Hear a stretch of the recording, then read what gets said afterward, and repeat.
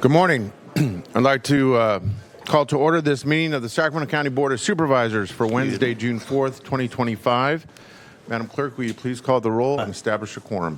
Yes, good morning, Supervisors Kennedy. Here. Desmond. Here. Rodriguez. Here. Hume. Here. Cerna. Here. And you have a quorum. This meeting of the Sacramento County Board of Supervisors is live and recorded with closed captioning. It is cablecast on Metro Cable 14, the local government affairs channel on the Comcast and DirecTV Uverse cable systems. It is also live streamed at metro14live.saccounty.gov. Today's meeting will be repeated Saturday, June 7th at 6 p.m. on Channel 14 and viewed at youtube.com/Metro Cable 14.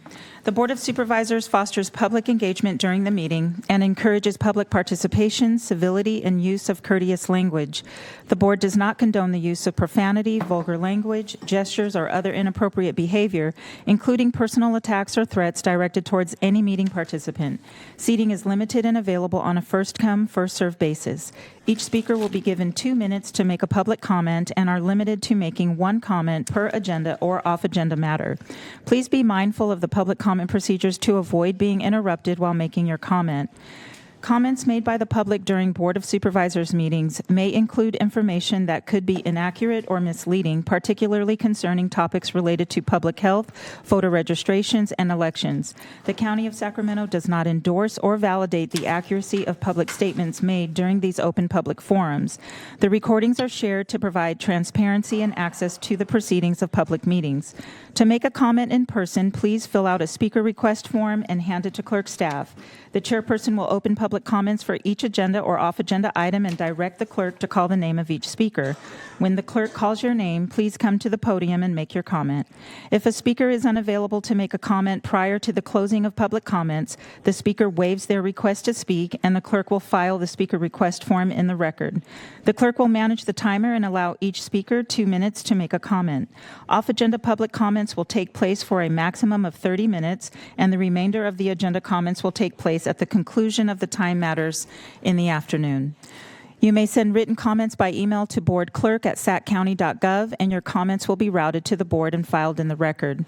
If you need an accommodation pursuant to the Americans with Disabilities Act or for medical or other reasons, please seek clerk staff for assistance or contact us at 916-874-5451 or by email at boardclerk@saccounty.gov. Thank you in advance for your courtesy and understanding of the meeting procedures. Great, thank you. Will you please rise and join me in the Pledge of Allegiance?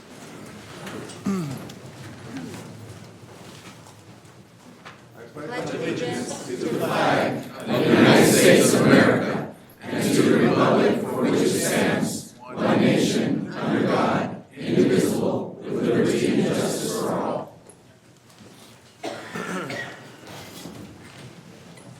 Okay, again, I'd like to welcome everyone to this morning's proceedings.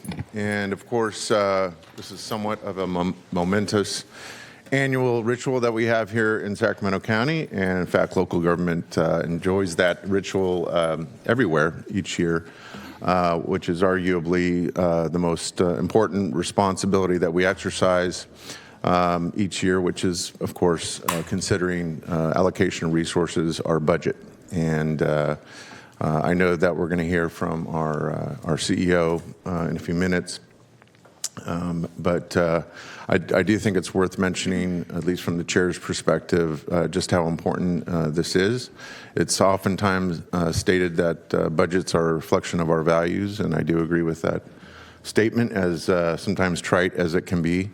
But when you go back and look through the record of the decisions that we make as your Board of Supervisors, to provide what is necessary to fulfill the mission of service and programming and infrastructure and all the responsibilities that we have.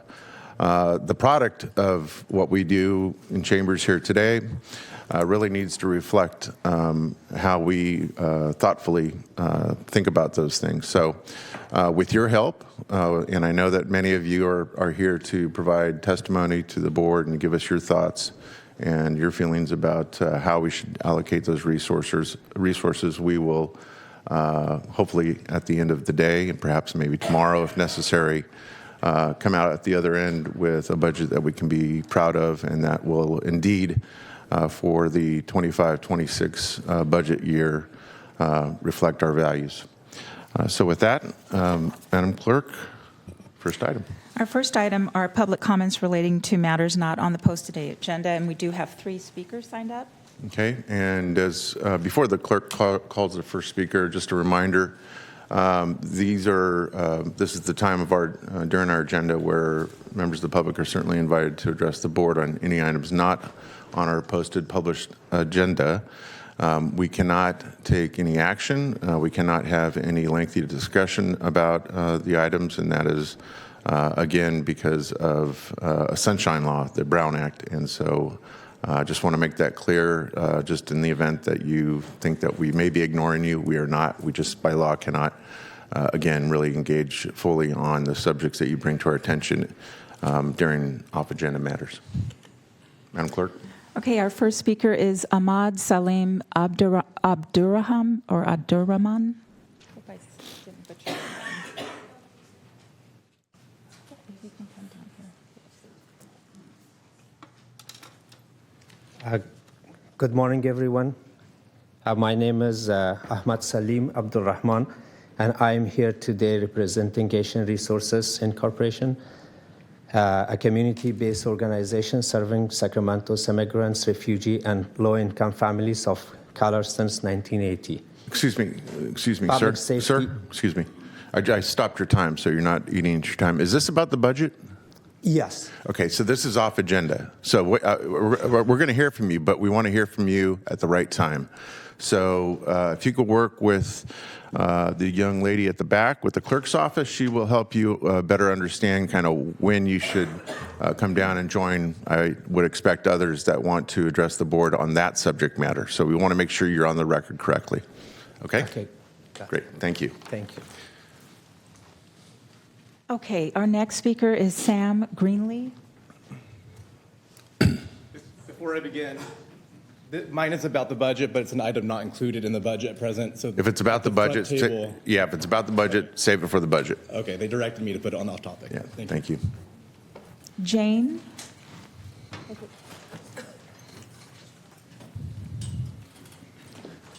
Good morning. Good morning. Excuse me.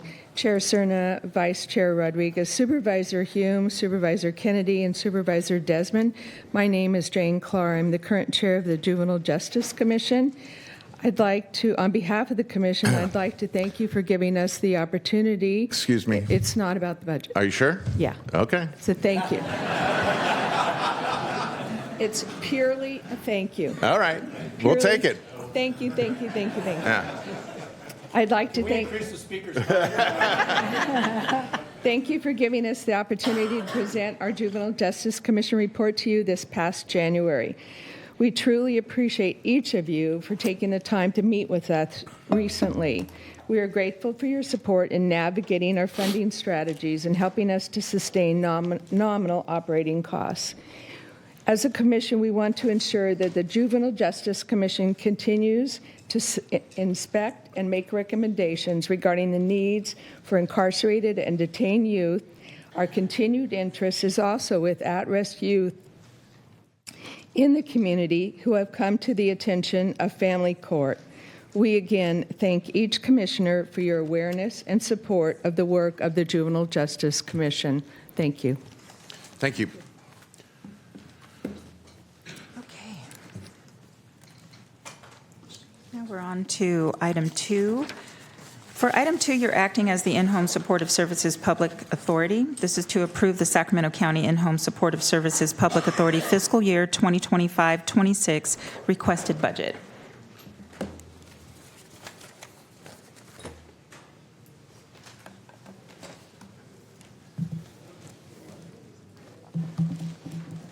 Good morning. Good morning. My name is John Kazitsa. I am serving in the role of Executive Director for the Sacramento County In-Home Supportive Services Public Authority. John, can you bring the mics a little closer to A you? little closer? Yeah, thanks. I want to be able to hear you. That work better? Yeah, thank you. Okay. So I'm here this morning to present the Public Authority's budget for the fiscal year 25-26. This is a proposed budget, so it is basically giving you a status quo. We're assuming revenues will continue flat in light of the economic conditions and the politics surrounding it. But I am understanding that the money, we will get a slight increase in the future. However, that will be offset by ongoing expense increases. This budget is really continuing on some existing services regarding urgent care, training, and then some cleanup on administrative duties. So our budget currently, and what we were asking from you this morning, is a budget of $4,838,592, and the detail on that is, I think, on attachment 2. If you want to take a look at that, and if you had any questions, I can explain some of the movement. It is basically we're shifting accounting from our fund into DCFAS's fund by virtue of restructuring and just processing things a little differently. There's really no net difference in any of that. I wonder if you guys had any questions on the numbers. Any questions from my colleagues? Seeing none. Does that conclude the presentation? If that would be, I had one last thing, but I don't have it. So my apologies, that will be it. No worries, thank you. Madam Clerk, do we have anyone signed to address this particular matter? We do not have any public comments. All right, very good. All right, with that, bring it back to the board for consideration of a motion. I will move to approve the recommended action. Okay, it's been moved and seconded. Please vote.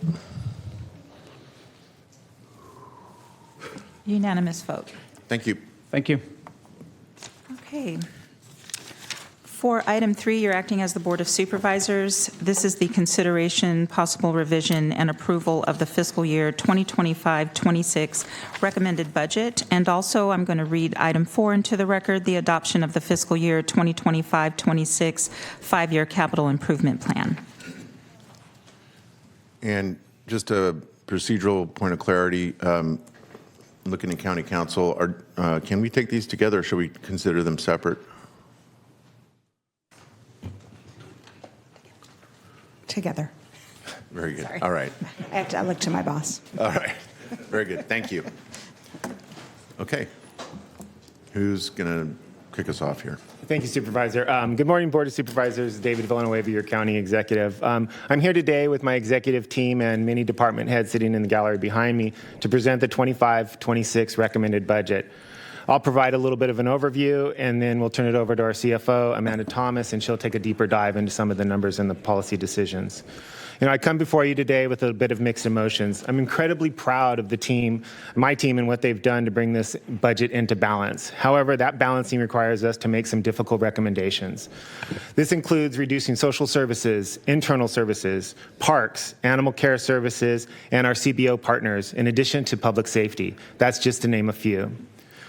While the last 5 years have had a period of considerable growth for the county, we are now facing some challenges that makes it necessary to make some tough decisions to ensure that our current reductions are limited in nature and allow us to continue to deliver the fantastic services that our teams currently provide in the years to come. The overarching theme of this year is our structural imbalance. That is, we are relying on one-time resources to fund ongoing expenditures.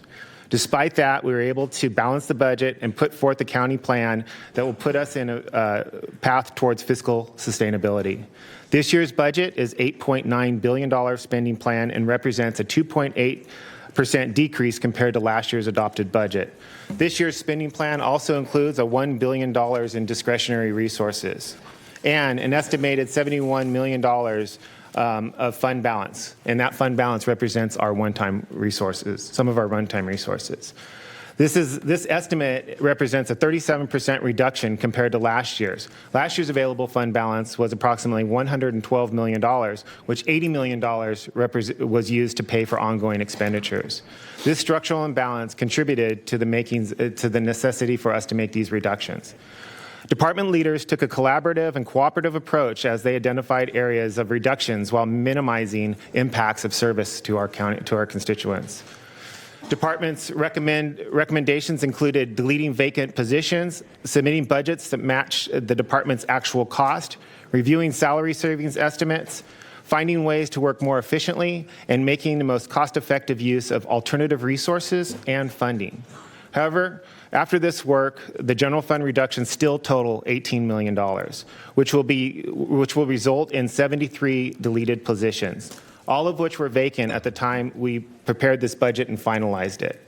The general fund also includes growth in the addition of 52 positions. Both those discretionary and non-discretionary resources were used to fund that growth. In the discretionary use growth side, it focused mainly on critical services, which is the top board's and reflects the board's top priority, which is county obligations, much of which went towards the May's consent decree. Because the budget recommendation does not fund the budget, does not fully fund the base budget, we are not recommending putting any money into our reserve. That is, putting money into our rainy day reserve. Our current reserve represents a 5.5% of our general fund revenues, while our revenue policy targets 17%. Before Amanda, Flo, if you can put that up there. Before Amanda starts off with her 25-26 budget review, I wanted to talk a little bit about how we arrived at today's recommended budget, basically to talk about the process. That's something that several supervisors asked me to talk about. The County Executive's Office sets targets, and there's a slide up there, and I believe they're handing something out to you. The County Executive's Office sets targets for departments based on the budget outlooks for the coming year. We usually start that in about January or February of the year. This year's budget target was to keep budgets flat or status quo, which is essentially a reduction in everybody's budget. Some departments identified funding, that they need to continue ongoing programs and services. Departments submit their budget requests and prioritize both their growth and the reduction scenarios based on the OCE budget, based on the OCE's budget targets. Several departments submitted budgets with no increases at all to net county costs and no impacts to the service levels. The OCE staff meet with, the Office of the County Executive staff meet with each department and reviews the reductions and how those reductions align with the board priorities, and discuss alternatives and offer solutions if necessary, alternative solutions if necessary to minimize impacts. There's an exception to this process where we can direct how we work with most of our departments, or all of our departments. We have no authority over the budget scenarios submitted by the sheriff and the DA. We accept their reductions and priorities as submitted. While we did discuss the impact and offer alternatives, the reductions in this recommended budget reflects their priorities and not the county executives. The OCE then finalizes the budget and puts it out to print and distributes it. Although this is a challenging budget year, I would like to recognize and celebrate many of the investments that this board has made in the prior years, and these are incredibly smart investments that we've made and have made real benefits to our community. First of all, the May's consent decree. We've moved the needle on the May's consent decree in recent times. More than 30 items have recently moved from court monitoring to now under court surveillance, or self-monitoring. The county currently invests $90 to $100 million annually in public safety attributed to the May's consent decree. SMF Forward is another fantastic project.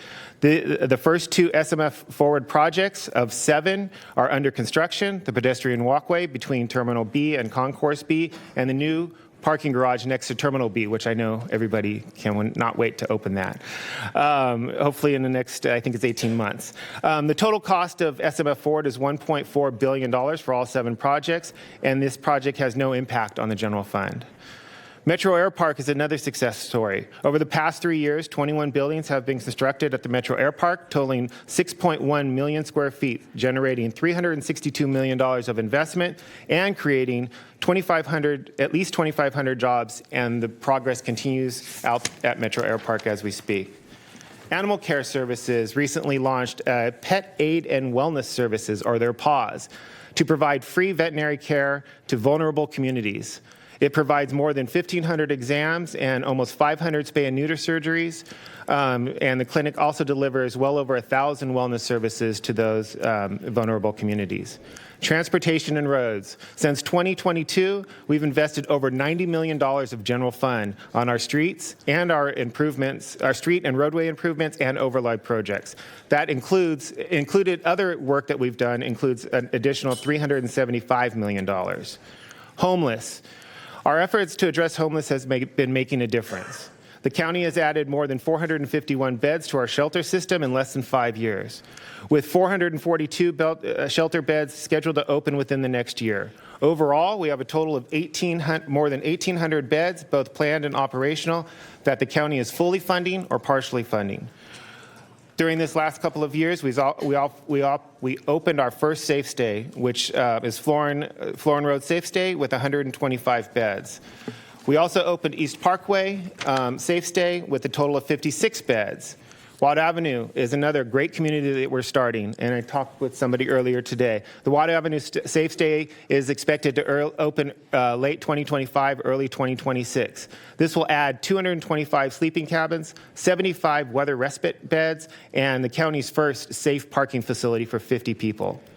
Recently, Health Services received a $45 million behavioral health grant, or BCHIP grant, to develop the Watt Avenue Behavioral Health Campus. This project includes behavioral health, mental health, urgent care, with 650 slots to serve an estimated 15,600 individuals annually, along with a 36-bed adult residential treatment facility. We also opened Stockton Boulevard Safe Stay. We've partnered with the City of Sacramento and the State of California, where the State of California built the facility. The City of Sacramento is managing the referrals, and the county is operating the facility with 175 beds. Grove Florin, we talked a little bit about yesterday. This is 72 transitional housing beds for adults 55 and older experiencing homelessness and substance use disorder or severe mental illness. Also, we prioritize care court participants for this priority population. Behavioral health grant funding has been a tremendous impact, funding many of the things that I just listed off, but they've also added at least 147 more beds for transitional housing. BCHIP, another grant funding that Siobhan's group has been pursuing, is BCHIP 3, which Sacramento County is partnering with WellSpace Health on a 32-bed mental health rehabilitation center construction project that is estimated to open in December of 2026. Black Child Legacy. This year we celebrate 10 years of our Black Child Legacy campaign. Over the past 5 years, the county has invested nearly $32 million in the Black Child Legacy campaign and making a real difference to improve health outcomes for families. About half of that money goes to our community-based organizations as identified in the neighborhoods, and the remaining funds support county staff to provide direct services to that communities and those community sites. The development review process cannot be forgotten. We've made several improvements in our development review process, including our online permitting upgrades. Those upgrades allow residents to track projects' progress, get better insight into the project's status, and communicate with county staff. In addition, the customer service continues to improve, and they provide exceptional customer service to both ensure a smooth and effective process.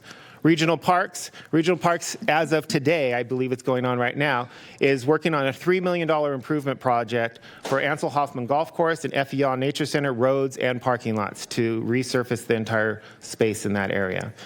Lastly, the Clerk of the Board's office launched a passport acceptance program to expand passport services for county residents. To date, they've processed over 1,500 applications and generated almost $100,000 in revenue. This, by far, is not an exhaustive list, but we could not have accomplished any of this without your support and your leadership. Your investments in these critical services and infrastructure over the past several years have made the community stronger, healthier, and improved our lives of our residents, and it helped communities to thrive. Lastly, it's important to acknowledge that while I submit the recommended budget, the final budget decision rests with the board, and we are committed to following that final plan once the board makes that decision. So before we begin, if you have any questions for me, I'm open for questions. If not, I'll turn it back to the chair, and I see Amanda over here ready to pounce onto the podium to start presenting. Great. Thank you, David. I know Supervisor Hume is in the queue here to chime in. Before we hear from him, let's do something a little off script, but it's for I think the general benefit of the public, especially the public that's joined us here today. And sometimes we only see these faces once a year, but I think it serves as a good reminder. Maybe if you could introduce the four people behind you, that kind of gives a face and a name to the responsibility that each of your deputy execs has in their various respective spaces for county service delivery. I absolutely will. So on my far left, stage left, I guess that is, is Dr. Sylvester Fidel. He's our Deputy County Executive over Administrative Services, and that group mainly oversees the internal services, but also includes elections and County Clerk Recorder and several other departments and some other folks. Next to him is Dave DeFonte. He is our Deputy County Executive over Community Services, and he represents all the public works, roads, water, and all the services, and he's key to the development review process, and he's making tremendous progress on that. Next to him is Siobhan Kathari. She is our Deputy County Executive over Social Services, and that is all our social services, including environmental management. And then behind me is Eric Jones. He's our Public Safety and Justice Deputy County Executive, and he is our liaison between the elected district attorney and the elected sheriff, along with public defender, public defender, coroner, and other public safety type services. So, and last but not least is the lady, Amanda Thomas, that is standing before you at the podium. None of this could be done without her and her team. She's been here for, I think, 3 years, and she's pretty much mastered our budget. Well, she's been in that role for 3 years. That's true. She's been with the county for a little bit longer. She returned from, and we stole her from a local group, but we're incredibly happy to have her come back. And then last person on, and then two other people on my executive team that are not here is Kim Nava, who is our Public Information Officer, and Alicia DeVore, who is our Legislative Affairs person. Very good. Thank you for doing that. I think it's important for everyone to know who the folks are that serve in the office of the county executive. So when you say OCE, the individuals that you just mentioned make up the OCE, and I just want to go on record thanking all of you for your service every day, but especially during budget season, because I know it can get very, very busy, and there's a lot of activity and back and forth, and you're charged with shuttling between your respective departments and your boss's office and attempting to assemble what we're considering today, and that's no easy feat. So thank you for doing that, Mr. County Executive. Supervisor Cernan, I'd be remiss if I didn't do this. Behind them is a whole host of department heads, and maybe they can stand up. And the reason why these folks are here today is because their budgets are actually impacted today, Sure. Not necessarily in the positive way. So they've made those sacrifices and made the recommendations to the deputies, and these are a fantastic bunch of folks. And every time I meet with them and sit around our department head meetings, I'm amazed at the talent that sits around this room. And as a board, you should be incredibly proud of this group that we've assembled for you. Thank you. I am very proud, and I know my colleagues are very proud, and the people that just stood and the folks behind you and Amanda at the podium, others that are still upstairs doing work as we speak, are civil servants that really take their jobs and responsibilities very seriously, sometimes even very personally as it relates to some of the most intimate aspects of county governance, whether it be child welfare, public safety, and public health, just to name a few. But again, I think, it deserves repeating that we, the board, all appreciate your civil service. With that, Supervisor Hume.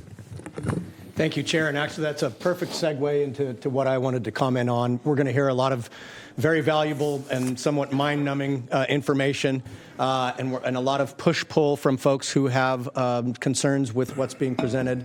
And then we're going to dig into some deliberations and really get into the meat of things. And so I wanted to put something on the record so that I don't forget it, and that is to follow up on the acknowledgement that we just had and just say how proud and grateful I am for all of the folks who made some difficult decisions. And I know that at the end of the day, first of all, made difficult decisions with a fiscally constrained mindset. And I know at the end of the day, these are human decisions. They're human decisions that affect the people that work for us, and more importantly, they're human decisions that affect the people for whom we work. And it's not easy. And I feel like this was an excellent year to begin this process, and it is beginning of a process, unfortunately, because nobody has a perfect crystal ball. But I've told people that this has been a polite budget experience. It's kind of like a velvet rope where it demands respect and it provides order, but it does so in a non-threatening and fairly elegant way.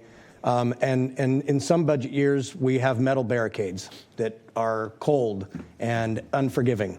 And so I just appreciate that we're going through this effort, and I appreciate the work, the introspection and self-awareness from all the department heads to really try and at least put something forward that recognizes that this is not an endless supply of money, and that we do have to kind of right-size ourselves every now and then. So I appreciate the indulgence. Thank you. Thank you, Supervisor Hume. And, you know, it hasn't been said yet, I don't think by anyone, but by law, by statute, we have to pass a balanced budget.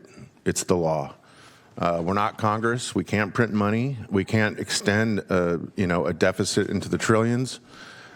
We have to balance our budget. And so that is an important guardrail that is specific to local government, and in this case to counties. And I would just ask you to reflect on that at some point prior to your testimony, and the fact that the difficult decisions that Supervisor Hume just referenced are in that context. We have to pass a balanced budget with the resources that we have and the ones that we expect. And so with that, I think that's an appropriate introduction to Amanda's presentation. Great. Thank you very much. Good morning, Chair Cerna, board members. I'm Amanda Thomas, the county's Chief Fiscal Officer, and I will be providing an overview of the fiscal year 25-26 recommended budget and capital improvement plan. Before I jump in, I'm hoping that you will indulge me for just a moment. Sure. To echo everything that was said, I'm extremely proud to be part of this executive team, this department head group, and I really want to thank the departments, including the fiscal teams in the departments, who put a lot of thought and creativity, and I'm sure some long hours into this budget. And I also really want to acknowledge the analysts in my office who have a sometimes challenging job of partnering with departments in this process, but also ensuring that we're being consistent among all departments and following budget guidelines that aren't always possible. So that's not easy, and they do a great job of that, and I'd like to appreciate them as well. Thank you. Okay, so as County Executive Villanueva mentioned, and as you will likely hear me say several times, the use of one-time resources to fund ongoing general fund expenditures has resulted in a structural imbalance. And in order to bring the budget into structural balance, we really must align our ongoing expenditures with ongoing revenues. This is a process that actually started last fiscal year, is continuing in this year's budget, and we expect to be a multi-year effort going forward. So while the recommended budget does include recommendations for program reductions needed to balance the budget, it also reflects efficiencies identified by departments, resulting in cost savings and a lower need for discretionary resources without negatively impacting service levels. It reflects additional costs for county obligations, including the Mays consent decree. Overall, it does reflect less reliance on one-time funding, though we are still using one-time funding. And it reflects continued funding for many priority programs, despite the need for some reductions. It's important to note that this recommended budget does not reflect any potential impacts that could result from the state budget or changes in federal funding, with really a great deal of uncertainty on the horizon about what those impacts could mean. And because we're not fully funding the base level of service in this recommended budget, we're also not recommending any contributions to general fund reserves. However, as I'll be talking about later, reserve contributions would be a priority for any additional one-time resources available for the revised recommended budget in September. Amanda, before you leave the slide, I think occasional analogies help. Sure. During the course of the presentation, because the county budget is extremely complicated. But you correct me if I'm wrong, but when you say kind of a structural deficit and the fact that we have kind of balance carryover that's diminishing, I would liken that to you have certain household expenses that you have, right? You have car payment, you have a mortgage payment, you have food, you have utilities. Now, you can pay that out of your checking account, right? Because you expect those amounts. Some of those amounts are the same every month. Some of them fluctuate. But if you have to dip into your savings account on a regular basis to help cover those costs and your savings isn't getting replenished fast enough, you're going to lose your savings over time. And at some point, you're going to get to a point where now your checking account is vulnerable. So would you say that that's kind of analogous to where we find ourselves? Yes, absolutely. I think that's a great way of putting it in everyday terms. It would be like, we're paying the rent from the money we have in our savings account, and once we've spent that money, it's gone. And how do we pay the rent next month? Gotcha. That's the idea. Okay, thank you. Yeah, thanks. Okay, and then just wrapping up on this slide, in addition to the budget recommendations before you today, and in recognition of the fact that we need to align revenues and expenditures, we are asking the board to direct staff to explore revenue enhancement options and then return to the board with recommendations. And I'll talk a little bit more about that later in the presentation.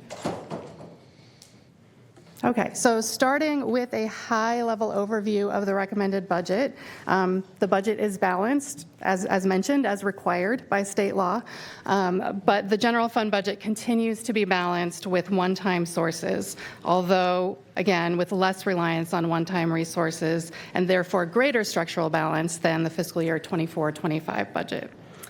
The continued tightening that we're seeing in the general fund results from lower available fund balance and continued slowing revenue growth, as well as increased costs and obligations. As I'll describe later, the general fund budget includes recommended reductions resulting from both a loss of dedicated funding and a shortfall in available discretionary resources. General fund growth or funding for new or enhanced programs totals $43 million, with $9 million of that funded with discretionary resources that really are recommended to meet the county's obligations and fund the most critical needs. And then finally, just in terms of overview, both the contingency and reserve recommendations included in this budget are consistent with the board policies that were adopted in 2023. So before talking about specific recommendations, I wanted to set the backdrop of the community engagement process and board priorities used to evaluate requests and develop budget recommendations. So this really started with the community engagement plan framework that the board approved in 2021 and has continued through each subsequent budget cycle. Some of the elements of that plan include public budget workshops that provide a high-level overview of the county's budget and highlight different departments each year.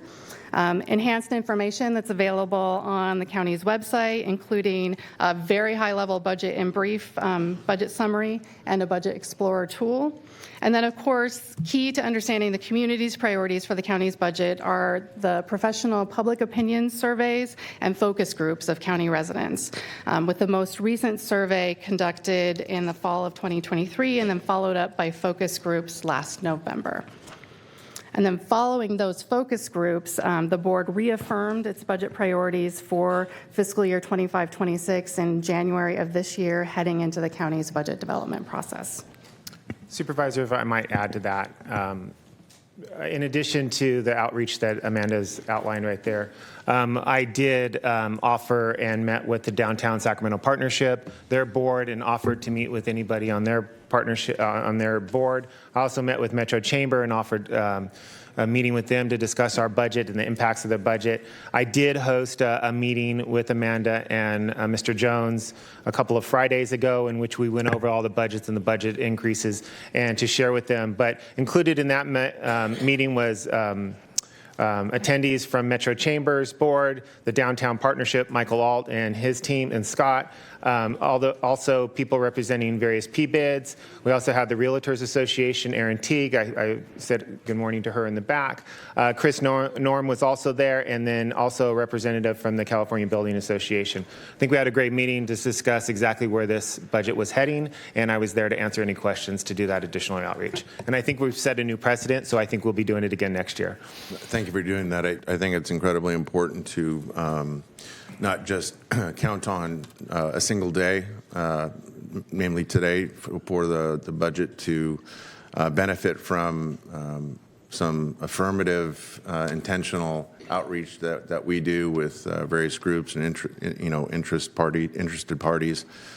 So I think over the last few years, staff and the county CEO's office have really taken to heart what the board directed you to do, which was to enhance transparency to the extent that we can do that effectively by, maybe even months in advance about where we stand in terms of the condition of the budget so that there are no surprises.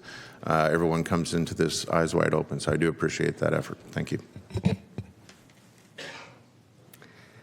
So those priorities adopted by the board in January are paraphrased a bit here, but the first priority is complying with the county's legal, financial, regulatory, and policy obligations. Priority number 2 is optimizing the use of county resources, so improving effectiveness and efficiency where possible, and also limiting the extent to which reductions in dedicated revenues are backfilled with discretionary resources. And the third priority is funding new or enhanced programs focused on the most critical and urgent needs, with priority focus areas identified in the survey of county residents, being a county-wide focus area of addressing homelessness and an unincorporated focus area of improving road conditions. So again, these priorities were used to evaluate both the growth requests and the reduction impacts submitted by departments to develop the recommendations before you today. Okay, so stepping back to look at the all funds budget, not just focusing on the general fund. Total appropriations for all funds are $8.9 billion, and I think it's helpful to break that number down. The first thing that's helpful to understand is that about $2 billion of that are transfers or reimbursements between funds. So that's really just money that's moving around within the county budget. Every dollar that moves from one part of the budget to another requires an appropriation, and this happens, as you'll see, when we have restricted fund revenue that's transferred to the general fund to fund expenditures, and it also happens when one department pays another department for services. Our net appropriations in non-general fund budgets are about $3 billion, and these expenditures are largely funded by rate, fee, and other special revenue dedicated to a specific purpose. So an example of this would be utility fees paid by customers. And then within the general fund, $1.9 billion of expenditures are funded with non-discretionary or departmental revenues, which are also dedicated to a specific purpose within that department. So this could come from customer fees for general fund departments, but it includes a large amount of state and federal funding, especially for the county's social services departments. Then also in the general fund, reimbursements from the semi-discretionary restricted funds fund about $1 billion of expenditures.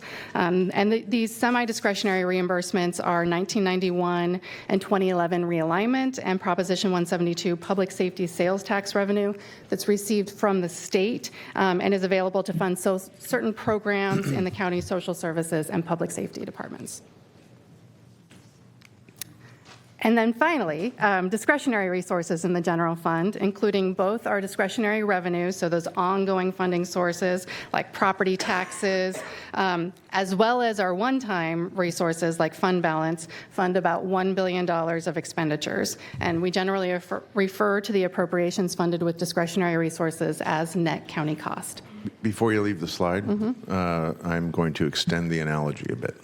So this is like, so you have your household budget, you have checking and savings we talked about, but your monthly bills that are due are paid out of checking, but they're in part funded by your rich uncle who can be temperamental, who sometimes will put money in your checking account, sometimes will not put money in your checking account, and it comes with strings attached.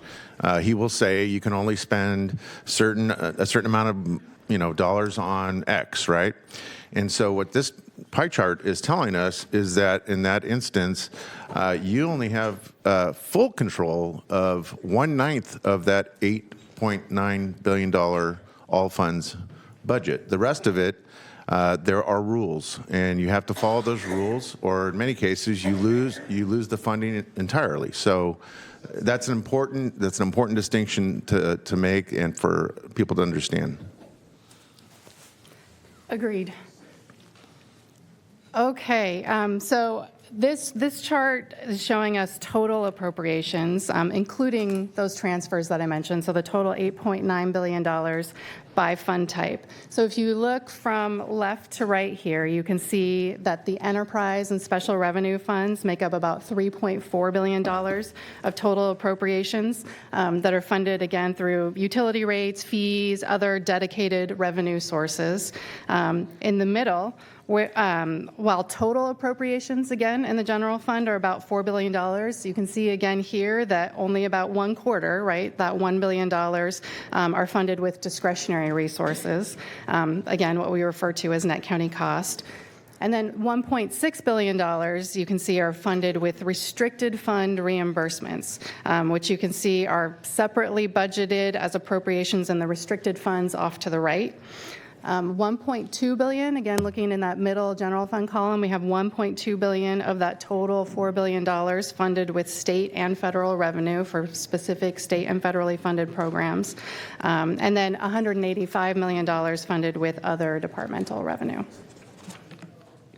Again, all the way off to the right there, that $1.6 billion in restricted fund appropriations, that includes $1 billion for the semi-discretionary restricted funds that I mentioned earlier, and then $568 million for appropriations for other restricted funds. Okay, so the $8.9 billion in total appropriations or budgeted expenditures and transfers represents a decrease, actually, of about $258 million, or 2.8% compared to the current adopted budget.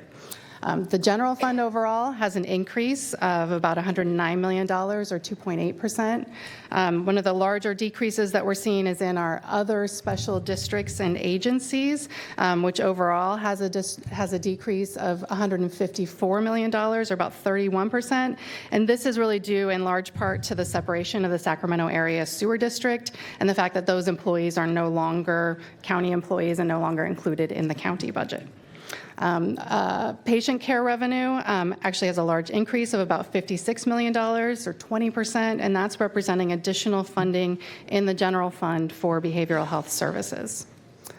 So when netting out all the transfers between funds, overall there is $6.9 billion in budgeted expenditures, net of reimbursements. And then the $8.9 billion total budget also includes $66 million of total appropriations for new or enhanced programs, again, what we call growth. $43 million of that is in the general fund and $23 million in non-general fund budgets. So I mentioned the $6.9 billion in net appropriations when we take those transfers out, and this chart is showing how that breaks out by functional area in the county's budget. You can see that the largest share, this 37%, is for expenditures in the county's social services departments, including those departments shown here. The second largest share at 29% is for community services. Public safety and justice has 17%. Administrative services, which are services provided by county departments to other county departments, represents 11%, and then general government is 6%. So turning now to look just at the general fund, and I mentioned earlier that total appropriations are $4 billion, and the bulk of those, as we saw, are funded with federal, state, departmental, and semi-discretionary resources. If we look just at the $1.021 billion of discretionary resources in the general fund that are shown here on the left, we can see that the available resources include $943 million of discretionary revenue, so that's ongoing revenues, $71 million of estimated available fund balance, and that's the estimated amount remaining unspent from the 24-25 budget, and again, therefore, a one-time source of funding. And then a $7 million planned use of the property tax system reserve to fund costs of that project. And then the right-hand side here shows that together, those sources are funding $1.021 billion in net county cost, which reflects a base budget, or the budget year cost, so the 25-26 cost of current service levels of $1.028 billion, with $4 million of recommended reduction due to the loss of dedicated funding for certain programs, which we refer to as categorical reductions, $12 million of other reductions needed to balance the budget, and then $9 million of growth funded with discretionary resources. So you can see, looking at these numbers, that the $1.021 billion in net county costs includes spending the entire $71 million of estimated fund balance, which means that we're budgeting to spend more than we're bringing in back to that sort of savings account and ongoing household expenses analogy. So, we've been talking about this structural balance and what that means, and this is a chart that I think does a good job of showing what we mean by the use of fund balance in the budget and why that can be a problem. So the top of each bar is showing the total fund balance available each year, so that's the total amount unspent from the prior year that is available in the budget year shown. And the orange portion of these bars is representing the amount set aside in reserves in the budget. So that's a good use of fund balance. We set that aside. It's available if we need it in future years, but we're not funding ongoing expenditures with that one-time source. And then the blue portion is representing the amount used to fund expenditures in the budget. And you can see, looking historically, that the total unspent from the prior year and sort of those pre-pandemic years there was around $50 million available each year.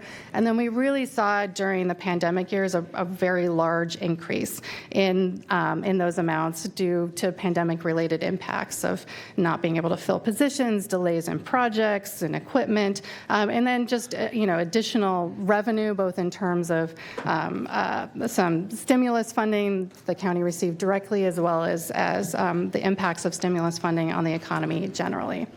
And we really have seen those impacts drop off in the last couple of years and seen us returning to what would be a more normal expected level of fund balance. In 24-25, $105 million of the available fund balance was used to fund appropriations, as David mentioned, with approximately $80 million of that funding ongoing appropriations. And that's compared to only $71 million of fund balance estimated to be available in 25-26. And so while that $71 million represents less reliance on one-time funding compared to the $80 million in 24-25, it is very possible that we could end up with an even lower fund balance for the 26-27 budget. And that's why we really do expect this to be a multi-year effort to bring the budget into structural balance. Amanda, before you leave the slide, I think it deserves reflection here that kind of the importance of the reserve. And of course, what we see here is the shrinking orange bar. And I know that our county CEO was here during the Great Recession. I was fortunate enough to be elected right at the tail end of that. And so I remember quite clearly, I believe it was the 11-12 budget, we still had some remnant cuts that we had to consider coming out of that recession, during which the county was forced to shed about 3,500 jobs. 3,500 jobs, which then, aren't there to help feed our local economy, aren't there to help pay mortgages, aren't there to help pay monthly bills and education for kids. So maybe, Mr. CEO, you could tell us a little bit about kind of what you remember about that and why the reserve policy and keeping reserves at a healthy level and building reserves is critical, so we don't find ourselves in the same, or we can at least minimize the impacts of a similar economic downturn. Thank you, Supervisor Serna. I think one of the things that I mentioned during my opening remarks is we're at about a 5.5%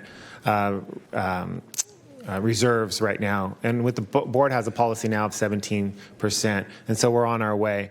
But we had gone through incredible amounts of one-time money using our savings account and still had to lay off or at least reduce our FTE count by at least 3,500. We not only did we expend all our reserves, but we also took loans out, and it took us about 6 or 7, maybe even 10 years to pay back those loans.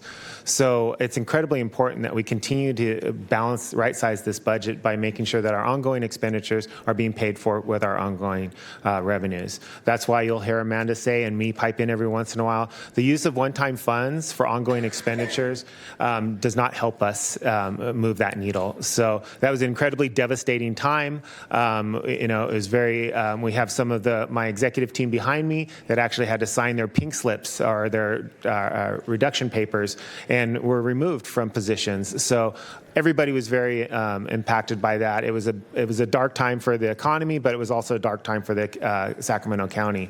And I don't want to return to that. And if you follow the data, we have these ebbs and flows. Our budget does not consider what I think you said crazy uncle, I think is what the term right. you used, that lives on the East Coast, or the one that lives down the street, and the changes that they're making to their policies that will impact us. We're not including the impacts that the federal government will have on us. We're not including things that the state government. So we need our reserves to be prepared for those things also. Thank you.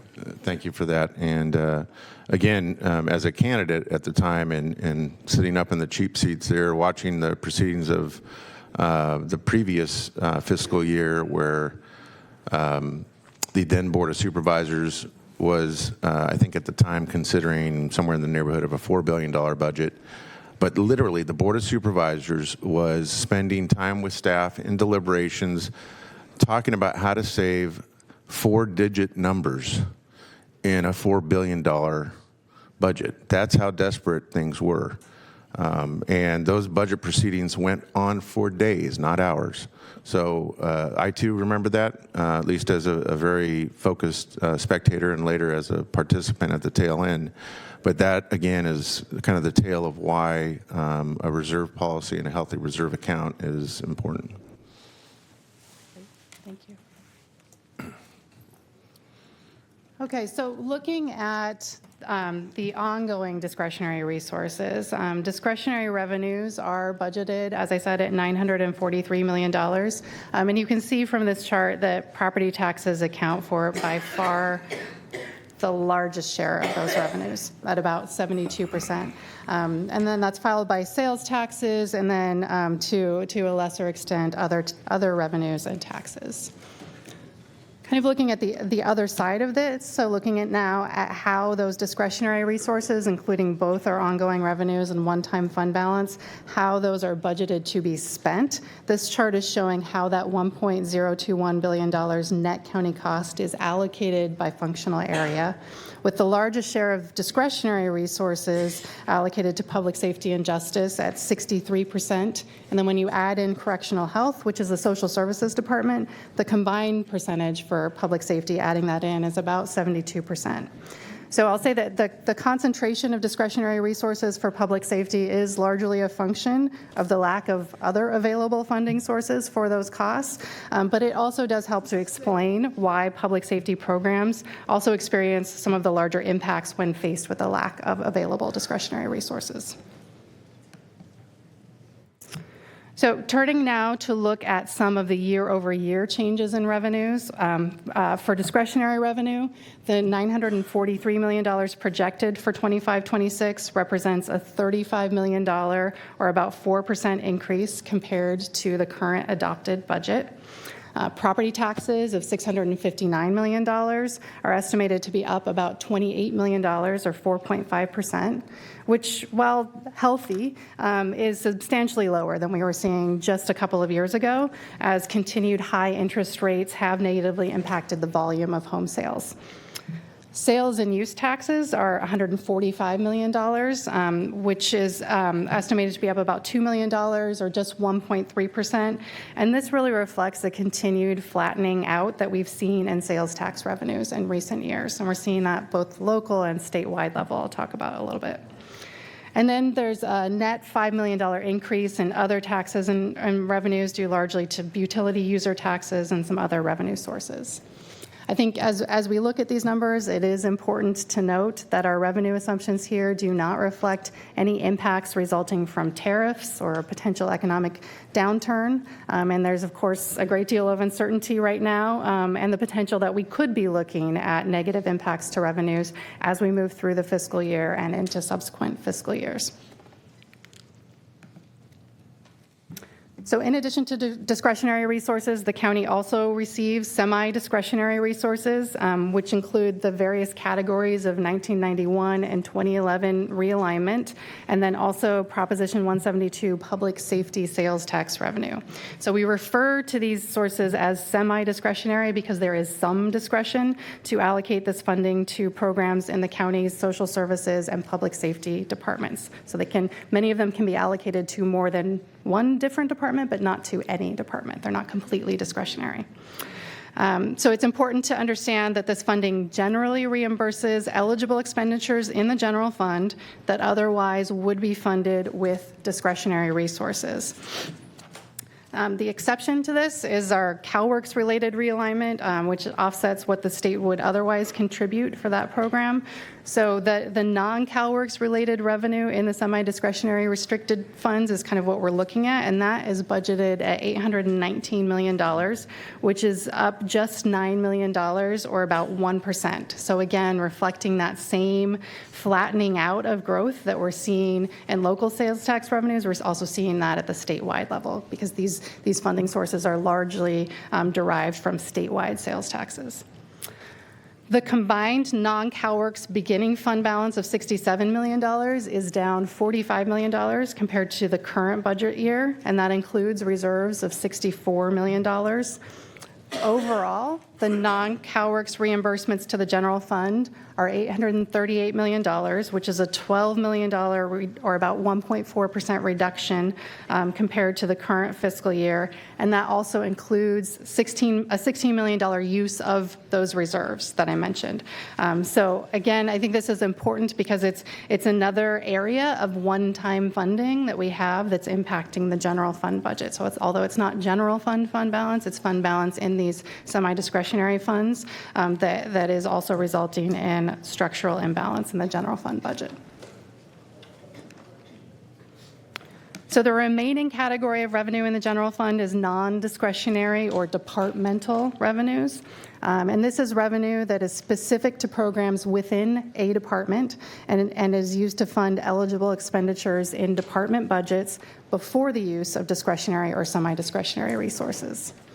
So the $1.9 billion total is a net increase of $99 million, or about 5.5%, with some of the largest increases, as you can see here, in health services and human assistance. I will point out here, listed here, that voter registration and elections actually has about a $7 million, which for that department is a very large 80% decrease in revenue year over year. And that's due largely to a one-time state reimbursement in 24-25 for prior year expenditures, as well as a decrease in some election services charges. But really, as a result of this prior year one-time revenue going away, the discretionary resource use is increasing compared to 24-25. It's very consistent with what it had been in prior years. Also noted here at the bottom, some departments are expecting a loss in dedicated revenue, or what we call categorical revenue, for certain programs, which in some cases was requested to be backfilled with discretionary resources, and I will describe those impacts on a later slide. So as we turn out to talk about the recommendations regarding the appropriations or the spending in the general fund, I wanted to spend some time describing our budget approach. I know David did that a little bit earlier, but I'll just go through it again because I think it helps kind of provide some context for what we'll be talking about next. So because we recognize that there was likely to be a shortfall in the availability of discretionary resources relative to expenditures, and the fact that overall there was a need to better align ongoing spending with ongoing resources, our approach this year was to ask departments to submit budgets showing what the impact would be of not increasing their use of discretionary resources. So to do that, each department had a target that essentially kept net county cost at the fiscal year 24-25 level after making certain adjustments. And one of those adjustments that I want to mention recognized that the county's pension obligation bond debt service is decreasing in fiscal year 25-26 relative to fiscal year 24-25. And as a result of that, those costs allocated out to departments would also be reduced. At the same time, our goal was really to try to preserve that funding capacity that resulted from the fact that we had decreased costs to be available for future county capital needs. However, ultimately, the recommendations in this budget do not preserve that funding capacity, as we determined that providing funding for existing services and obligations was a higher priority. So as I think David mentioned earlier, several departments submitted budgets that maintained the existing level of service with no increase in net county cost. So those included some smaller budget units as well as some larger ones, such as homeless services and housing, health services, community development, coroner, and probation. And they did that through a combination of identifying efficiencies, budgeting more realistically, and leveraging other funding sources. So as just a few examples, health services deleted over 30 vacant positions in their budget. Coroner was able to reduce contracted transportation costs, and homeless services and housing was able to leverage departmental funding sources to provide shelter capacity. The departments that identified the need for additional discretionary resources in order to maintain existing service levels submitted reduction scenarios indicating which programs the department would reduce in priority order should the requested additional resources not be available. Departments requesting funding for new or enhanced programs submitted growth requests, also in priority order. And then this information was used along with the board's budget priorities to develop the recommendations for reductions and growth. Before you leave the slide, Amanda, I just want to go back and put a finer point on some of the comments that our CEO shared with us earlier about process, because I think it needs to be very, very clear before I suspect some of you may come to the podium with concerns about quote unquote public safety. And that is relative to the sheriff and the DA's office. Just in other words, the CEO, in the process that you just again referenced in terms of kind of the exercise, you asked all departments to go through and keep service levels where they are, don't use growth in discretionary revenue. It was completely left to the department heads, including the elected department heads, the sheriff and the DA, and and other department heads like the head of regional parks. The CEO didn't say, "Hey, cut X, Y, and Z." You simply kind of challenged them to go do what you just said, Amanda. You come back and you tell us, because you know better. You're department heads. You tell us where you meet the challenge that we've laid out for you. So it was completely at the discretion of all department heads, including the sheriff, including the DA, that they brought forward the programs that would might need to be cut to kind of meet this challenge that you outlined about service delivery status quo and less reliance on one-time funding. Is that fair? Yes, that's fair. I mean, I think what our direction was, to the extent possible, let's not impact service levels, right? If there is a way to not increase discretionary resource use and not impact service levels, let's explore all of those opportunities. And to the extent that's not possible, asking the department to identify what the impact would be of not receiving those resources. Thank you. And the reason I want to make that very abundantly clear for everyone is that I've seen, as I suspect my colleagues have, I've seen recent transmittals, whether they be text messages or emails, that very, very unfairly, and quite frankly, it's not the truth, that Mr. Villanueva is the one that is cutting. It's Mr. Villanueva, our CEO, and Amanda, who said, here, you need to help us balance the budget.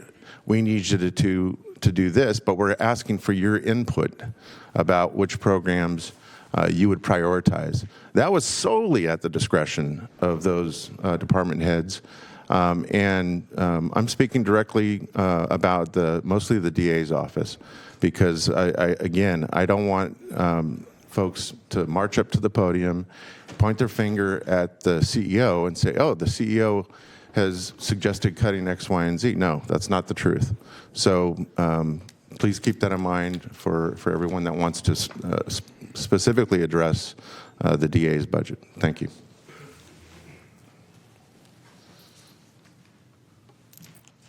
Okay, so looking Amanda, sorry, it's Eric right here. Yes. Through the chair, may I speak to that last point? Sure. Okay.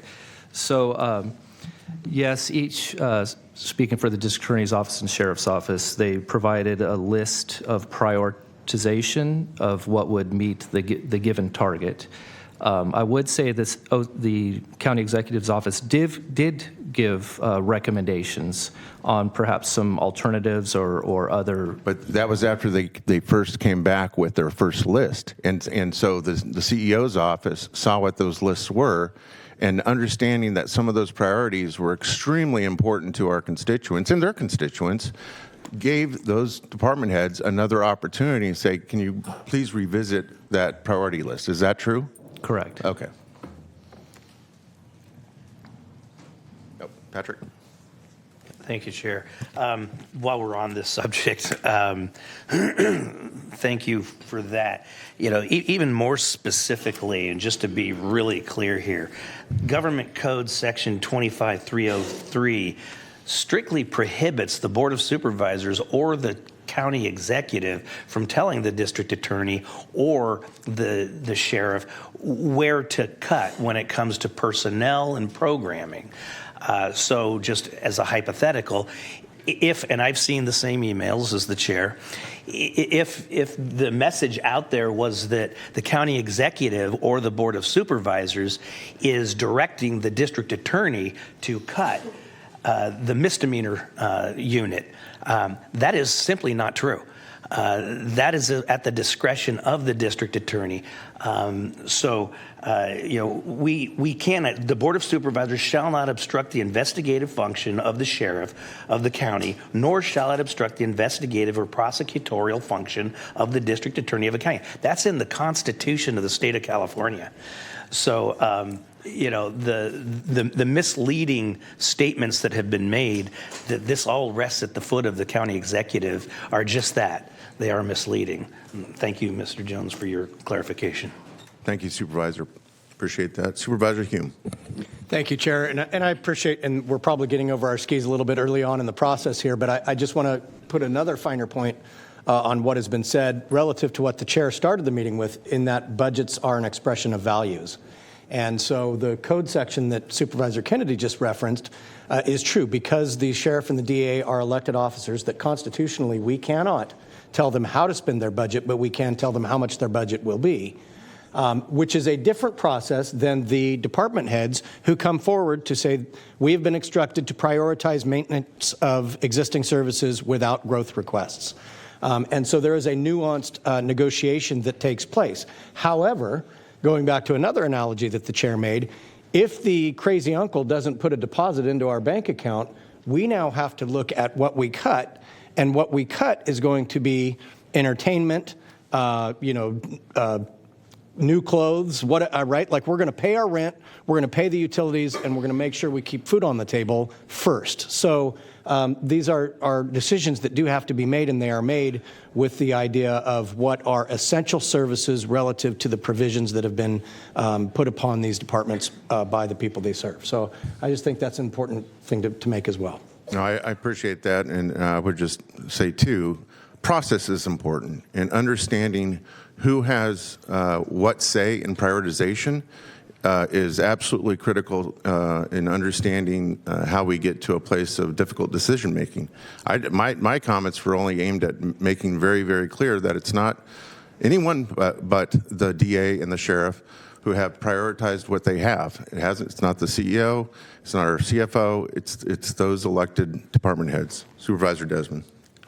Thank you, Mr. Chair. And yeah, I was expecting to bring or maybe touch on this later on, but I'm glad we're having this discussion because ultimately, at the end of the day, we may disagree on where we end up with some of these appropriations, but I think we all are in agreement on this point that this board does not control where these county elected officials spend their dollars, and process does matter. And I think sometimes there's miscommunication, misunderstanding of certain things, but I appreciate both of your statements about this very point and the chair's as well. But I think something else to keep in mind is when Amanda Thomas completes her budget, she also has to identify where those cuts are specifically coming from.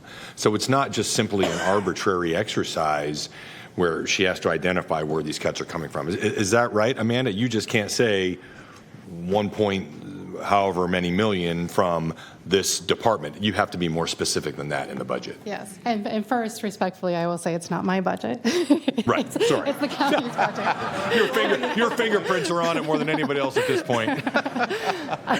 But yes, I mean, I think what we are doing when we're communicating the budget and budget decisions is trying to identify what is going to result from that, right? And that's really reflecting again what departments are telling us in terms of what those impacts would be. And yes, we do have to make decisions about what can get funded and what can't based on the resources that we have available. Great. Thank you. Okay, so looking here really, again, just at the total appropriations in the general fund, you can see that the total $3.96 billion, so again, this is all funding sources in the general fund.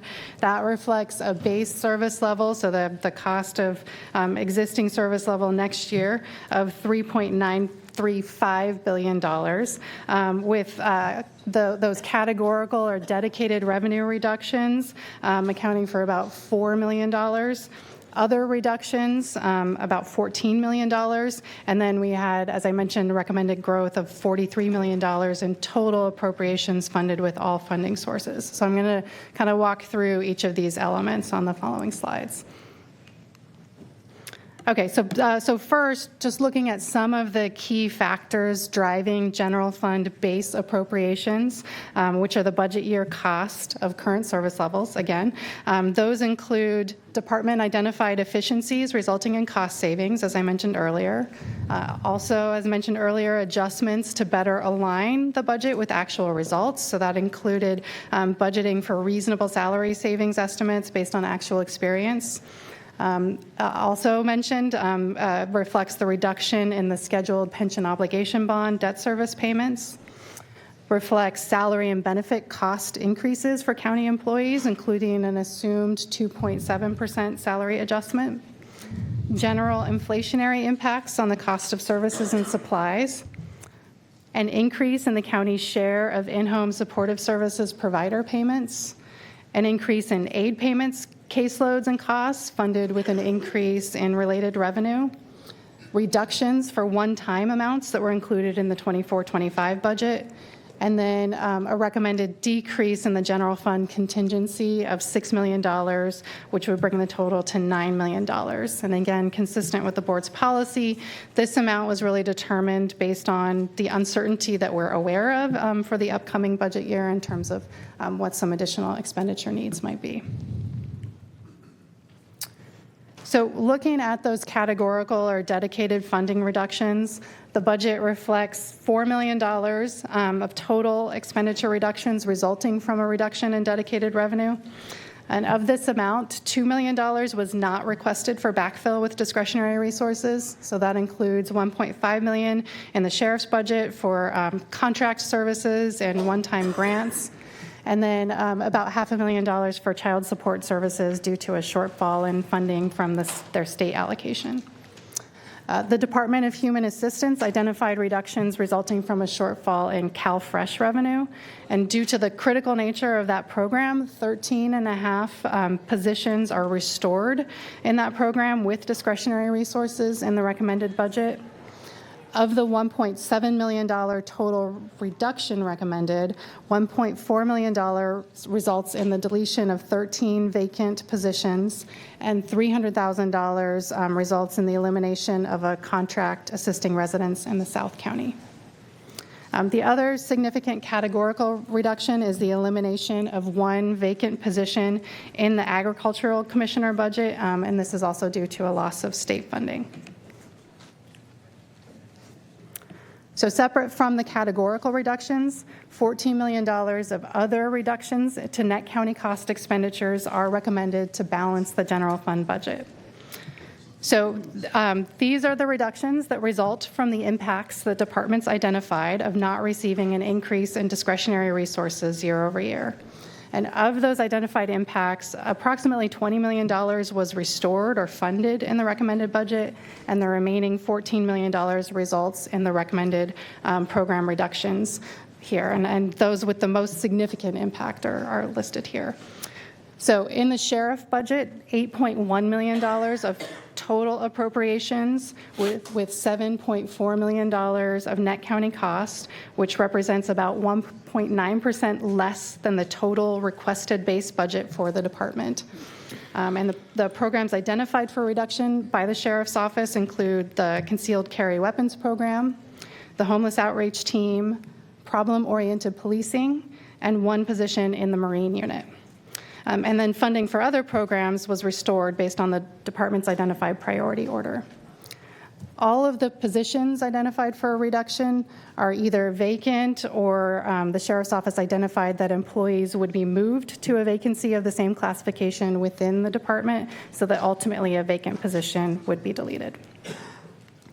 In the district attorney budget, the program identified for reduction by the district attorney's office is the misdemeanor trials and misdemeanor court review units, with the $1.8 million reduction resulting in the deletion of 6 positions in that program. Similar to the sheriff, this reduction reflects the department's ranking of which program to reduce first, with nearly $6 million of other potential reductions identified by the department restored within the budget. It should be noted that while only one of the 6 positions was identified as vacant by the department, sufficient vacancies existed for the other 5 positions at the time budget recommendations were finalized. However, we do understand that at least one of those positions has since been filled. For regional parks, recommended reductions total $1.6 million, or about 8.4% lower than the requested base budget, resulting in the deletion of 2 vacant positions, extra help in work crews, and contracts for waterway support and science education programs. For the public defender, recommended reductions total $1 million and include eliminating 1 vacant position, extra help in the expungement and records clearing program, and a reduction to contract services for the juvenile trauma response court and pretrial support programs. The contract reduction for the pretrial support program is included as a recommended growth in the correctional health budget, so there would be no impact to this program if that growth is approved. For child, family, and adult services, the $400,000 in recommended reductions include funding support provided to the Child Abuse Prevention Council and the Sacramento County Office of Education. And then additionally here, because internal services departments were also asked to hold their costs to other departments flat, there are also recommended reductions to positions in those departments as shown here. So while reductions are needed in the general fund, we are also recommending expenditures on new or enhanced programs, or what we call growth, to address critical net county cost funded needs in the general fund. And then also expenditures funded with departmental revenues in the general fund and other funds. Overall, across all funds, over $150 million of departmental growth requests were submitted. The recommended budget includes $43 million for recommended general fund growth, with $9 million of that funded with net county cost, and including 52 new positions across all funding sources. As you'll see, most of that $9 million in recommended net county cost funded growth relates to board priority number 1, county obligations, and specifically to compliance with the Mays consent decree. And then additionally, you'll see here, similar to the approach that we've taken in recent years, we are recommending that another $20 million in general fund growth be prioritized for inclusion in the revised recommended budget in September, should sufficient additional resources be available after funding recommended reserves, which I'll address on a later slide. And then non-general fund growth represents an additional $23 million in total appropriations, including 23 additional positions.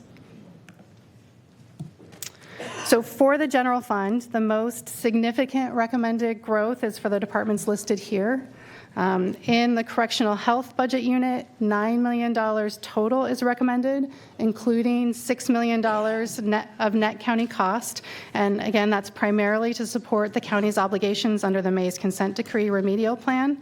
This includes $4 million for increased costs for the UC Davis Mental Health Services contract, $1 million net county costs for 3 months of funding to add 8 positions, and contract services for the acute psychiatric unit expansion that's expected for the spring of 2026, $400,000 for 2 positions for chronic care, and $300,000 for jail pre- and post-release services that are currently contracted by the public defender. Amanda, before you go on to the list there, I think it's really important, especially for, it's been mentioned a few times here, Mays Consent Decree. I don't expect some in the audience to understand what that is. But can you tell us, or maybe county council's better prepared to explain what a consent decree means in the context of the budget? Because someone might just look at this list and say, oh, you're just prioritizing the health of inmates, but it's important to understand why we're doing that. So, Ms. Travis, if you can just briefly educate us. Certainly. The Mays Consent Decree is a settlement agreement that we've entered into with a group of inmates in the main jail and the RCCC, and basically it obligates the county to make a set of improvements in the county jail system, and the set of improvements cost money, and so therefore the things that we and Amanda is referring to are the things that we have made improvements in, capital improvements and also staffing improvements that are related to the capital improvements. Okay, so this is what I would call a have to do. Correct. Yeah, all right, thank you. And I think thinking back to those budget priorities that we looked at the beginning of the presentation, these fall squarely into that priority 1, county obligations. Okay, thank you. Okay, so for the sheriff's budget, $2 million of growth includes $1 million of net county costs for 3 deputy sheriff positions to escort inmates to medical appointments, and then again 3 months of funding for 9 positions to support the acute psychiatric unit expansion, both of which also support the Mays Consent Decree. In the health services budget unit, $12 million of funded growth is recommended, including $6.5 million for a new behavioral health urgent care center that also supports the Mays Consent Decree. For homeless services and housing, $4 million of growth includes $3 million to support the Watt Avenue Safe Stay campus, and that's funded with a combination of homeless and behavioral health funding sources. And then additional growth includes one-time augmentations for existing shelter providers to ensure that performance expectations are met, and that's funded with homeless funding sources and $600,000 of net county cost. For the Human Assistance Administration budget unit, $13 million of funded growth is recommended, and that includes $10 million for state-funded child care payments for CalWORKs recipients, $1.5 million for CalWORKs expanded subsidized employment contract expenditures, and $1.3 million for additional CalWORKs staffing. For the conflict criminal defenders budget, $900,000 of net county cost is recommended to implement a rate increase of $6 per hour for attorneys and investigators, with those rates having last been adjusted in fiscal year 2018-19. Other net county cost funded growth includes about $100,000 in community development to add an assistant planner in support of the county's climate action plan, and then $100,000 in probation to purchase additional GPS units for pretrial supervision, which also supports the Mays Consent Decree jail population reduction plan.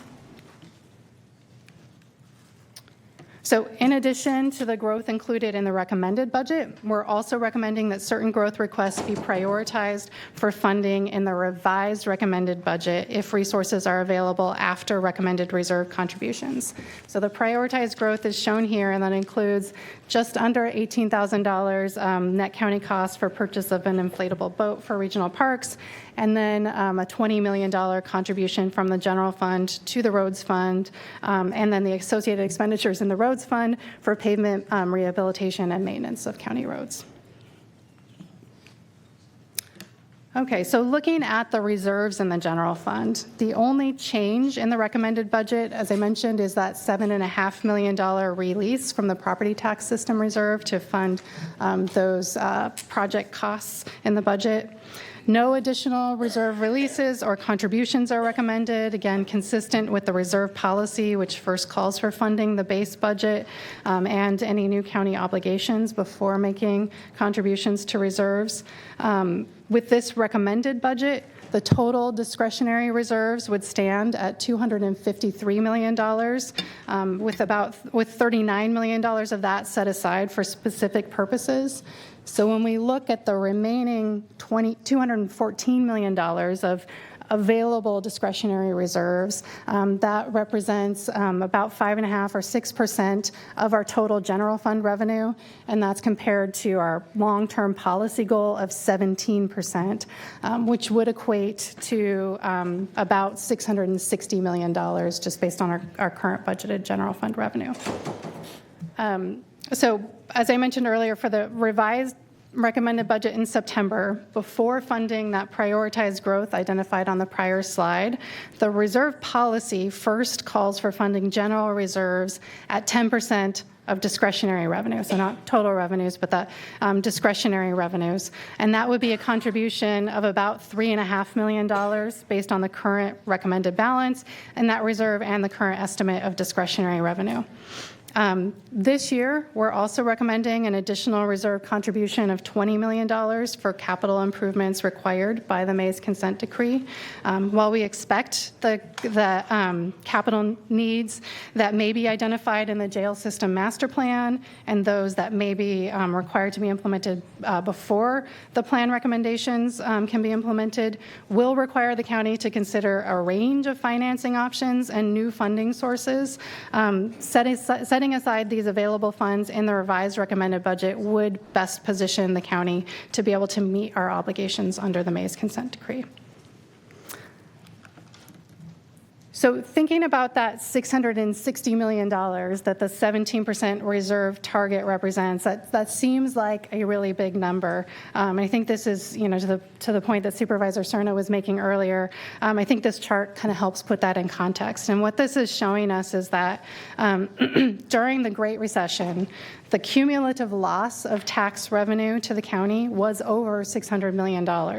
And that was starting at a much lower base of revenues than we have today, or than would be the case for a future recession. Additionally, this doesn't take into account our semi-discretionary or departmental revenues that could be subject to the same sorts of impacts during economic downturns. So obviously, if those revenues were factored in, the number would be even larger. And I think, again, as we alluded to earlier, some other context that's helpful is that on a relative basis, the county's reserves heading into the Great Recession were essentially the same as they are today, about 5% of the general fund budget. And those reserves were nowhere near sufficient to avoid the severe budgetary impacts with, again, over 3,000 county positions eliminated between 2007-8 and 2010-11. So the more that we can do to build up reserves, the better positioned we will be to sustain service levels during a future recession. And while we don't try to predict when a recession might occur, it is useful to look at financial projections to understand how decisions in this budget year could impact future years. And this slide is showing a multi-year sensitivity analysis for the general fund budget based on assumptions about future costs and revenues, and illustrates what might happen under those assumptions, with this chart showing the difference between projected discretionary revenues and projected net county cost through fiscal year 2031-32, which is which is the first full year after the county's pension obligation bonds are scheduled to be paid off. So each of these three lines is representing different revenue growth scenarios, ranging from 3% on the low end to 6% on the high end. And then all of the scenarios include the same assumption about net county cost, which is an underlying annual growth rate of about 3.5%, and then also reflects known reductions in scheduled debt payments over that period of time. So I think the way to look at this chart is where these lines are below zero, that indicates that our budgeted net county cost would be exceeding our revenues based on the assumption used for that scenario, meaning that we would continue to be out of structural balance and using fund balance to the extent available to pay for current year expenditures. You can see on this chart that in all scenarios, net county cost is expected to exceed discretionary revenues for fiscal 26-27.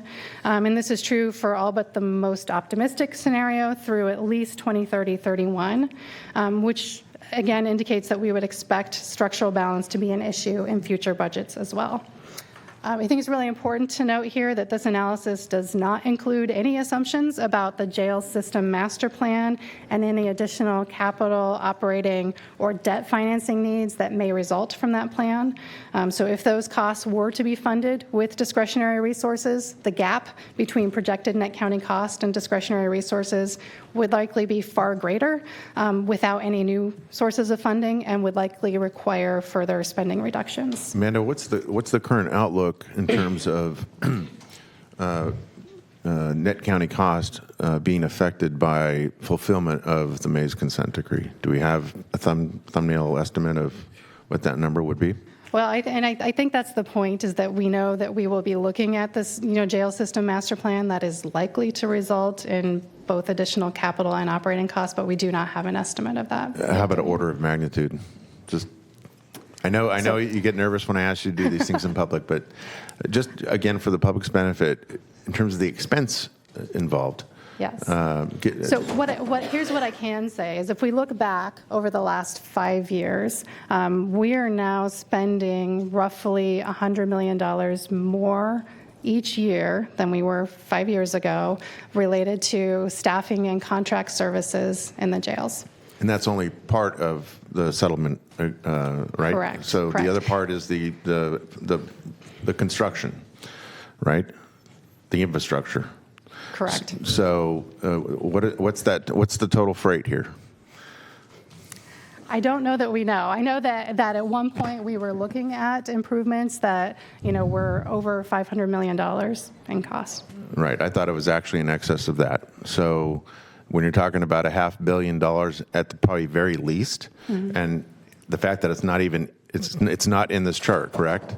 That means that we're looking at, even though you have 3 different scenarios, this whole thing could be argued as very conservative. Correct. Yeah, and that's the point that I want to make, is that we're not reflecting those costs because they are unknown, but there's likely to be costs, and I think there are 2 ways of thinking about that. That cost can require expenditure reductions, or that cost may require us to look for additional sources of revenue. Thank you. And to that point, as we continue to address the structural imbalance in the general fund budget with the cost to deliver services and fund capital needs, and so including for the jails and just other needs for county buildings and facilities, that those costs continue to outpace revenue growth. So one of the other recommendations that we have today, as I mentioned, is to direct staff to explore potential revenue enhancement options for the county. That would include potential tax measures that would generate additional discretionary revenue, and return to the board with recommendations for further consideration. So in addition to the recommended budget, we are also recommending approval of the 5-year capital improvement plan that totals $2.7 billion in project costs across 5 years, with $891 million in 25-26. The CIP includes projects in the departments that are listed here. funded with revenue in those departments, and all of the projects have previously been reviewed by the board. In April, the board referred the new and newly funded projects to the Planning Commission, and county staff had prepared to recommend to the Planning Commission in May that the projects be found to be consistent with the county's general plan. However, there was a lack of quorum at that meeting, and there were no alternate dates available. The CIP ordinance provides that failure of the Planning Commission to report its recommendation to the board shall be deemed a recommendation that the projects are consistent with the general plan, and therefore the board is able to approve the CIP. Funding for the 25-26 projects is included in the department's recommended budget. And that concludes my presentation. With the recommended actions displayed here, I'm happy to take any additional questions. Thank you, Amanda. Obviously, I stated earlier that it's a complicated budget, and I certainly don't envy your job, but you do a great work in terms of the analysis that goes into everything and how you present, and not just this budget cycle, but in past cycles as well. So we do appreciate the fact that you're informing us, you're informing the public, so that we can make, again, thoughtful decisions. So what we're going to do is we're going to hear from board members who may have questions or comments relative to the presentation. I'm told by the clerk that we have in excess of 80 speakers signed up to speak. And we're going to hear from all of you that want to address the board. Again, as a friendly reminder, be prepared. I'm going to set the clock at 2 minutes for each speaker. We're going to stick very close to that 2 minutes so that everyone who has a chance to address the board has that opportunity. But we will start by hearing from Supervisor Rodriguez. Good morning, Amanda. I just want to say that I think you are an exceptional chief fiscal officer. Coming into this, 5 months into this role, there was a lot of angst about going from a $248 million budget to a, $8.9 billion budget. And so you have made it very easier for me to really understand a very high level impact that I walked in here today after many days of stress, but I walked here today just a little more confident in what I know and what I value in this budget, and so I want to thank you. Thank you. Supervisor Hume. Thank you, Chair. I have a couple of questions that as we were going through this presentation, I was taking a deeper dive into the budget. My first question, and this can be given to me offline if somebody's not prepared to ask for it or answer it now, but what is Exodus Project? So that is the contract that I mentioned in Public Defender that is one of the recommended reductions, but would be restored in correctional health. And I will tell you a very basic answer, and I'm sure somebody here can give a more detailed one if you would like it, but it's essentially providing pre- and post-release services to jail inmates, again, in support of the Mays consent decree. Okay, it can be offline, but I'd like a little more detailed about who provides that and what services are provided. Then speaking of correctional health, obviously that's one of the largest appropriations increases coming from net county cost. And of the $6 million, I believe, increase that you showed on the slide, the lion's share of that, over $5 million, I think by my calculations, is going to the UCD for the mental health services contracts. And my question is, and again, I'm willing to take my answer later today offline, is how did we determine that they would be our provider? Are those services, were they bid? And I guess, are we locked in? How long is the term of the contract? Just, again, happy to take that answer offline. And then here's a question that I have for you that is where I really was taking a deeper dive, is in several of the recommended growth requests, it lists that this item is contingent upon approval of, and then it lists another growth request. For example, PCR budget unit 720900, or the Capital Construction Fund budget unit 3100000, right? And so for me to try and draw those lines back to see, and so I'll just cut to my question so that you can maybe answer that, which is, Of that 8.9 billion, in that pie chart that you showed of what is truly the money that you're not dependent on the crazy uncle to give you, one of those was interfund transfers, where essentially one department's paying another. And so I would assume that if some growth request is contingent on another growth request from another department or in another area, that is going to be one of those interfund. And so could I also extrapolate then that it's potential that the growth request I'm looking at shows a total appropriation with no net county cost because it's getting its money from the other department that had the growth request, but potentially were I to source it back to the original growth request, there may be net county cost in that growth request. Does that happen or no? So that typically is only going to happen where the general fund is funding expenditures in another fund. So an example of that would be the $20 million to roads. If you were to look at the roads fund, you don't see a net county cost, but there is an appropriation in a budget unit that we call financing transfers, which is the budget unit that transfers money out of the general fund where you will see that net county cost. So you're absolutely right. When those requests are linked, it's because there's a source in one fund that's funding another fund.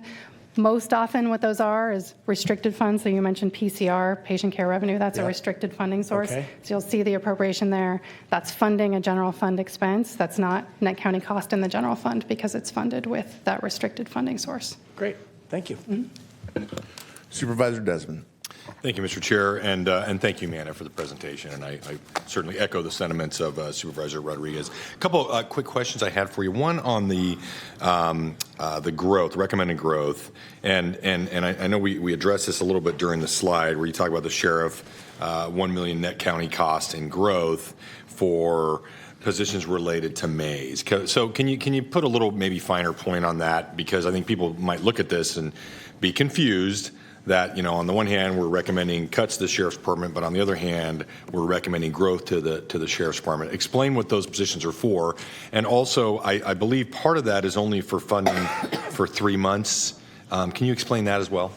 Yeah, that's correct. So the first part of that were those are positions that are being added to provide escorts for medical and dental appointments. So again, this is supporting the Mays Consent Decree remedial plan that has sort of requirements around care provided to inmates and the availability of sheriffs. Deputies to escort to those appointments is critical for that care to be provided. So those are the positions that are funded for the entire year. And then you're correct, another part of that, as I mentioned, this impacts both the correctional health budget and the sheriff's budget, where there's an expansion of the acute psychiatric unit. There's some physical improvements that need to happen before that can be opened, and those aren't expected to be done until approximately 3 months before the end of the fiscal year. So the operating costs that we are budgeting for are just 3 months of those costs. Of course, we will have 12 months of those costs in the following fiscal year. Sort of again to the point of structural balance, right? I mean, that's something I think we need to be aware of, is that there are additional ongoing costs associated with these recommendations. So that one specifically is 9 positions, so 8 deputy sheriffs and 1 sergeant for the acute psychiatric unit expansion. So that the 3 months of cost is $476,000, but you would effectively multiply that by 4 to get to an annual cost. Okay. And then one other question I had about our general fund reserves, and I'm looking at the chart on page 28 of 30 of the board letter, and we have obviously the discretionary, non-discretionary, but we have dedicated and non-dedicated. So looking at the dedicated, we have the 2 categories there. And I'm hoping you can explain a little bit to me about, I remember the American River Parkway homeless funding discussion, that $5 million. And then explain to me what that was for, and then also the ARPA CBO capacity building. Can you explain that a little bit and what that is dedicated for? Yeah, so I will start with the American River Parkway homeless, this is a reserve that was added at Supervisor Cerna's suggestion during budget hearings a few years ago. I think with the intention of, identifying a use in terms of a facility and facility improvements that would help provide sheltering capacity and address homelessness on the Parkway. I'm happy to defer if I didn't get any of that correct. Okay. Yeah, no, I think Amanda's generally correct. I think it was a little bit broader than that. I think it was really to have some resources available to address the impacts associated with folks that are unsheltered as it relates to the Parkway. So I would say that certainly could be used for sheltering, but it could also be used to address the actual impacts that occur on the Parkway. And I will definitely have a lot more to say about that $5 million a little bit later as a preview of coming attractions, because I've given that a lot of thought, and I think this is the budget cycle we need to consider allocating that $5 million for its intended use. Supervisor Desmond, as we jump into the CBO capacity building, Siobhan's been running the project for quite some time, and having public hearings, so maybe she can touch on exactly what that is. Great, thank you. So Siobhan Guattari, Deputy County Executive. So the intent of the CBO capacity building when the board set it aside a couple of years ago when we received ARPA funding was to really ensure that the CBOs that are working with the most impacted communities in our area were built the capacity in order to have a greater impact. And so the board set aside just over $7 million. That since then we've decided to use the ARPA money for other critical services around COVID, and we're using the general fund for the CBO capacity building. There's three real objectives with that money. One is we want to ensure that as a county, we're making ourselves as barrier-free to work with some of these CBOs that are doing the critical work. So these are process improvements we're making to the way that we RFP, that we contract, that we provide payments to them, those types of things. The second intent is to make sure we're communicating and partnering with them, coming alongside to hear what the needs are so that we can develop strategies that can have the greatest impact. And then the third intent was really to get funding out the door to them in the form of grants to be able to ensure that they can enhance their capacity to serve the critical needs surrounding issues like homelessness, as an example, or mental health. So right now, you had set aside just over $7 million. We have just over $6.8 million left in that bucket. We were intending to actually get that money out the door this spring when we found that the federal and state budgets were being impacted for some of our social safety net programs. We put a pause on that to see what would happen with the budget over the next several months, and we've communicated that to our CBOs and our partners, and we will see how this plays out and then make some decisions with your input. Great. Thanks. Thank you. And in terms of, it maybe it's a little bit of a misnomer to say ARPA. I mean, this is essentially general fund dollars that we could use. Absolutely. This is Okay. general fund. Yeah. Okay. Thank you. And Supervisor, just to make sure you heard this portion of it, although the table that you referenced is $6.949 million, the actual number left right now is $6.821 million. 6.821. And I know this goes without saying, but I will just say, of course, everything you see on this table is one time. Yes. You do your job well, Amanda. All right, Supervisor Kenney. Thank you very much. I'll also have comments later about both of those two funds. I think Supervisor Cerna and I will probably be on the same page on one of the two. The one specific question I have, just because we received correspondence as late as last night from the Sacramento County Office of Education and the cuts to the educational services for foster youth, including our welcome homes. The question from SCOE and the superintendent is, can we kick the can down the road a bit between now and September to give them an opportunity to come up with a plan and maybe do a little better job of coordinating with them to ensure, this is their statement, to ensure that those services aren't lost and they're funded. That's part of it. And I'm wondering if we can, number one, and number two is there a risk if we stop funding those, that program or those services, that we're going to withhold educational services for some of our most vulnerable and those youth that need it the most? So I think I can answer the first part of that question, and then I'll probably defer to Siobhan for the second part. I mean, of course, the board can choose to fund whatever you all agree to here. We would just need to identify an available source of funding to do that. And I think if we're thinking about this as a ramp down, a one-time source of funding would make more sense. And then I'll defer to Siobhan for a second. Yeah, and I'm going to have Shelby Boston, our DC Fast director, come up and just answer the second part of that question for you. So, Amanda, so we would fund it, but it still means things could change between now and September anyway, be it up or down. Correct, but if it's funded in this budget, it would need to have a funding source. I understand. We identify the funding source, but it still could go away between now and September should we come up with a better plan with SCOE that works for both parties. Thank you. Good morning, Chair Cerna, members of the board. Shelby Boston, Director of DC FAST, Department of Child, Family, and Adult Services. Thank you for the question. As you know, this was a difficult recommendation to make. The bright side is that the foster youth services that are provided to our department and to the children in foster care are a mandated service of SCOE. And so we have already started conversations with their staff to determine if we can seek alternative funding through drawing down of Title IV-E funds.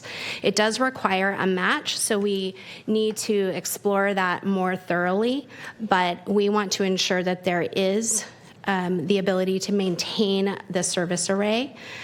We have been paying for an enhanced level of service, which is beneficial, but we believe that we have some opportunity there for some seeking of what other jurisdictions are already doing that we haven't done here historically in Sacramento. Okay, so the superintendent has come forward with an offer to, can we work something out? Like, we just found out about this May 22nd. Hasn't given us an opportunity to create a new program and to be able to backfill this, but no one's saying it can't be done. Correct. What I'm concerned about is if we make a decision today to go along with a recommendation to not fund this, and they don't have anything in place, and we haven't worked with them to put anything in place, is that funding going to just immediately stop, and therefore the programs stop and the services stop? Right. So we're basing our conversations with them on what the superintendent staff has shared, that they're willing to continue, perhaps a little modified, maybe not as many in-person visits to the welcome home as they had agreed to in the current contract. But we believe that we'll be able to reach some sort of resolution within the next, I would say, probably 6 months. Okay. Thank you. You're welcome. A little follow-up to that, though. Shelby, so you referenced the prospect of looking at Title IV-E with a match. How vulnerable or likely, maybe that's the better part of the question, would that be given the disposition of the Trump administration and kind of the chaos that they weave? Yeah, I wish I had the crystal ball. I'm not hearing anything related to foster youth impacts at this time on the federal level, and we're closely watching that. Okay, thank you. All right. Okay, a little housekeeping here. So the clerk has reminded me that both the sheriff and the DA have separate presentations. So we are first going to hear from, that is if the board does not have any more questions for Amanda. I don't see any. We are going to hear from the sheriff, I assume, or the undersheriff. I'm not sure who's presenting, but from the sheriff's department. And then we will then take questions from the board for the sheriff and his staff. Then we will proceed to hear from the district attorney, and members of the board will have an opportunity to ask questions of the district attorney, and then we will finally move on to the public. Welcome, Sheriff Cooper. Thank you, Supervisor, and good morning, board members.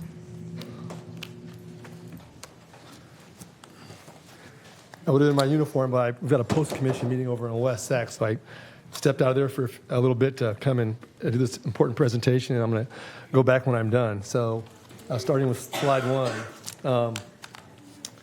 The core law enforcement functions are considered jails, patrol, and criminal investigations. Non-core law enforcement functions are important, but nice to haves. As you can see, we respond to a lot of calls. Slide 3. In past budget cycles, I have asked for more deputies to address May's consent issues that were denied. Those positions were similar to the ones that this year's recommended. Am I doing? Can you hear me or no? Sorry.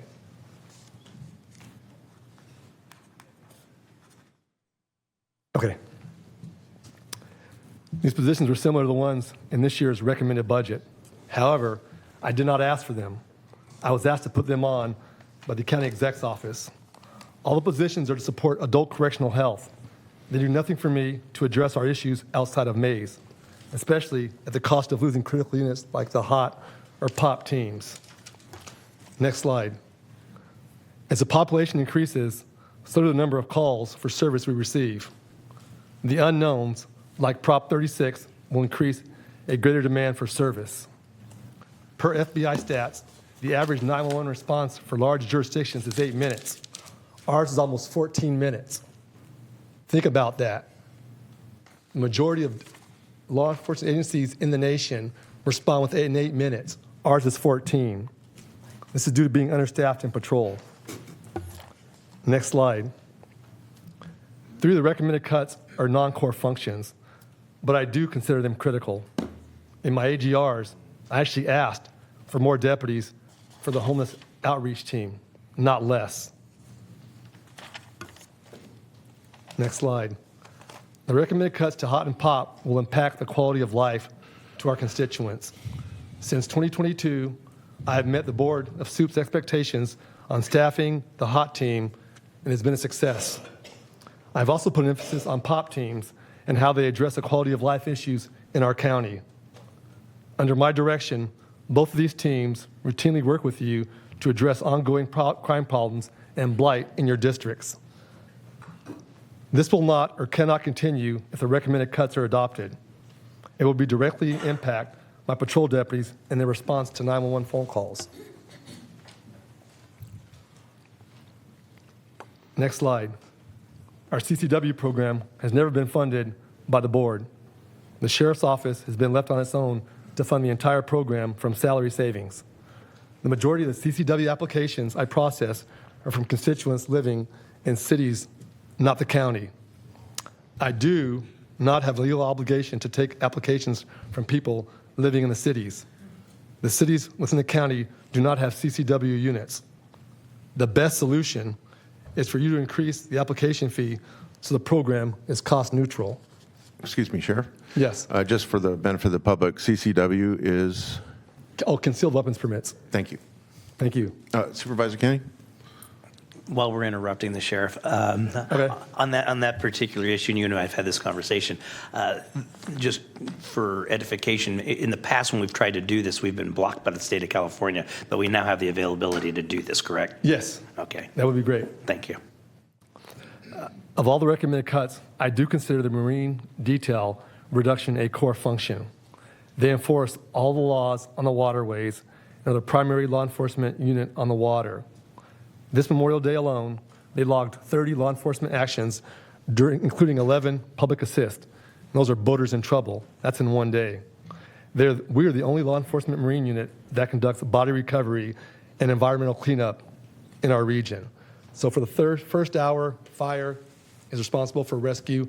After that, we're responsible for recovery. In the past 12 months, they've removed 49 abandoned vessels, recovered almost 10 vehicles, half of which included body recoveries. There remains over 20 identified submerged vehicles still targeted for removal. Next slide. Supervisor Kenny? Thank you. On the Marine unit, Sheriff, I apologize again, but so this actually, it goes beyond just enforcement. It's also recovery. It's and not just recovery of an unfortunate situation where there's bodies involved, but also vehicles. Is that correct? Correct. And these are vehicles that Supervisor Human and I are aware, as members of the Delta Counties Coalition, that are a tremendous impact on the environment throughout the Delta. So it actually goes beyond law enforcement, and you're doing environmental cleanup in a way. Yes, and actually I succeeded in getting a grant from the state with the assistance of Senator Ashby for about $1.5 million, I think. Yep. And it is a boat to dive off of our diver team to go in and get those boats. But one of the big issues is for every car you recover, the tow companies will charge you about $2,000 to pull that car out of the river to recover their costs. So it's very expensive, similar to our tow program. Thank you. So since 2005 until now, the Sheriff's Office sworn staff has decreased by 10.6%. The population of the county has grown by 21%. We have almost 200 less sworn officers today than we did 20 years ago. We have the least number of officers per 10,000 residents than all other law enforcement agencies in the county. Next slide. We continue to feel the impact of the recession. Supervisor Hume. Thank you. Sorry to interrupt you, Sure. Sheriff. With reference to that previous slide, I know that it used to be there was an industry standard of one officer per 1,000 residents or thereabouts. Yes. Can you give me an idea what Sacramento County Sheriff's Office is? It's coming up, actually, yes, Okay, thank yes. you. Supervisor Desmond. Okay. Got to be quick on the draw here. We continue to feel the impact of the recession, even as the county's population grows. I have the same number of homicide detectives today the Sheriff's Office had 20 years ago. In 2007, there were 23 child abuse and sexual abuse detectives. Today, 20 years later, I have 15. That is 8 less than I had 20 years ago, with a population increase of 21%. We run one of 5 ICACs, Internet Crimes Against Children, child pornography task forces in the state, covering all of Northern California. We had 15,000 tips last year that generated 12,000 cases. The Sheriff's Office is dead last of officers per population among all other law enforcement agencies in the county. In addition to being last, we have the most square miles to cover per officer.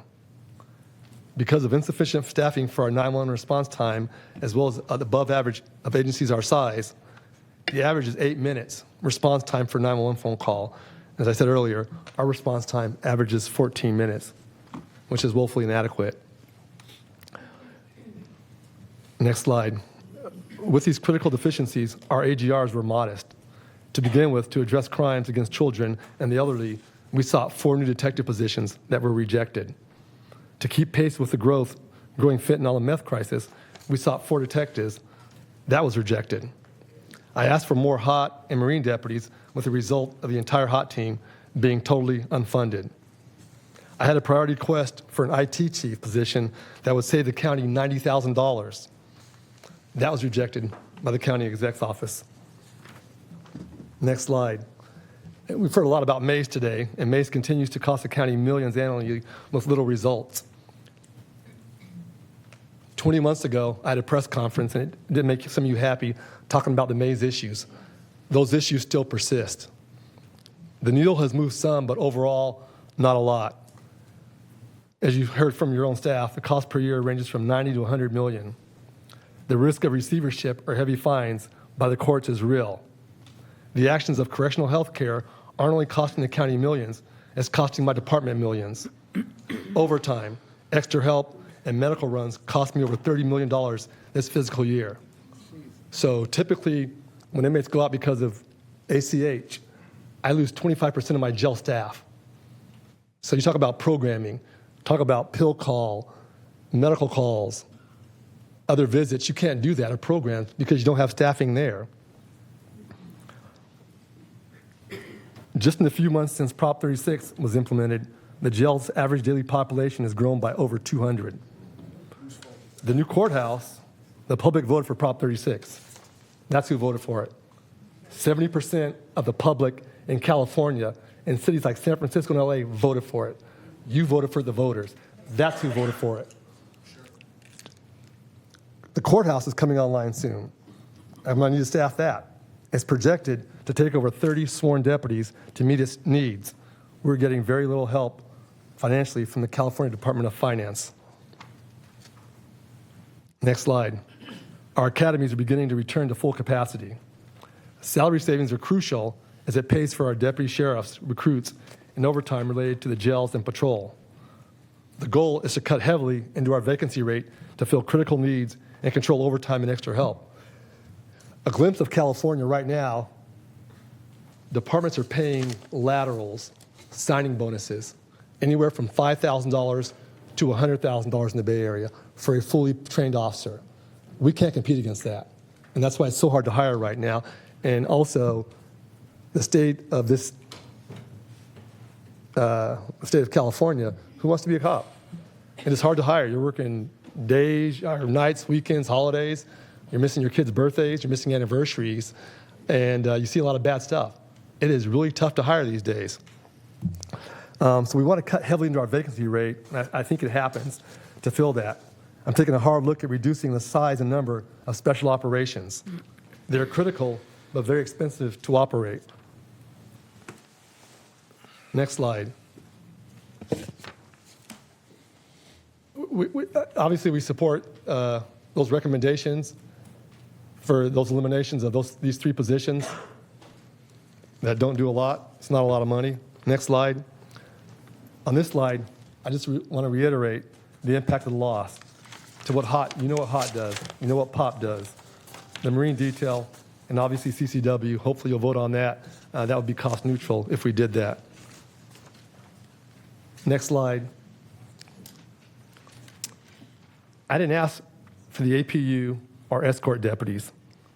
I was asked to include them by the CEO's office. Funding these positions creates a need for me to offer up cuts such as HOT and POP teams. The CCW program needs to be cost neutral. I would consider ideas with the Youth Services Unit. How about this? Instead of cutting those positions, there's an opportunity to use them for the MAIS efforts and APU efforts. It goes back to me offering a $90,000 in cost savings for an IT efficiency. I'm confused why that got shot down. Next slide. We're done with that. You know, you think about it with correctional health services, $6.3 million net county cost to support MAIS consent decree remedial plan. Health services, $5.3 million net cost to the county to support MCD behavioral health. Sheriff's office, $1.1 million to support ACH for MCD, with $500,000 for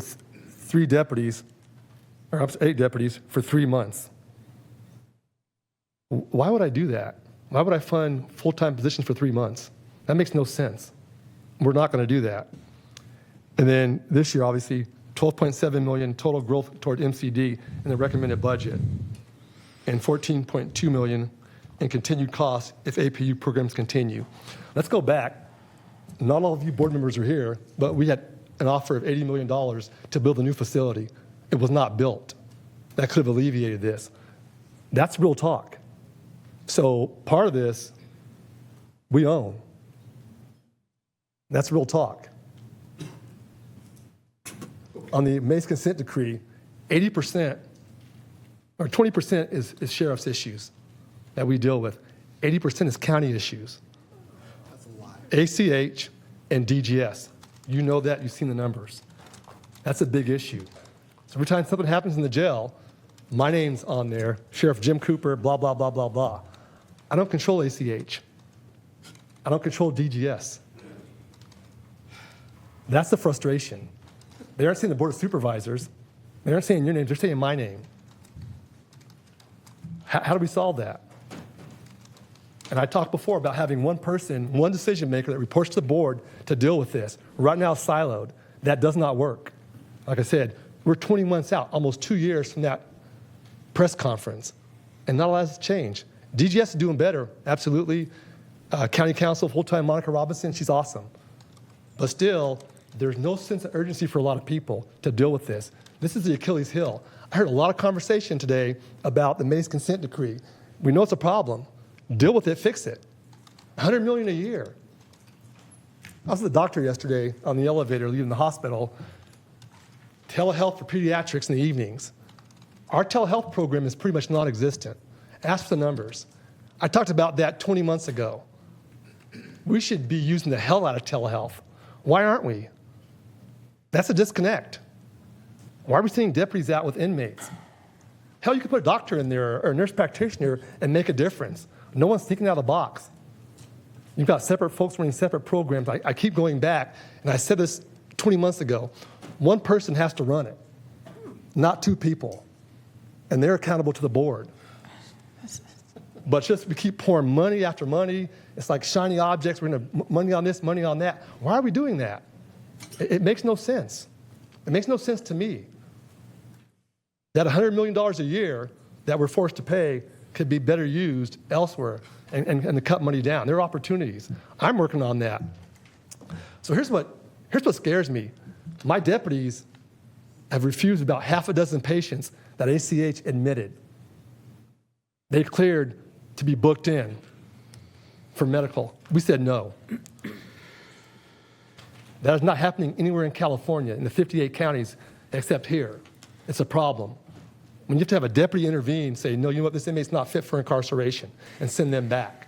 That's troublesome. We cannot have that. It's a problem with ACH. It has to get fixed. It's like sometimes, in my mind, with certain people, Roman's burning and someone's just fiddling, not really caring, and not having a sense of urgency. And it can't be that way. It has to change. So like I said, this has been going on for 2 years. The courts have gotten more aggressive with this.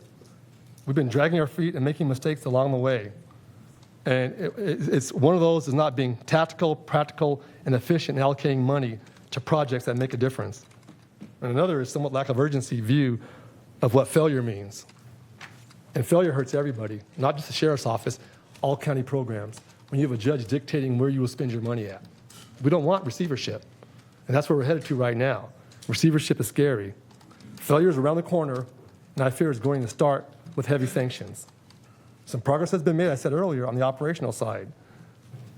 So it's working better, but still, that sense of urgency has to happen, but it's not enough. And one thing I would ask for this board is one person in charge of this, of everything, all maze, all jail stuff. It has to be that way, and it will be so much better. Sure. Someone who can coordinate all parts of the consent decree with all the parties involved. One person who can report directly back to the stakeholders and the board without limitations of other duties, oversight, and assignments. I know a lot of comments were made. I know about the discussions with the CEO's office, and they weren't adversarial. So I want to have the undersheriff talk about that and just kind of give you a picture of how we got to where we are, because he was directly involved in those negotiations. Good morning, Chair, board members. I think it's worthwhile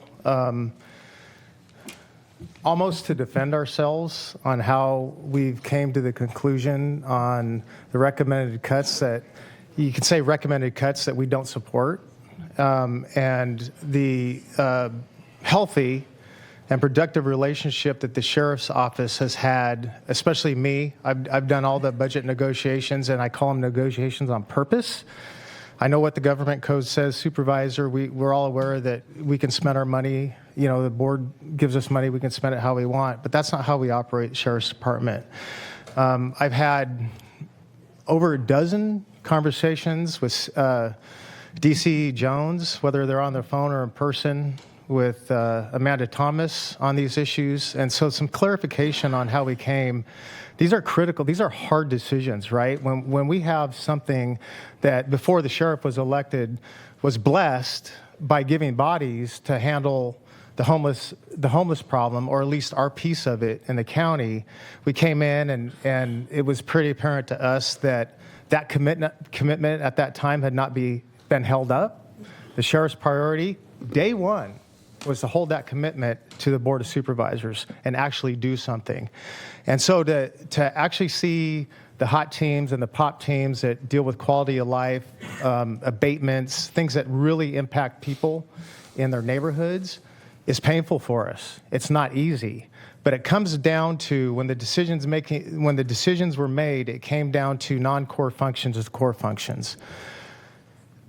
Say that the HOT team and the POP team are non-core function. I would like to also add that they are critical functions.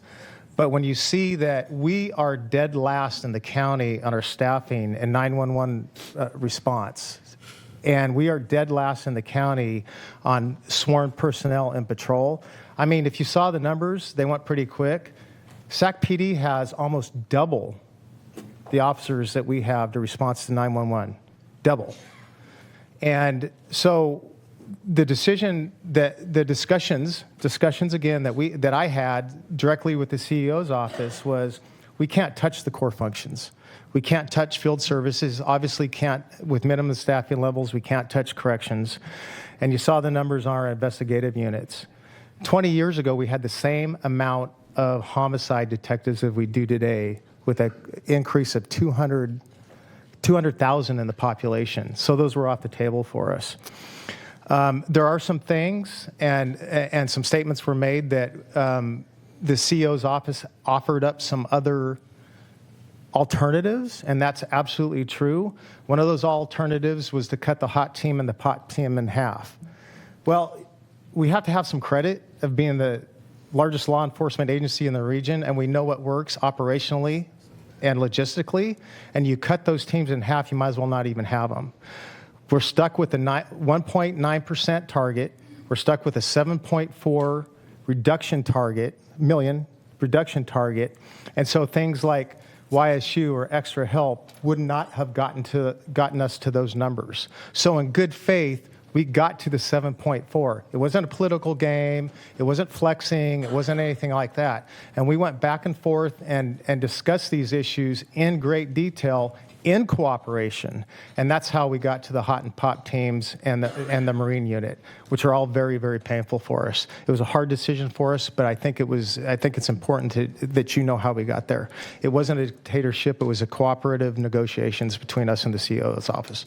I'm going to interject here. That's fine. I get that, and I say that respectfully.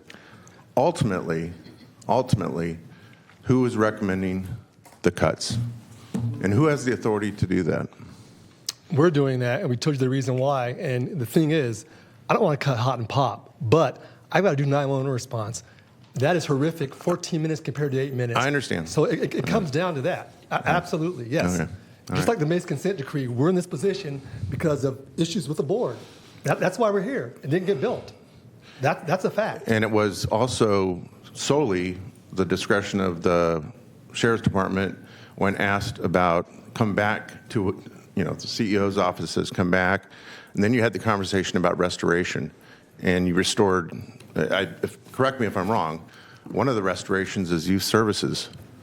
Okay, so let me ask you, is youth services a core activity? No, it's a nice to have. Right. And the bottom line is it's 911 response. That's the most important thing. When these folks in this room that live in Sacramento County call and want a deputy there, that's the most important thing. Is it important? Absolutely. But the core response is 911 response, period. I don't disagree with you. I'm just perplexed why youth service is a restoration, yet it's not a core service. And yesterday, we had a conversation about military equipment, and one of your deputies was saying that part of the infrastructure used for youth services are things like Humvees with Xboxes. That to me I agree with you, not a core service. So I don't understand why it's a restoration, Sheriff. You think about yesterday. I watched that video of the hearing yesterday, you talking about that. A lot of those are paid through other fundings for it. And on one incident, we used 5 drones that someone destroyed on that. And I would rather send a drone in and use some of that military equipment. And these are drones you can buy at Costco, so it's not really military equipment. Let's be clear on that, okay? It's not military equipment. But on that, I would rather send a drone in and get it destroyed than having us have a bad outcome and take someone's life. Number one, that's important to me. And that's not at the cost of a position. I don't disagree, but we're not talking about drones right now. Or my deputies that died in the line of duty. Okay. Like Jeff Mitchell, Danny Oliver, Bob French, Mark Stasic, Adam Gibson, Vu Nguyen. I'm just saying, those things are tools. They're great tools. They work good, and we're going to use them. We're going to buy military equipment, quote unquote, but it's really not. It's like the command bus is military equipment. So I get what you're saying, Supervisor, but we're spending a lot of money elsewhere, and that $100 million a year on Mays consent is still hanging out there. And that's a big issue. And I'll agree all day long. There's some benefit to youth services, but I think I just heard you say, why not find a different funding source? So why not rely on the cuts. some Let's go future back to the grant? cuts. You want to give us positions to deal with APU and ACH. That's a problem created not by me. It's a problem with the county. That's a county issue. So those positions, take those positions back. I'll make it work. I never asked for those positions. I was asked to do that. And you go back and look at AGRs, previous years. I've asked for things that dealt with maize. It was denied. Since I've been here and when Scott Jones was here, to deal with maize directly. All of a sudden this year, we get the AGRs asked to deal with maize because we got asked by the CEO's office to do it, and we did it out of cooperation. Supervisor Desmond. Thank you, Mr. Chair, and thank you, Sheriff. I appreciate the presentation, and Under Sheriff Ziegler, and I especially appreciate discussion about the negotiation you had with the county staff. And the first thing I want to hold off on the conversation on the AGRs, because I do want to get to that and your proposal. But first, I want to drill down a little bit about that ratio slide that we had a few slides back. I think it's important to put that back up there, and maybe it affects me because 90% of my constituents live in the county, and they are exclusively served by the Sacramento County Sheriff's Department. So it certainly impacts the residents in my district disproportionately, I think, when we see these ratios so low.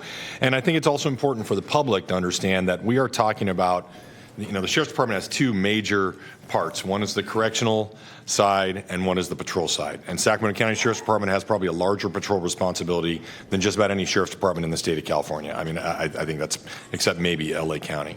And I'd ask Mr. Chair if we can keep the comments from the crowd at a minimum. And we know exactly what we're talking about, the peanut gallery. But what would it take? I think about this, Sheriff, and I'd like to ask, what would it take? Are there enough vacant positions right now in the sheriff's office to improve that ratio? If we get them down, it will help. It's not the end all, the be all, but a lot of that money we're using to run recruits in the academy, the salary savings for paid positions. And then, I had this discussion with Britt Ferguson, Amanda's predecessor, a few years ago, and I asked him to break down, hey, separate out the correctional side of the Sheriff's Department. I want to know how many resources we have per 10,000 people in unincorporated Sacramento County. And I think even back then, obviously, it was still much lower than we see with a lot of other police departments. And we have to be looking at that measurement in terms of the service delivery to folks out in the unincorporated areas.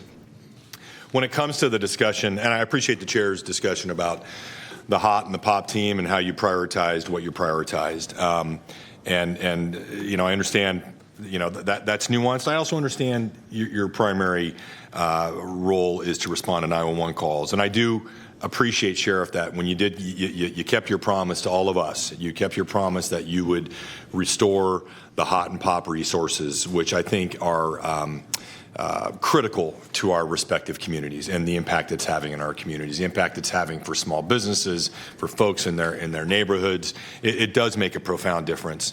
But in my discussions with a lot of folks in the Sheriff's Department, including other friends in the Highway Patrol, I know that the more specialized units that are pulled away from just primary patrol functions, that has an impact on the patrol functions in terms of the amount of overtime the officers have to work to keep up, the call volume that they're facing. And I hear that from the Highway Patrol in terms of all the things the governor is pulling the CHP to do, and that's taking away from their primary patrol functions. Is that the kind of dynamic that you're facing by keeping the HOT and the POP team staffed without getting some relief in terms of more patrol deputies? Yeah, it's true. And we've done our human trafficking operations. We probably rescued 20 juveniles. Those operations are about $70,000 per operation, but you can't put a price on the life of a juvenile.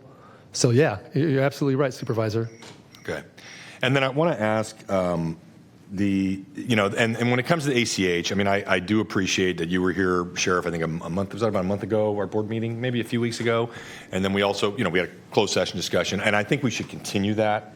We're not going to resolve a lot of these things here in terms of who's responsible at the county, but I think that was a very productive discussion. We should continue doing that. I'm looking at Siobhan and our county exec.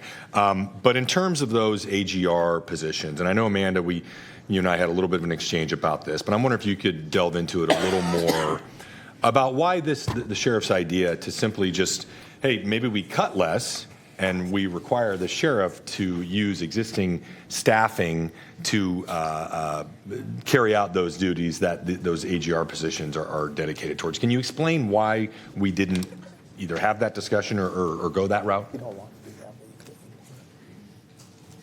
I will start, and I think I may end up deferring to Deputy County Executive Jones. But I think again, sort of getting back to your question about what specificity do we need to have in the budget? I think we wanted to be transparent about what the requirements are, what our obligations are, and the things that we have identified as needs, additional resource needs. And I think that was the case for those medical escorts and the APU expansion. So wanted to make sure that resources were provided for those obligations. Thank you. And Eric Jones, Deputy County Executive, Public Safety and Justice. I will just add that it was a growth request, and it is true that the county exec's office asked those to be put in there after several meetings about what is needed for Mays. We couldn't even fund all of the growth requests for Mays. We had to really super prioritize it. We had to have discussions with class council.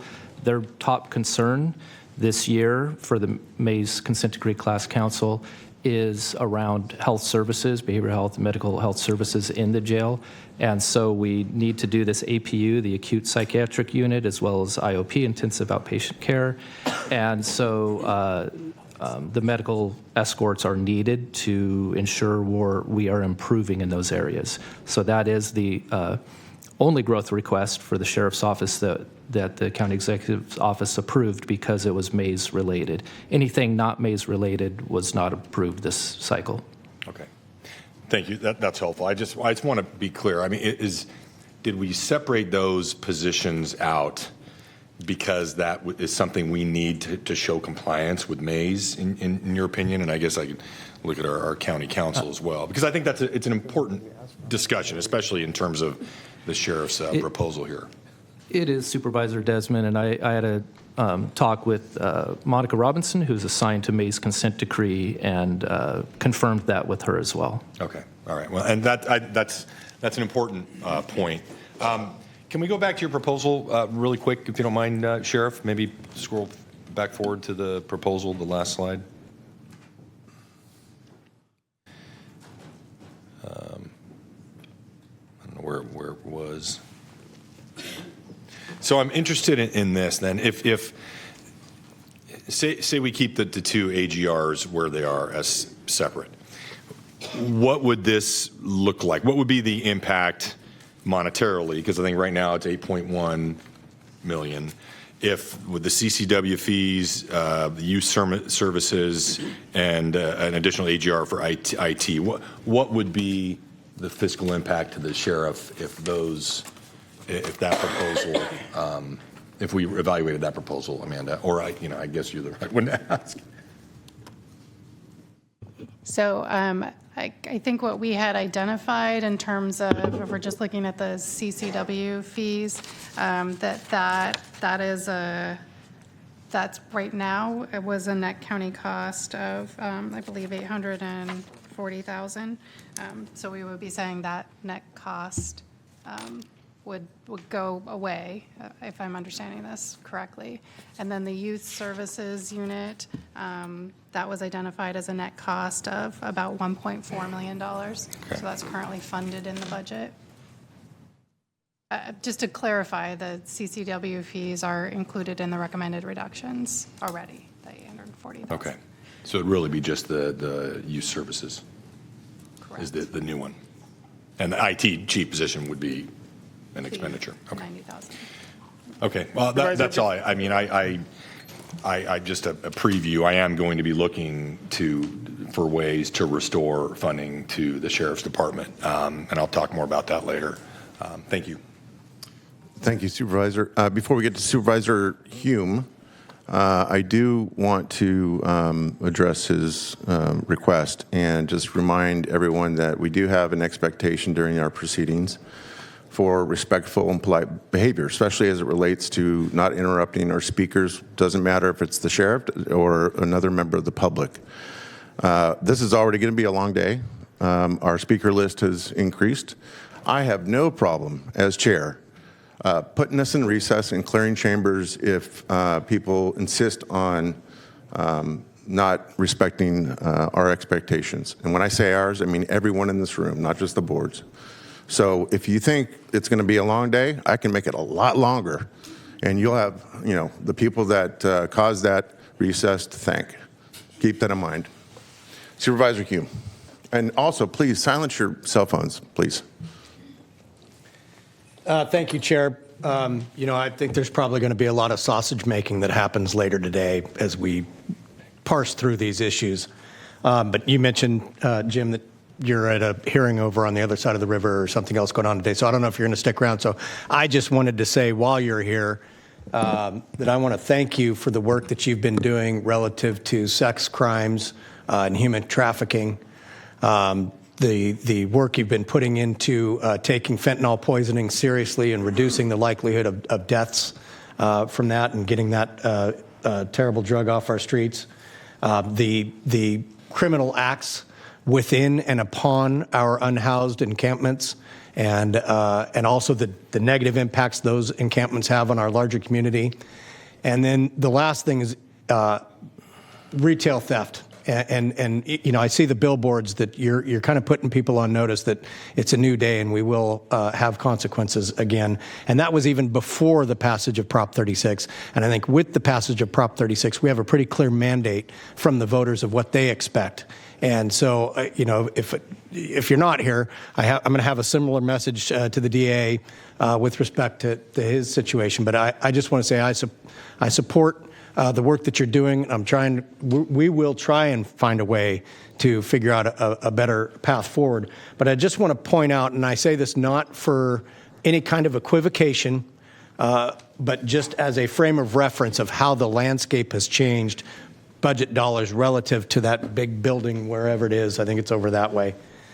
And so back when the healthcare, and again, conditions then are what got us into trouble that we're now having to reconcile and pay the piper in current dollars as well as future commitments.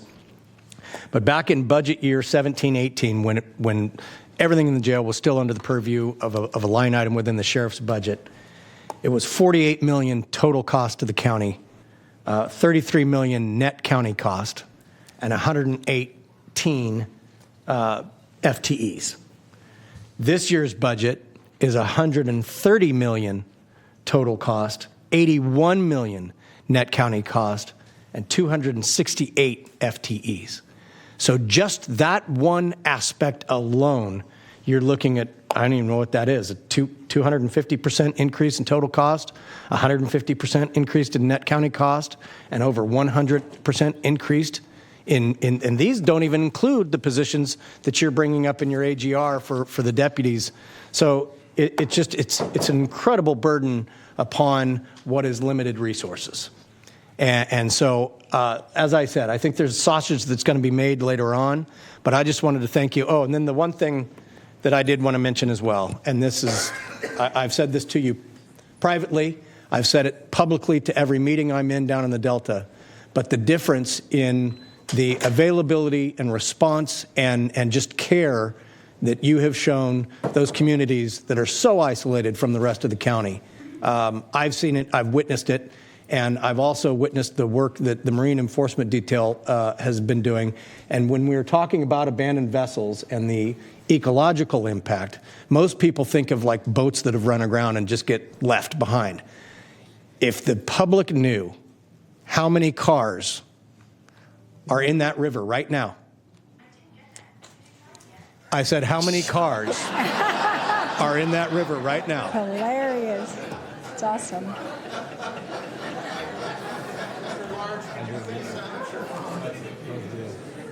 And this is the tragic part. that I maybe shouldn't even say out loud, but I will. The number of those cars that still have bodies in them. It's tragic because some of them went into the river and nobody knew. Their loved one just didn't come home that night. So again, I want to thank you. If we don't get around to whatever the comments that get made later, I want to thank you for the work that you're doing to take these quality of life issues seriously, because people pay their taxes, and providing for the general defense, I think, is the number one obligation of government. And so a lot of that comes down to law enforcement.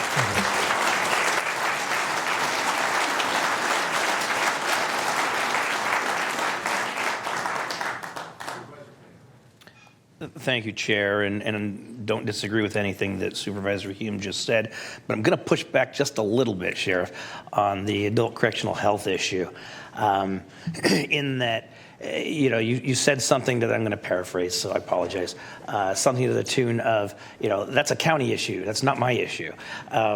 And frankly, with the Mays consent decree, if we don't improve, because one of the main things, but one thing that you and I will agree on is that ACH hasn't worked. We've had a lot of problems over the years, and I agree with that. If we don't fix ACH, you talk about, all five of us up here and you agree on one thing for sure. We don't want receivership. If we don't address significantly ACH and put significant resources behind it, it's not an us issue or a you issue. It's an us issue. I mean, I don't separate adult corrective health away from your functions, even though they're in different departments. Does that make sense? No, it does. Yeah. So, and with that, you have better things to do than watch the end of our meetings. But yesterday, I did bring up and asked for, and pardon my colleagues for repeating, I did ask for, because since you and I met and you shared your concerns about ACH, which are fair, I met with a number of staff and departments to talk about, okay, this thing's been broken. What are we doing? Are we doing anything?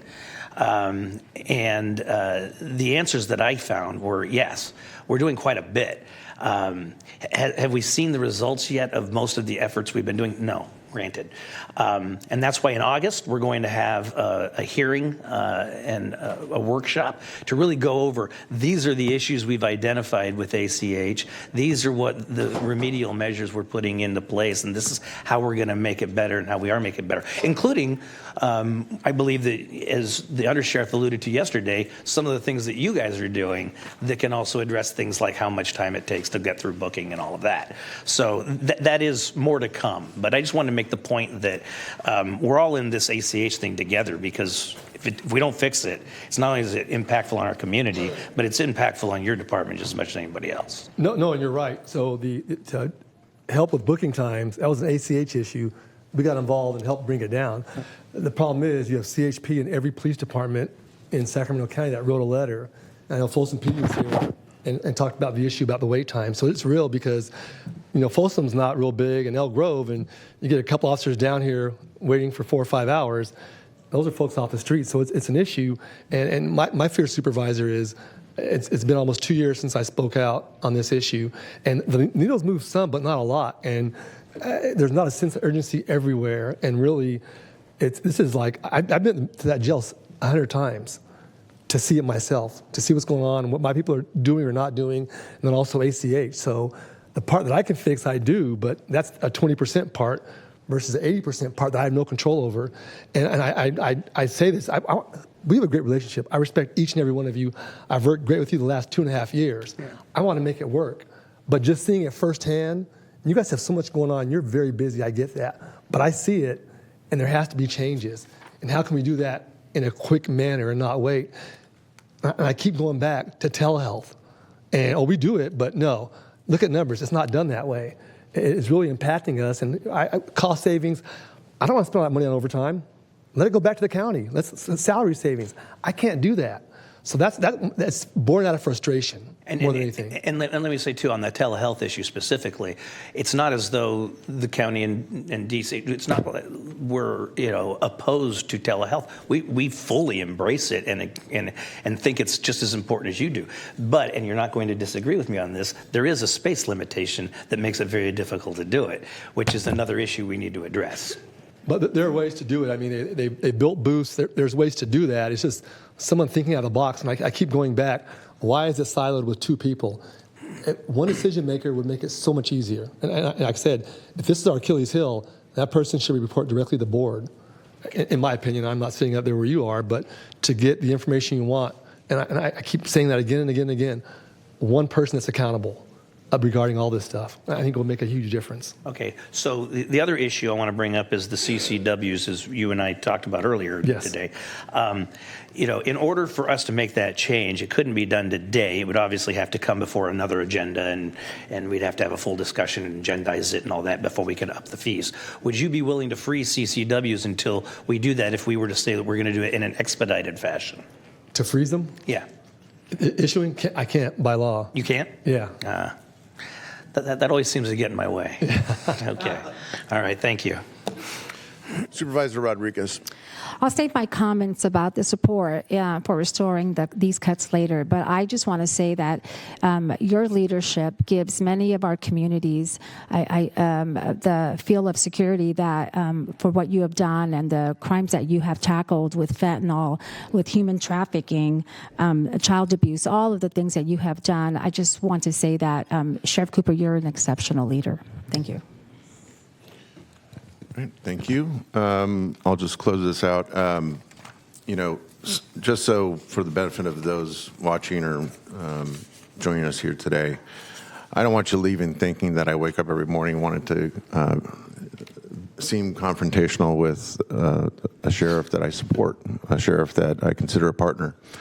But what I do disagree with, and why I have my earlier statements and why I've interjected as I have on process, is again, I think it's really, really important from the standpoint of understanding who is doing what in the budget process, that the public understand there's one person only, despite what's on a slide in a PowerPoint, to the contrary, who is making the recommendations for the cuts to the county executive, and that is the sheriff. It is the sheriff's responsibility. It's actually in law, as one of my colleagues has pointed out. So, again, I don't want to cut anything. Are you kidding me? I don't want to have to make those difficult decisions. I would much rather consider, at best, a status quo budget, and preferably a budget that actually sees revenue growth so that we can actually enhance programming, including the critically important services that the sheriff provides. But I will never be convinced that David Villanueva said cut hot and pop. He did not. That was a recommendation, plain and simple, from the sheriff's department, okay? So please understand that. I get it. There's a lot of support behind the sheriff for law enforcement, and I'm a fan of law enforcement too. I get it. It's important. But I just think it's, again, necessary for the public to at least hear my sentiments, my perspective on the fact that this was not a recommended list of cuts that came from the CEO's office. Thank you. Thank you. All right. Next, we will hear from the district attorney.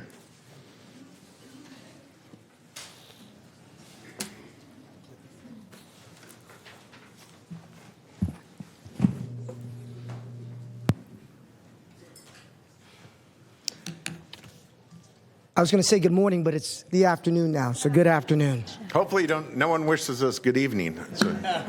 I hope not either. First of all, thank you for providing me the opportunity to address the board, and thank you for people from the public and from our community here to support public safety.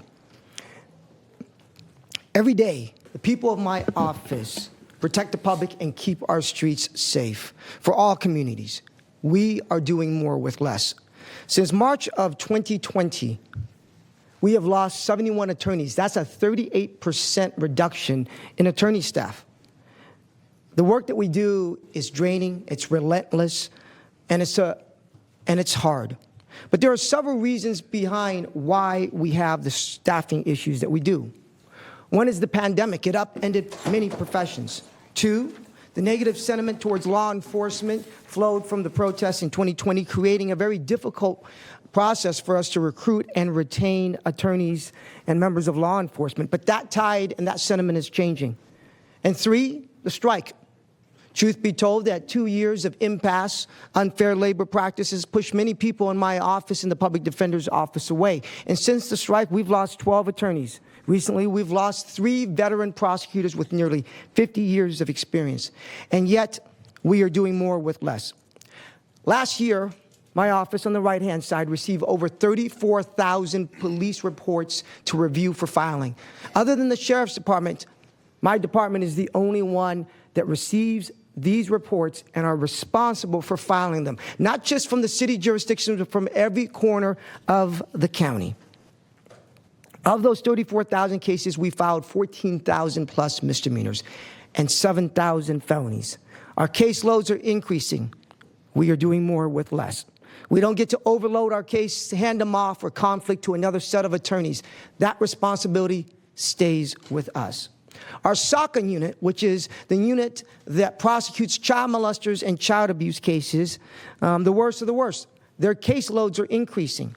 In 2015, we had 264 cases submitted for filing, for review. In the 9 years since then, it's increased by almost 100% to 521 cases that we must review. That is reflected in the fact that the caseloads for the SOCA attorneys have now grown to, on average, 35 cases per attorney. When I was prosecuting those cases 20 years ago, we were in the low teens. It is almost tripled now. And not only has the caseloads increased in SOCA, but they've also increased in domestic violence. Domestic violence, on average, each attorney has 50 to 70 trials. And that has a direct reflection on violence. In 2024, we had 6 domestic violence-related homicides. This year, with another 6 months to go, we already have 9 DV homicides. And we are down. We are down positions in homicide, in major crimes that prosecute 3 strike cases. We are down positions in gangs. When I was the supervisor of the gang and the hate crime team, we had 6 full-time attorneys. We are down to 2. In addition to that, mental health diversion is a completely different animal. Mental health diversion, and I'll lay it out for you the way it works. It applies to every single case except for murder, rape, and child molestation. And I want people to get the treatment they deserve, and does not jeopardize public safety. But the way that law works is this. If you commit an attempted murder, a child abuse, a carjacking, a robbery, a drive-by shooting, all you have to do is bring a doctor's note. Says you have anxiety, ADHD, and the judge must presume that you committed that crime because of that condition. And the only way for the judge and for me to prevent you from getting mental health diversion is if you go ahead and I can show that in the future you're going to commit a murder, a rape, a child molestation, a super strike. And what have we seen as a result of that? That is being used as a sword and not a shield by the Public Defender's Office. In 2022, we filed 117 cases in opposition. In 2023, that jumped to 400, and now we have 977. We have gone from staffing 9 courtrooms to 26 calendars to now staffing 14 courtrooms and 76 calendars a month. That is a huge shift in staffing. Recently, we had an individual that committed 2 separate robberies, pepper spraying, essentially, store employees. We charged them with robbery. What happened was they got mental health diversion. They were released from custody and then committed a stabbing over in Fair Oaks and Sunrise. And so this is a serious public safety issue. But beyond the impact that it has in the courtroom, it has had an impact in terms of increasing our caseloads because it delays, it ages the cases. To the point right now in our office, we have 11,000 pending active felony cases, 18,000 misdemeanors, and 250 cases in our post-conviction unit. We are doing more with less. Now, in addition to that, and the heavy caseload that we are having, we have less resources. We have less process servers now than we did in 2013. And there is a structural defect. For example, the prosecutor to investigator ratio for Riverside County And for Orange County, comparable to our office, is 2 attorneys to 1 investigator. But at the Sacramento DA's office, we have 4 attorneys to 1 investigator. And when you take a look at 20 of the major counties in California, we are at the bottom of the list. It is a structural defect. And speaking of structural defects and the impact that it has on caseload and public safety, 2 years ago, the county CEO recommended the greatest single increase ever to one of the stakeholders in our criminal justice system. The Public Defender's Office received 16 attorney positions, while my office was only offered 3. I had to come before this board and ask for additional positions, and I appreciate and I'm immensely grateful that this board gave us 2 additional positions. And what have we done with that? What have we done with the limited resources that we were given? We led groundbreaking efforts to confront the fentanyl crisis. To the bottom right, you see 426. That's 426 fentanyl overdose deaths in 2023. That's more than all the gun-related homicides in the county in 10 years. Through our efforts, we were able to reduce that in 2024 to 272. And then currently this year, it's dropped to 41. Now, how did we get that done? We got that done because of some of the resources that you provided to us. Our One Pill Can Kill campaign, but in addition, we started the SAC Force Strike Team. And what that team does is this, is when there is a call to an overdose, we send that team out, they do the investigation, and through that, we were able to go after and charge 24 high-level fentanyl drug dealers. We were also, for the first time, because we did not do that previously, prosecuted 12 fentanyl-related homicides, including one that is a double murder with a death in Folsom and one in Elk Grove. And last week, we were able to obtain for the first time a homicide conviction. And that is reflective in a 63% reduction in deaths. Before I came into office and was elected, my predecessor had disbanded the major narcotic unit. Since then, I have reconstituted, added 2 attorneys, an investigator, and on top of that, an individual that does wiretaps. I've had to pull from other areas, but what have we done with that? Along with the Sheriff's Department and Task Force, last week at a press conference, we announced that collectively together, we seized over 200,000 fentanyl pills and over 100 pounds of fentanyl, enough to kill 26 million people or the population of Taiwan, with a street value of $6 million. We were able to do that with the limited resources that this board gave us. But we are hurt. We are hurting. We are doing more with less. So, in addition, Proposition 36, the voters and the people here in the audience and the community voted by 70%. And so what are we doing in regards to Proposition 36? We are implementing it very aggressively. We are top 5 in the state of California, my office, in charging Proposition 36 theft-related cases. And it's had an effect. It's reduced retail theft in the county with the limited resources that I have. But it's just not about retail theft, because we are also been working with our community prosecutors for treatment, because there is a treatment component to Proposition 36 in regards to getting the help that people need. But just as we are doing more, we are facing cuts. And we have taken bold legal steps. Bold legal steps. For example, what we are doing is we are essentially redefining what a traditional prosecutor's office does. We have redefined it to what a modern DA's office should be doing. Things like balancing smart justice and compassion. And recently, my office started the Workers' Protection Unit. And present in the courtroom are the heads of every single building trades and the carpenters. And why are they here? Because for the first time in Sacramento County's history, we filed a criminal felony charge of wage theft. Now, how do we go about doing that? I basically took an attorney that is right now supervising 2 other units, and I cobbled together to create this unit. Because I wasn't given the resources for it, but I need the resources on it because we are doing more with less. And for so long, workers' rights went unheard, but not anymore. And so that is what we are trying to do here by doing more with less. But just as we're doing that, we are facing cuts. And what else are we doing? First of all, indigenous women have homicide rates 10 times that of the national average. Nearly 60% of Native people will be victims of violence in their lifetime. Their voices have not been heard until now. Recently, for the first time ever, Sheriff Jim Cooper and the Wilton Rancheria, along with my office, signed an MOU, creating a task force to look at cold cases regarding missing, murdered, and indigenous people. And that is exactly what we are doing, being innovative. But I did not get any further resources to do this. We cobbled together the resources that we have. And just as we're doing so to help black and brown communities, we are facing cuts.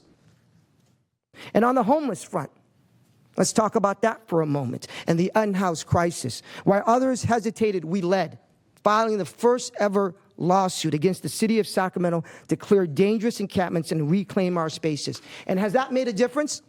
I can tell you that it has. Over here on C Street, what we saw to the left and what we've seen to the right. Over here on Zone, on W, what we see in regards to the encampments in front of people's home and what happened afterwards. And over here on R Street, one of the largest encampments of the city, through the efforts of the lawsuit and working with our other partners, we have cleared that. And what I would tell you is this, and what I would respectfully say is this. We are always being asked to do more with less. The Homeless Core Center over on 14th and X Street has created a number of public safety issues with the community. The unhoused encampments under the WX freeway that is being run by Caltrans has historically created public safety issues for the community. And the community members, the business leaders, and even some elected officials have approached me personally and asked me to step in and help. And I've never once said no.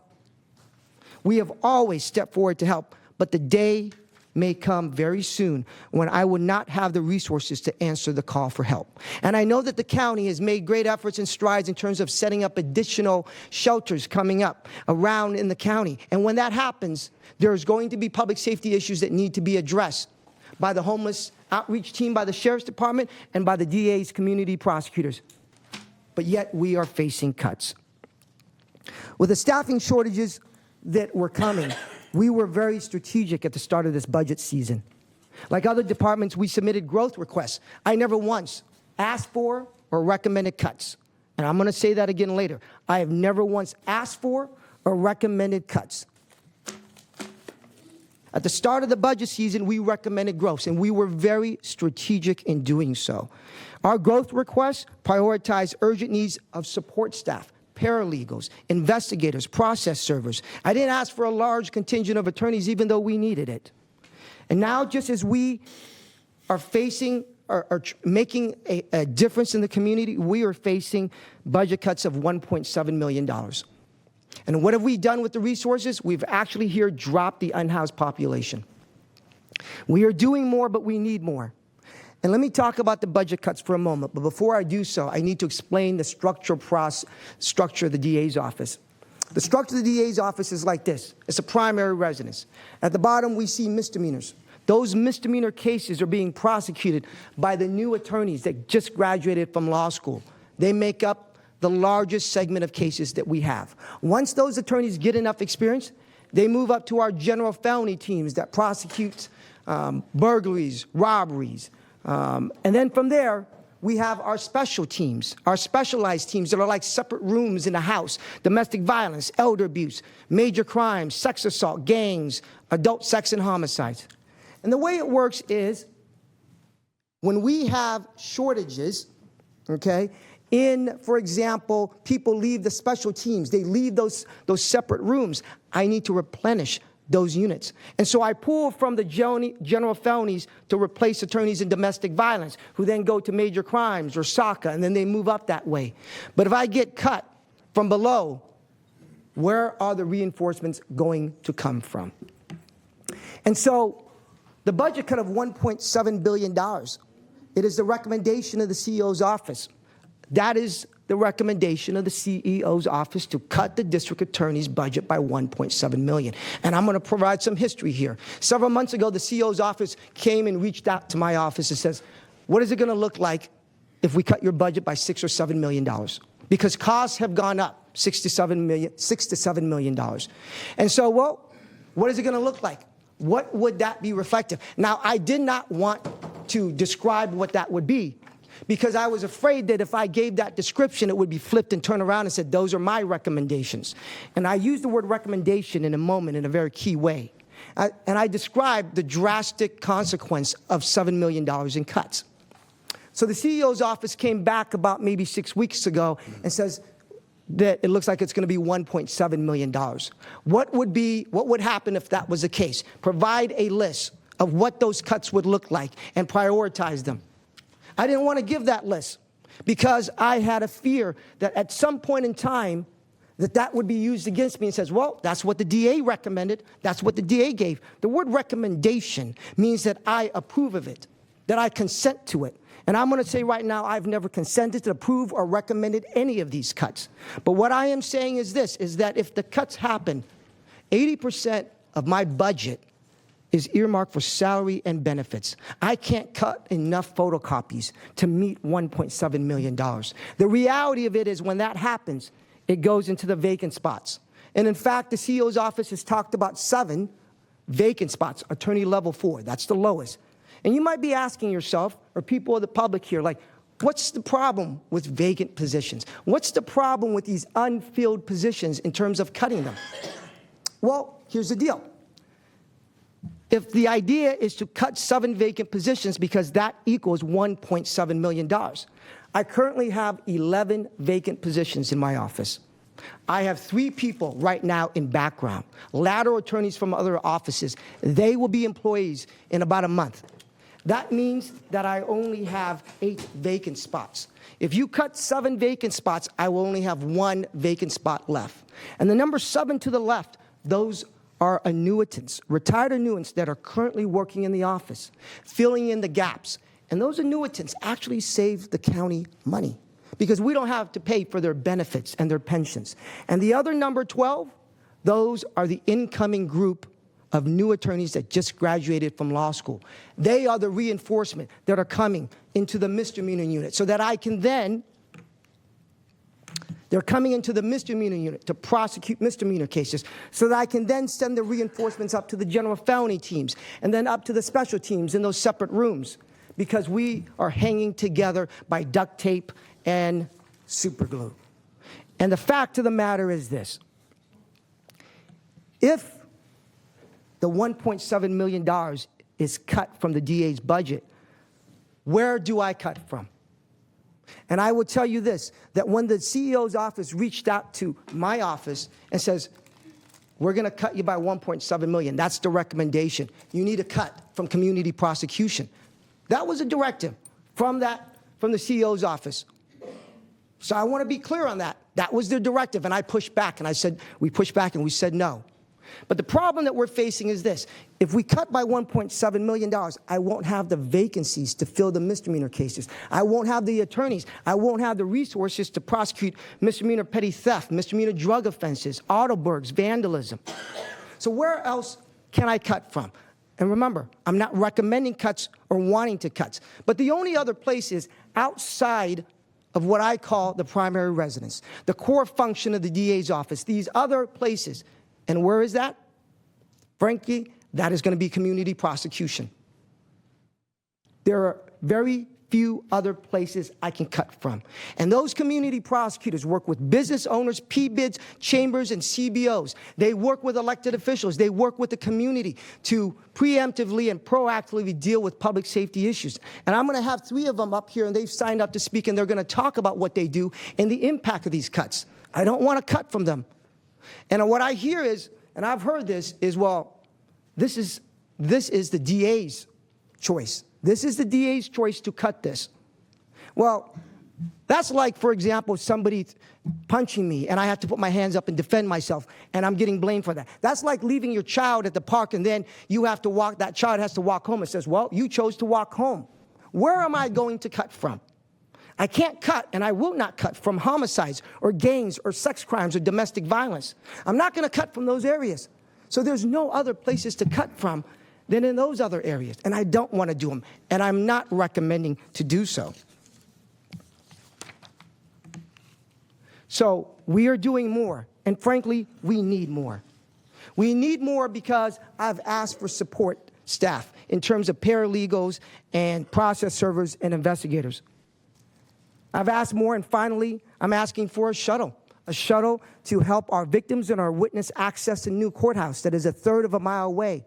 And some might think, well, a third of a mile away isn't very far, unless you're a child or an elderly victim or somebody carrying legal boxes in the summer heat and the winter rain.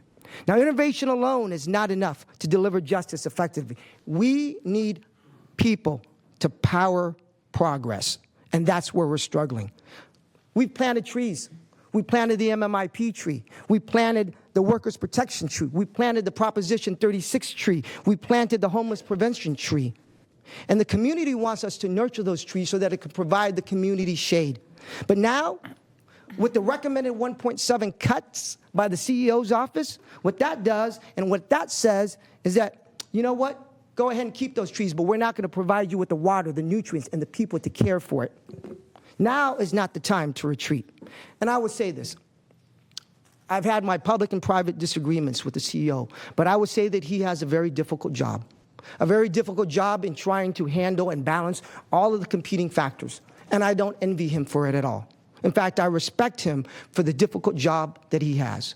And I say this to all the people that are here in the public, here to support, and there's a lot of people on that list here to support public safety. And I'll say this to them. I have personally spoken to and worked with the chair. He cares deeply about drug interdiction, especially when it comes to methamphetamine. And he cares deeply about working with the community in the North area and underserved communities. And I know that he cares about public safety. And I've worked and spoken with Supervisor Kennedy, who has been at the forefront of making sure that when we open a shelter space, that the area around there is protected. I've spoken to him on workers' protection. He cares deeply about, and he cares about public safety every step of the way. And I've worked with Supervisor Desmond. As a former law enforcement officer, I know he cares deeply about public safety. And the homeless outreach team, along with the community prosecutors in his unincorporated area, have made a huge difference thanks to him. And I've worked with Supervisor Pat Hume, whether it's the MMIP project or whether it's his ability to cut through the noise and find a solution. He is a champion of public safety. And I've also worked, and I say this to everybody here, with Supervisor Rosario, who cares passionately about the unhoused crisis and finding solutions, and a champion of public safety. And finally, I'm not here to ask for excess. I'm here to ask for enough. Enough to hold offenders accountable, enough to support the dedicated public servants who stay and fight, enough to show this community that Sacramento County will not waver in its commitment to safety, fairness, and the rule of law. Enough to help me keep my promise to keep us safe. Thank you.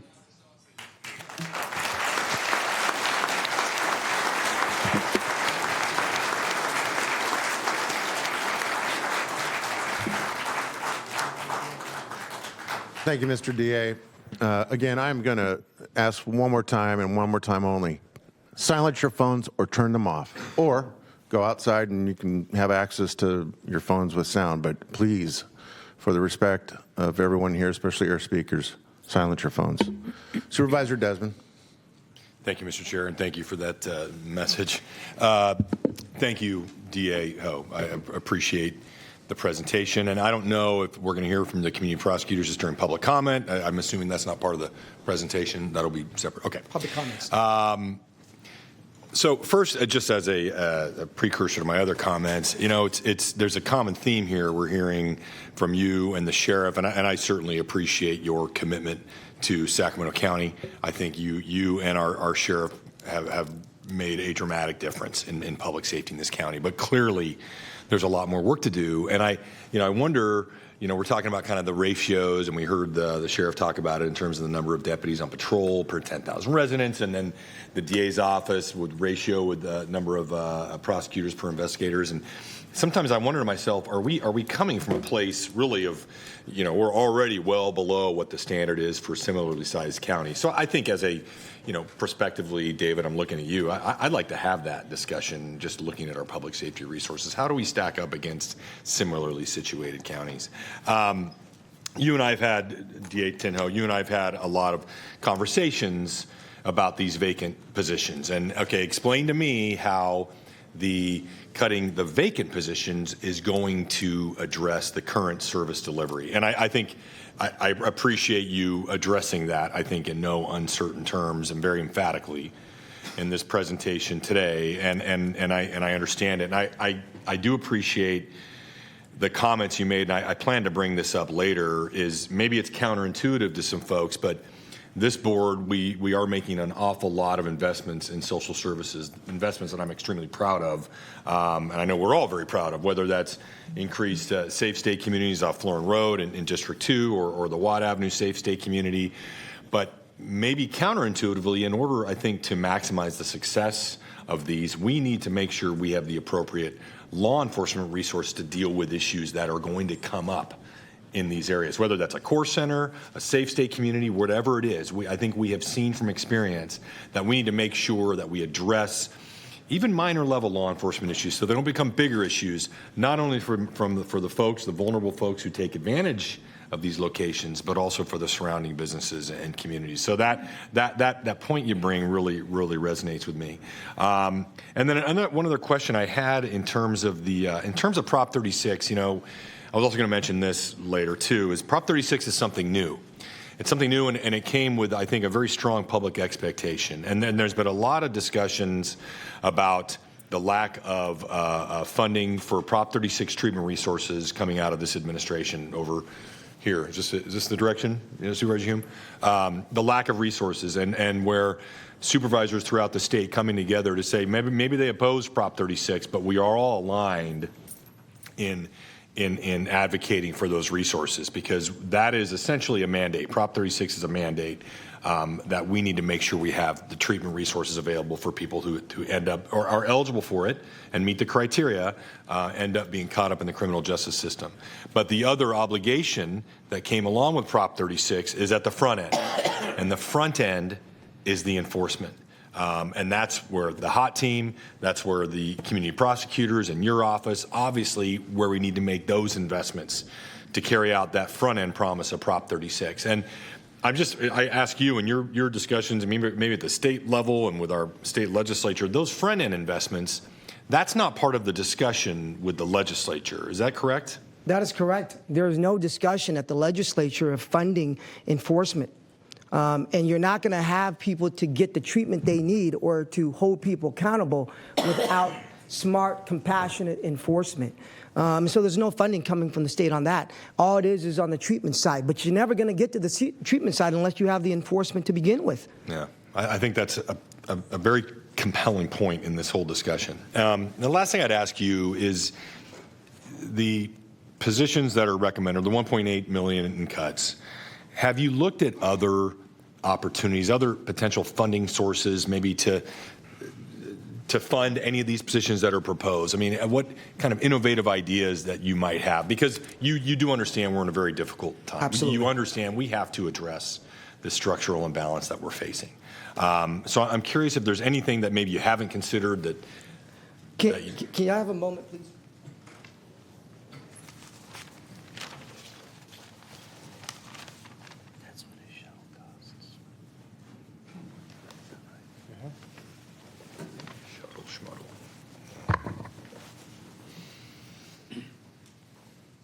We've been thinking about that and really trying to explore those options. There is an option. I'm not fond of it, and the reason why I'm not fond of it is because it's going to require us to take people off of our mainline operation here and put them somewhere else. But we have what we call a STOP unit, which is the prison crimes unit. They prosecute the crimes out in Folsom. And what they do is when they handle those cases, those prosecutors, they bill the state of California on an hourly basis. And when they bill the state of California, that does not come out of the general fund here in the county. It's completely coming from the state.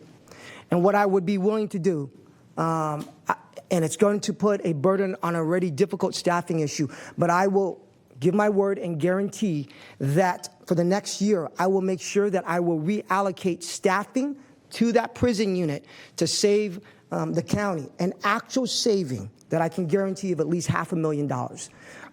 I would do that as a sign of good faith to try to close the gap, but it's going to create other issues for me. And so if I do that, I can't take these staffing issues having my budget cuts removed. I'm not very good with this here, but the vacant spots that we're talking about, because that's going to have an impact. And so we could do that. We could do that for this next year, and I would commit to moving staff over there so that it would actually be a saving of $500,000 to the county. I'm sorry. Yeah. Could I just? I'm sorry. I apologize, but just while you're on that, because I didn't quite understand the answer. So right now we have a program in which the DA prosecutes crimes in, say, Folsom Prison. Yes. I'm surprised that it's not the Attorney General that does that, but that's a state issue. And then we bill the state for those services. For that particular service, yes. And so where's the cost savings come from? Because here's what I would do. Yeah. And I'll use this over here so I can explain that. So these are the core functions of the office over here. And so the county pays from the general fund or where have you for attorney salaries. Right. So what I would do is I would take resources, staff, attorney that is currently being paid by the county, by the general fund, and I will reallocate those attorneys and reassign that staff, those attorneys, to the prison crime unit, so that the money that would have normally been taken out by the county general fund will now be taken out from the state's fund. So what that does is I will guarantee that by moving that staff and having them work in this unit and billing per hour, they bill to the state, because those are state, that's a state facility. And there's an agreement and an MOU to prosecute those cases in my office. But that sounds like it might save the county money by yes, but it also that just increases your lack of resources that you're concerned about. Well, going back to, and hopefully I can get this right here, if I go back one slide here. So going back to the slide of vacancies, if the county does not cut my vacant positions, try this one more time.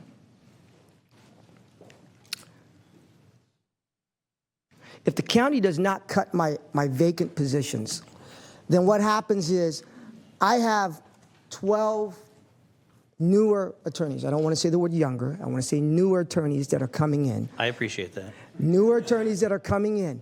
Those attorneys, if I am not being cut by the vacant spots, I can hire them so that they can provide reinforcement. And if I don't get cut, I can make this work.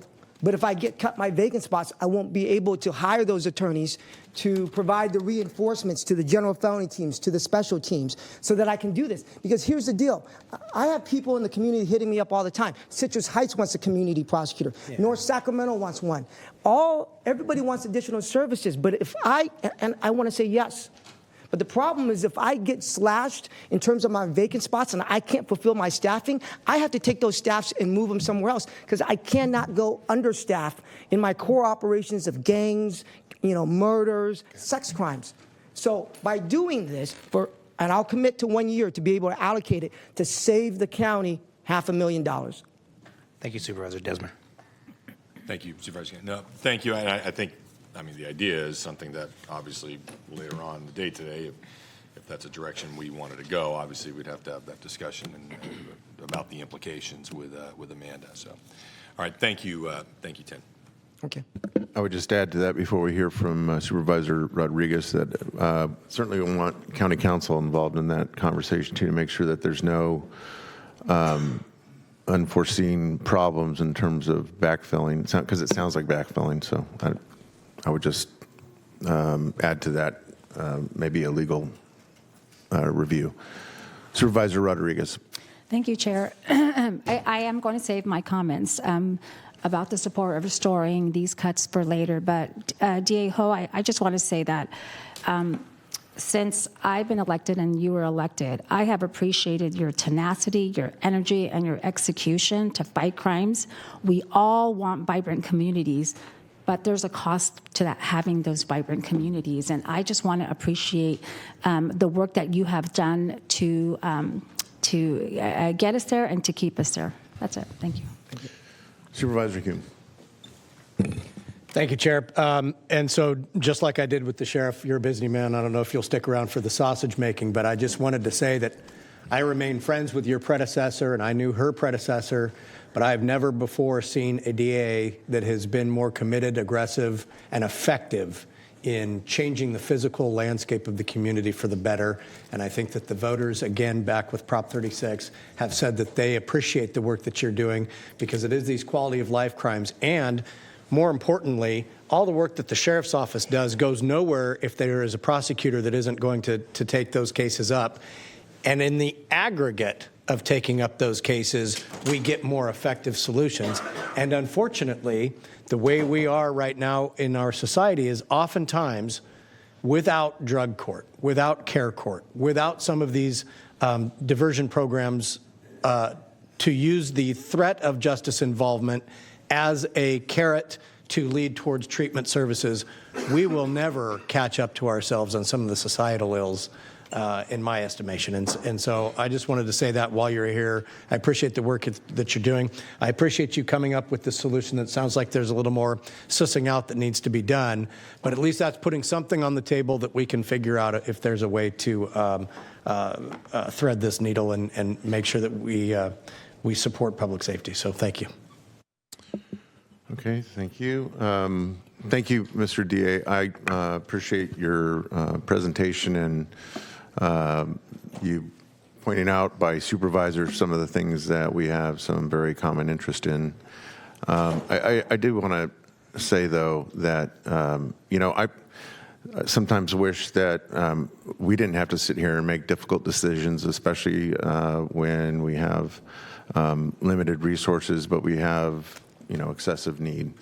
And of course, I see City Council Member Roger Dickinson is in the audience, and I expect to hear from him here shortly. But he was in this seat back during the depth of the recession. And he knows better than anyone in this room the fact that it's our job. We're elected to make great decisions sometimes that result in enhanced service and doing better for our constituents. We all enter elective office with that intent, right? That's what drives us. But the job of being an elected person, whether you're a supervisor or a district attorney, is that sometimes you have to also recognize that you're going to have difficult decision making to do. So when I hear that, and correct me if I'm wrong, Mr. DA, that when you were asked by the county CEO to tell us about how and where you would need to cut, but you, for whatever reason, said, no, I'm not going to do that because of the reasons that you stated, I can't help but feel like that's shirking some part of the responsibility because it's distasteful. I get it. It's not what you wake up to do. But we are doing it in front of you now.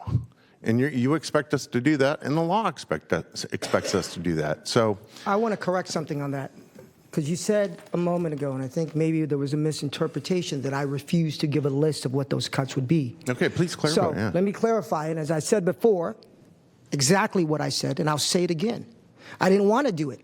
I didn't want to give that list, but I actually did give the list. Okay, that's different than what I heard. So if anybody here is alluding that I somehow skirt my responsibility and didn't give a list, that is wrong. Okay. Because good. I did do that. But what I'm also saying is that this recommendation of the cuts is coming from the CEO's office. And I've also been very clear about what that would be reflected in.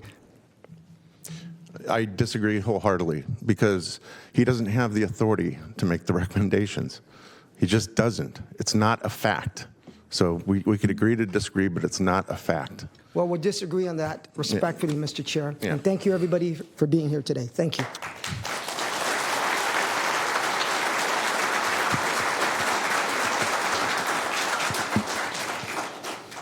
Okay, I believe we're going to hear briefly from the Public Defender's Office. Yes, if we could. Thank you, Supervisor. Thank you. And then we will get to public testimony. Yes, good afternoon. Good afternoon. Chair Cerna, members of the board, Amanda Benson, Chief Public Defender. Thank you for the opportunity to be heard regarding our budget and the difficult cuts that we've had to propose to meet our target. To prepare this year's budget, I worked closely with staff to try to find efficiencies, try to find areas where we could cut with minimizing impact. We had a target of $3.4 million. And we immediately got to work. How could we bridge that gap? The first thing we did was we had some additional streaming source for new work we had to do with our incompetent to stand trial clients.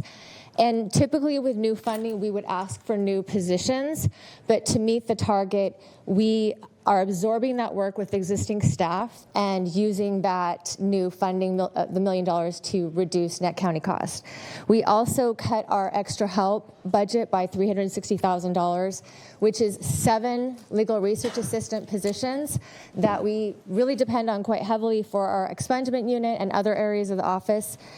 We also cut a vacant administrative services position, and then we had to cut our CBO services, one at our juvenile facility for our Foster Hope contract for our juvenile youth who are in the program who have experienced significant trauma. We had to put that on the chopping block, and then as well as our Exodus project. And just quickly, I believe Supervisor Hume had a question about Exodus project. We've used them to pick people up from the jail who are being released, to transport them, provide emergency housing, help them get clothing, food, supplies, that type of thing. And we're working with correctional health for them to take over that service so that correctional health can work really closely with them after hours to provide that same service to reduce the number of people who are being released onto the street after hours. So we also proposed an additional 1.4 million cuts in our pretrial services program and at our juvenile division that are thankfully being recommended to be restored. So I want to say that the $1 million that we proposed, that's not showing in the budget documents as a cut because we absorbed that into our base budget. So with the $1 million in cuts that have been recommended and the $1 million that we absorbed into our base budget, we have absorbed a reduction of $2 million to our budget. And we're doing the best we can to minimize that impact. We are absorbing that workload with our existing staff. So I feel there's maybe a narrative out there that the Public Defender's Office is not suffering cuts. To meet that $3.4 million, that would have been 12 attorneys. If we had immediately offered up 12 attorneys, that would have really impacted our core services. That would have resulted in overloads. That would have resulted in increased costs to the county. So we really tried to find other ways that we could absorb those costs without immediately going to 12 attorneys. And we were able to do that through these other ways that we found reductions. So lastly, I do want to respond to the DA's comments and respectfully urge the board. I know there's a lot of work. We are all doing more work with less money, but I just want to encourage or urge the board to not restore that budget at the expense of other public service and social service agencies that are really shouldering a lot of work of these new laws. We have mental health diversion and Prop 36, where the legislature and the voters of the state of California have made it clear they want accountability and they want treatment for a lot of these offenders. And the bulk of providing that treatment is really on the public defender, conflict criminal defender, correctional health, behavioral health, probation, and the sheriff. And these laws, in doing so, they give people accused of crimes a right to treatment over trial. And so the number of trials has gone way down in our county. There's been a drastic cut in jury trials, both in misdemeanors and felonies, 54% cut in jury trials. Now, jury trials typically are a very time and resource-intensive task for the DA's office. Because the DA has to put on the proof, they have to put on the jury trial, and it takes a lot of time and effort. And these new laws have actually, as people are choosing treatment over trial, it's putting more burden on these other services, agencies and departments. And it's in that way, I mean, I know the DA's office has new demands. That's not the issue. But in terms of jury trials, the jury trials have gone down over half. And so, that puts a pause on work that the DA's office has to do, but it does not pause the burdens of these treatment plans and mental health diversion applications. And so I think it's important for this board to understand that these new laws have impacted departments in different ways. And so I leave with just encouraging this board to remember the departments that are shouldering a lot of these burdens. And we all, of course, care about public safety. Please don't take funding away from the departments that have these new burdens. We're all trying to implement these new laws and maintain service levels. Thank you. Thank you, Amanda. And just want to say before we hear from Supervisor Hume, who's in the queue, and I just want to recognize the fact that you have a very, very unique mission as it relates to county service, because it's one of the few just plainly and very directly constitutionally protected, U.S. constitutionally protected services that we as a county must provide in terms of public defense. So that's an important part of understanding the complexities of dealing with budget cuts and new laws that enhance the workload for your attorneys. And I think it would be I would be remiss, or we would be remiss, if we didn't remind everyone of the constitutional importance of it. So, thank you. Thank you. Supervisor Hume. Thank you, Chair. And that's actually a great segue, is that having made my comments to the sheriff and to the DA, I also want to tell you what a great job I think that you do and how difficult your decisions are.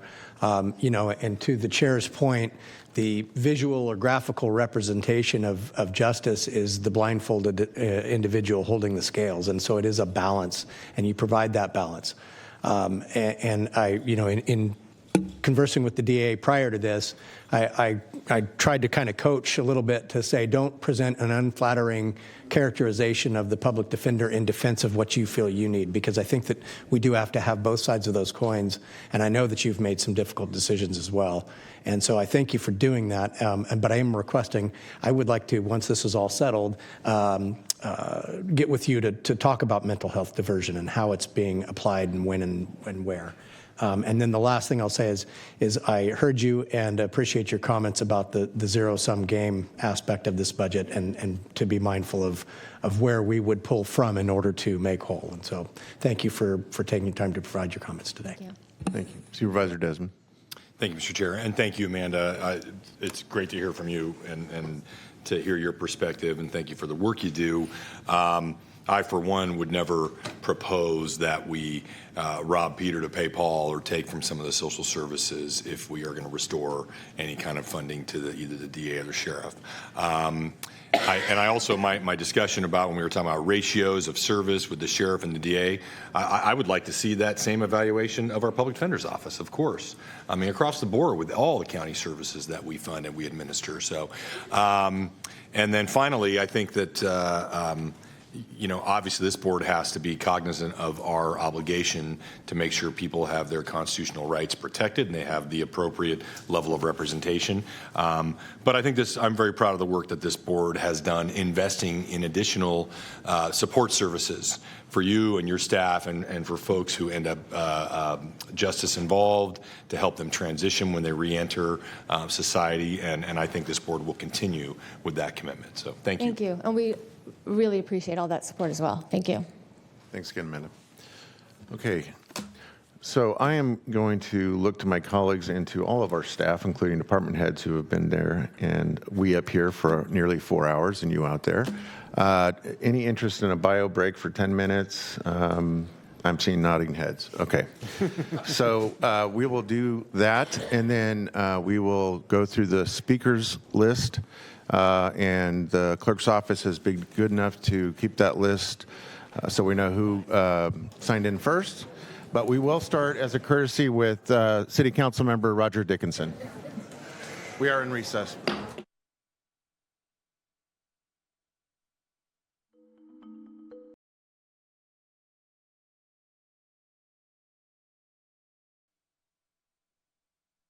To order this meeting of the Sacramento County Board of Supervisors for Wednesday, June 4th, 2025. Madam Clerk, will you please call the roll and reestablish a quorum? Yes, good afternoon. Supervisors Kennedy? Here. Desmond? Here. Rodriguez? Here. Hume? Here. Cerna? Here. And you have a quorum. Thank you, Madam Clerk. Again, as a friendly reminder, please, if you will, keep your comments to 2 minutes or less. You don't have to use the full 2 minutes.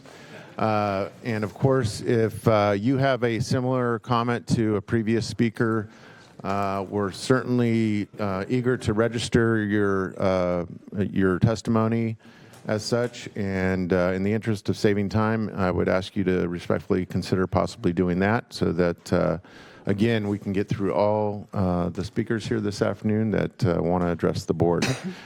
We are going to start as a courtesy, and this is somewhat tradition in these chambers, that when we have other local elected officials here in the chambers, that we offer them the opportunity to speak first. And so I know, again, my predecessor to the board, former County Supervisor Roger Dickinson, and former Assembly member Roger Dickinson, and now City Council member for the City of Sacramento, is here.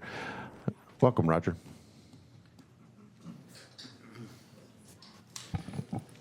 Good afternoon, Mr. Chair and members. Thanks for the opportunity to make this pitch to you this afternoon. Since I know you've got financial challenges, I thought I'd just go for the sympathy vote here.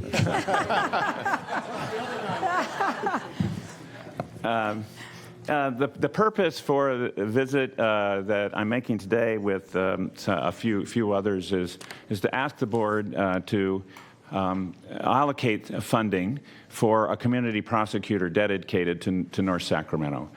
You all know that North Sacramento is an area that has been overlooked and left behind for far too long. We need and we deserve, and we are bringing to bear the attention of the city's resources and commitment. And now we want to work very closely in partnership with the county in North Sacramento, especially because the county, in many respects, has a unique commitment to North Sacramento. It is the area of the city most affected by county services, including health services, human services, probation, and other departments. And so the county has a very distinct interest, I believe, in the health and welfare of North Sacramento, just as it does in the remainder of the county, but in a more acute fashion, I think, in our part of the city. I have some others here who will speak to the need. But my request is that the funding, if you can find it, would then be allocated on the basis of using an MOU or some form of agreement with the district attorney's office to assure that the funding would be used for a community prosecutor in North Sacramento. So thank you for your consideration. With me today, and we thought we'd go quickly so you can expedite the hearing, Captain Neil Cybulski, who is the North Area captain for us, and then Kevin Dobson, who is the president of the Del Paso Heights PBID, and Candace Brooks, who's the executive director of the PBID. I want to say that Andy Hernandez, who's president of the North Sacramento Chamber of Commerce, was here but unable to stay. So we're here. We'll make a quick presentation with your blessing, Mr. Chair, and then if you have any questions, happy to respond. Great. Thank you, Councilmember Dickinson. And thanks for reaching out early and coordinating with my office on this subject. Welcome, Captain. Good afternoon, Mr. Chair and other board members. Again, Neil Cybulski, I'm a captain with the Sacramento Police Department North Area, serve in Councilmember Dickinson's council district. I'm here to talk about my support for a community prosecutor in North Sacramento. As stated, a couple quick items is we know that they address, in partnership with law enforcement, city residents, and as well as business leaders, address quality of life issues and really crime prevention, right? So the community prosecutors often focus on quality of life offenses such as is trespassing, vandalism, drug activity, and which can contribute to the decline of the overall quality of life. And we feel that this partnership will address the quality of life issues to raise those for the citizens of that area, North Sacramento, as well as deter some of the crime in that area. So thank you for your time. Thank you, Kevin. Hi, County Supervisors. Thank you for listening to us today and hearing our input. Kevin Dobson, Founder, Executive Director for Capital College Career Academy. We're a charter high school in Del Paso Heights, so I also wear that hat as well as being the PBID Board President. We led the largest union construction project in North Sacramento's history since light rail came in 1987. So both those efforts and the efforts of the PBID have really taken some real positive steps forward. And so just ask for the support for a county, an appointed person from the DA's office to support many of the things, as the captain just noted, that have plagued Del Paso Boulevard Business Corridor and has been a hindrance to the development and just the vibrancy that is so desperately needed in that area. Thank you. Candace Brooks, Executive Director of the Del Paso Boulevard Partnership, as well as 2 businesses on the boulevard. So the need for support to get this done is necessary because businesses will not survive if they keep having issues, and we need people to address them directly. So I'm gonna keep it simple like that. So thank you. Very good. Thank you for keeping it simple. And I will note that Mr. Lithigum's got a grin from ear to ear behind you, so that's a good sign. And if I can add just one closing word, we've obviously represented the business community today, but there are real basic fundamental quality of life issues throughout the areas I think most of you appreciate.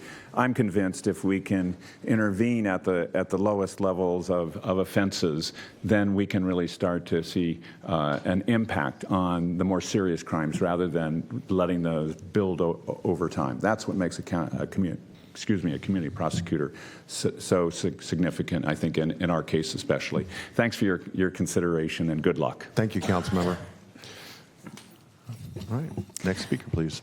Okay, our next speaker is Damien, and may I ask Chair to make a recommendation about the line? So if we could, just to kind of help expedite things, let's do lineups of 3. So the next 3 speakers you see from the list, you can see where your name are. If you can just kind of line up behind this young man up on the stairs there, that will reduce the amount of time you need to crawl out of your seat and then walk over to the podium. That way we can save a few minutes off our time here this afternoon. It needs to turn. Good morning, Board of Supervisors. My name is Damian Kingsnorth-Stenicky. I'm a 5th grade student residing in District 1 and attending Washington Elementary School. I'm taking time off my school day to save Splash $75,000 so that more kids can experience the fun and teachings of Splash. Though I may seem young for this, and may not be worth to pay attention to, my opinions are still valuable, and I ask you to reconsider your decision. If less kids learn about Splash, less kids of my age, younger and older, will experience less Splash, meaning that they will not learn about the vernal pools and our lands and what lives in them. I've gone to Splash since I was 4 years old. In the years that followed, I went back to Splash again several times and really enjoyed it. Splash was the first place that I ever looked through a microscope, and it was one of my favorite places to go when I was younger. In the main building, they have collected trays of water from the vernal pools.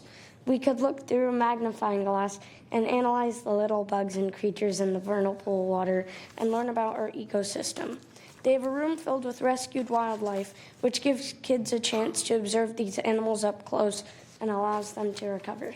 Exposing kids to Splash is important because it instills in us from a young age an understanding of where we live and the importance of protecting nature for generations to come. Splash is an organization that I respect and others should too. In conclusion, I believe that Splash should keep their funding so that more children can experience the joy of knowing what creatures live in our vernal pools. Great job, Damien.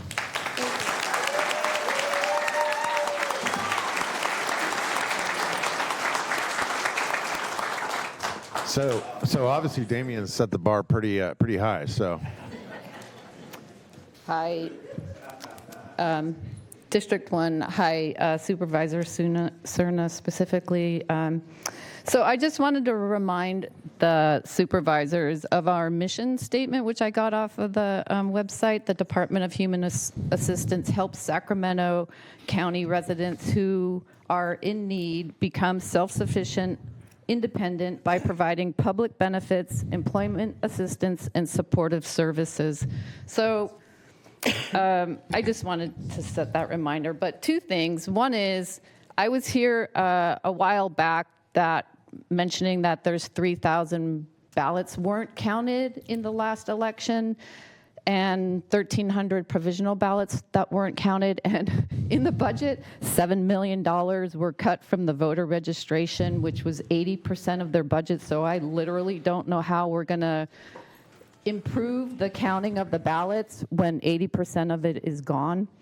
The budget is gone. But then I also wanted to talk about the medical equipment use report that was presented to the Sheriff's Review Commission, and it was lacking in 6 mandated through the government code, which Supervisor Kennedy said we have to follow the law, 6 things that are supposed to be in the report that aren't, and one of them specifically is what complaints against the medical use, military equipment use. Were there any complaints and what were the resolutions? And that's missing from the report. And I talked to county council because the sheriff talked about county council. Well, if we send it to county council and county council approves the report, then we're following the law.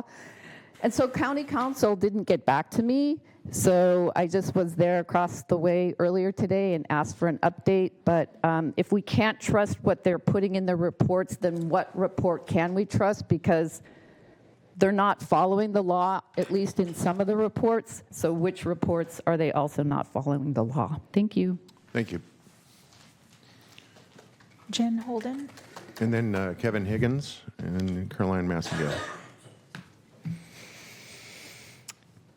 Good afternoon. My name is Jennifer Holden. I am a resident in District 2. Hello, Supervisor Kennedy.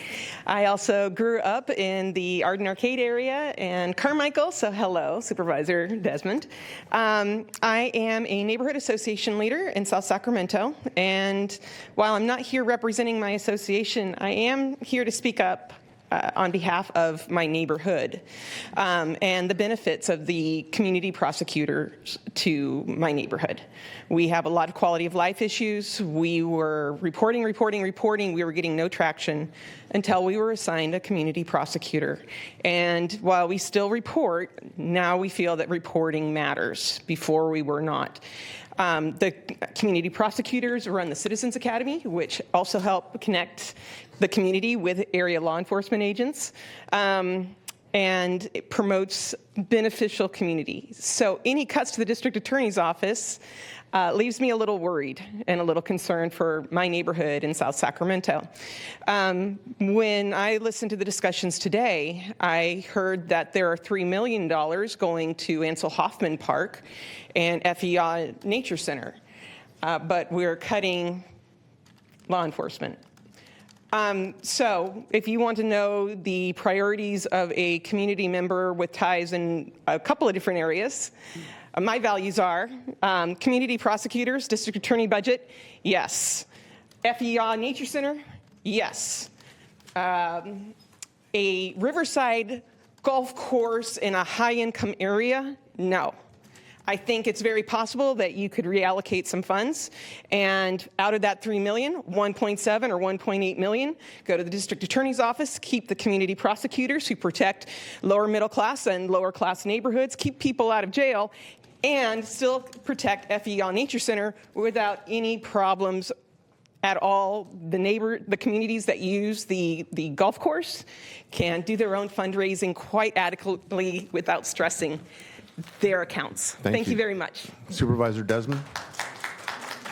Thank you, Mr. Chair. And without going back and forth with a member of the public here, just for clarification, the project in Ansel Hoffman is for the roads and the parking lots there. If any of you have been down there, it is one of the most heavily utilized regional parks in Sacramento County, utilized by everybody throughout the county, which I'm very proud of. But the roads and the parking lots have literally been falling apart. This is not money that's being allocated to FEA. It's for the infrastructure down there, and it's been planned for many, many years. And Mr. DeFonte, isn't it in the CIP? It's actually under construction right now. Yeah, but it's in the Yes. CIP? I believe so, yes. So different budgets is my point, right?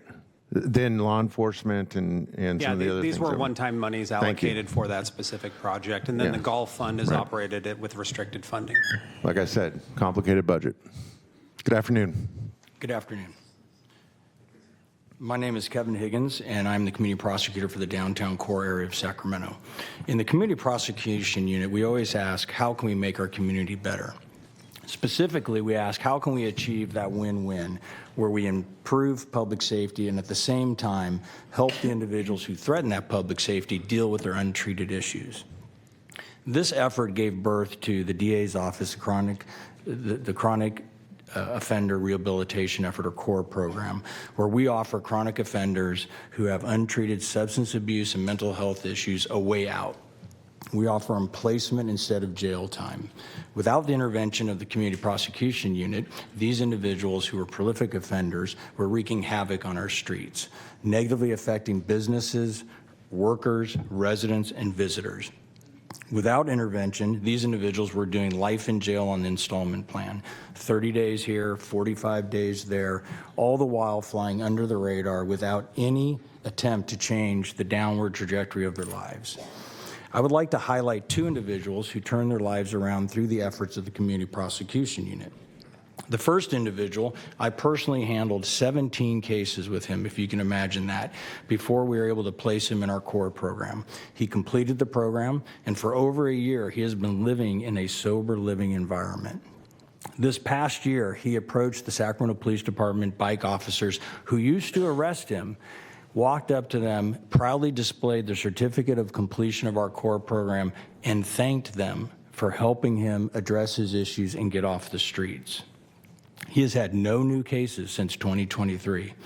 Another prolific offender in the downtown area, I filed 10 cases against her in a 12-month period of time. She was literally wasting away on the streets of downtown. Through community prosecution unit intervention, she got help. She reunited with her family after 17 years. She now resides with her family, is drug-free, takes her medications on her own, and has had no new cases since 2022. This is the work of the community prosecution unit, saving lives while improving public safety.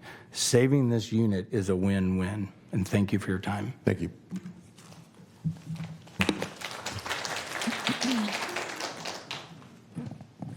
Good afternoon. My name is Carolyn Massengale, and I've been with the District Attorney's Office for 15 years, and I'm currently assigned as one of your community prosecutors to the Sacramento Delta and South Sacramento. Working in community prosecution is unlike any other assignment in this office. We aren't just reactive to crimes. We work directly with citizens, businesses, and law enforcement to take a proactive approach addressing challenges in our neighborhoods.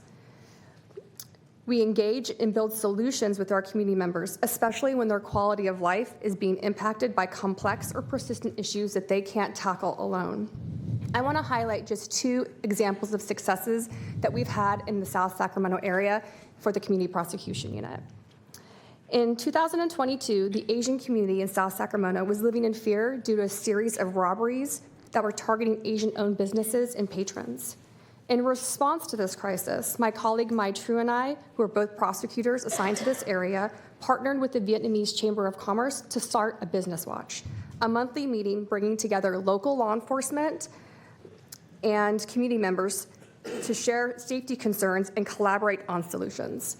I actually saw the business, the owners of Pegasus Bakery here today, Jonathan and Cynthia Lamb, who graciously hosted our meetings for a full year. We also conducted CPTED evaluations with all the local businesses in the area, crime prevention through environmental design, to encourage and make recommendations to businesses to make physical improvements to deter criminal activity. Another example of a success in South Sacramento involved an apartment complex located on Martin Luther King Jr. Boulevard. At this particular apartment complex, the residents were living in unsafe and unlivable conditions, no regular electricity, squalor-like conditions, and rampant criminal activity. When you walked into the opening area of the apartment complex, literally on the wall, in quotations, someone wrote, "Our slumlord makes us live in garbage." With the collaboration of the Sacramento County Sheriff's Office South POP team, code enforcement, fire, and our office, we engaged with the property owner, and we were able to safely relocate residents and board up the building, putting an end to this unfit and dangerous condition. These cuts will directly impact the residents' quality of life and our ability to do this work. Thank you. Thank you.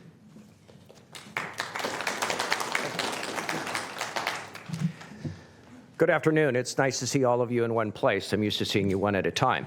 My name is Ron Lithicum. I have the pleasure of supervising the Community Prosecution Unit for the District Attorney's Office.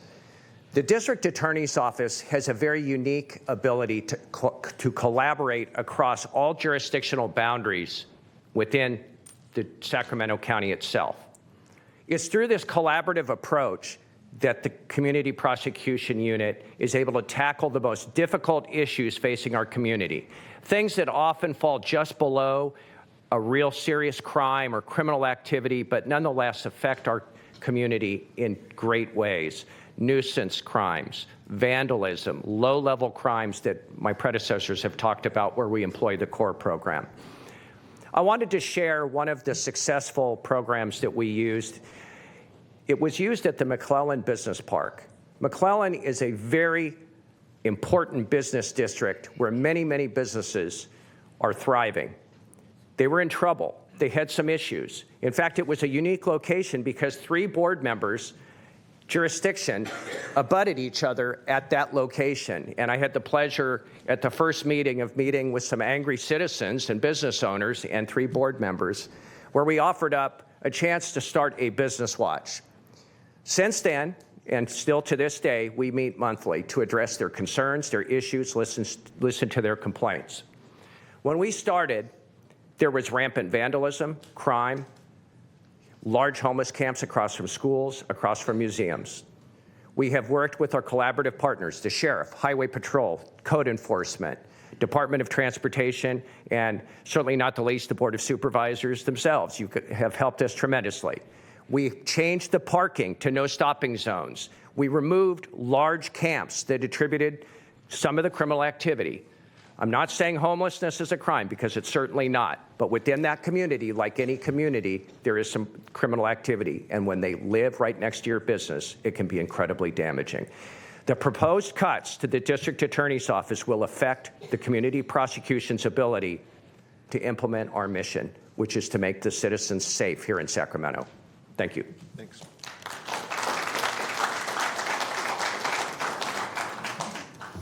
Good afternoon, supervisors and staff.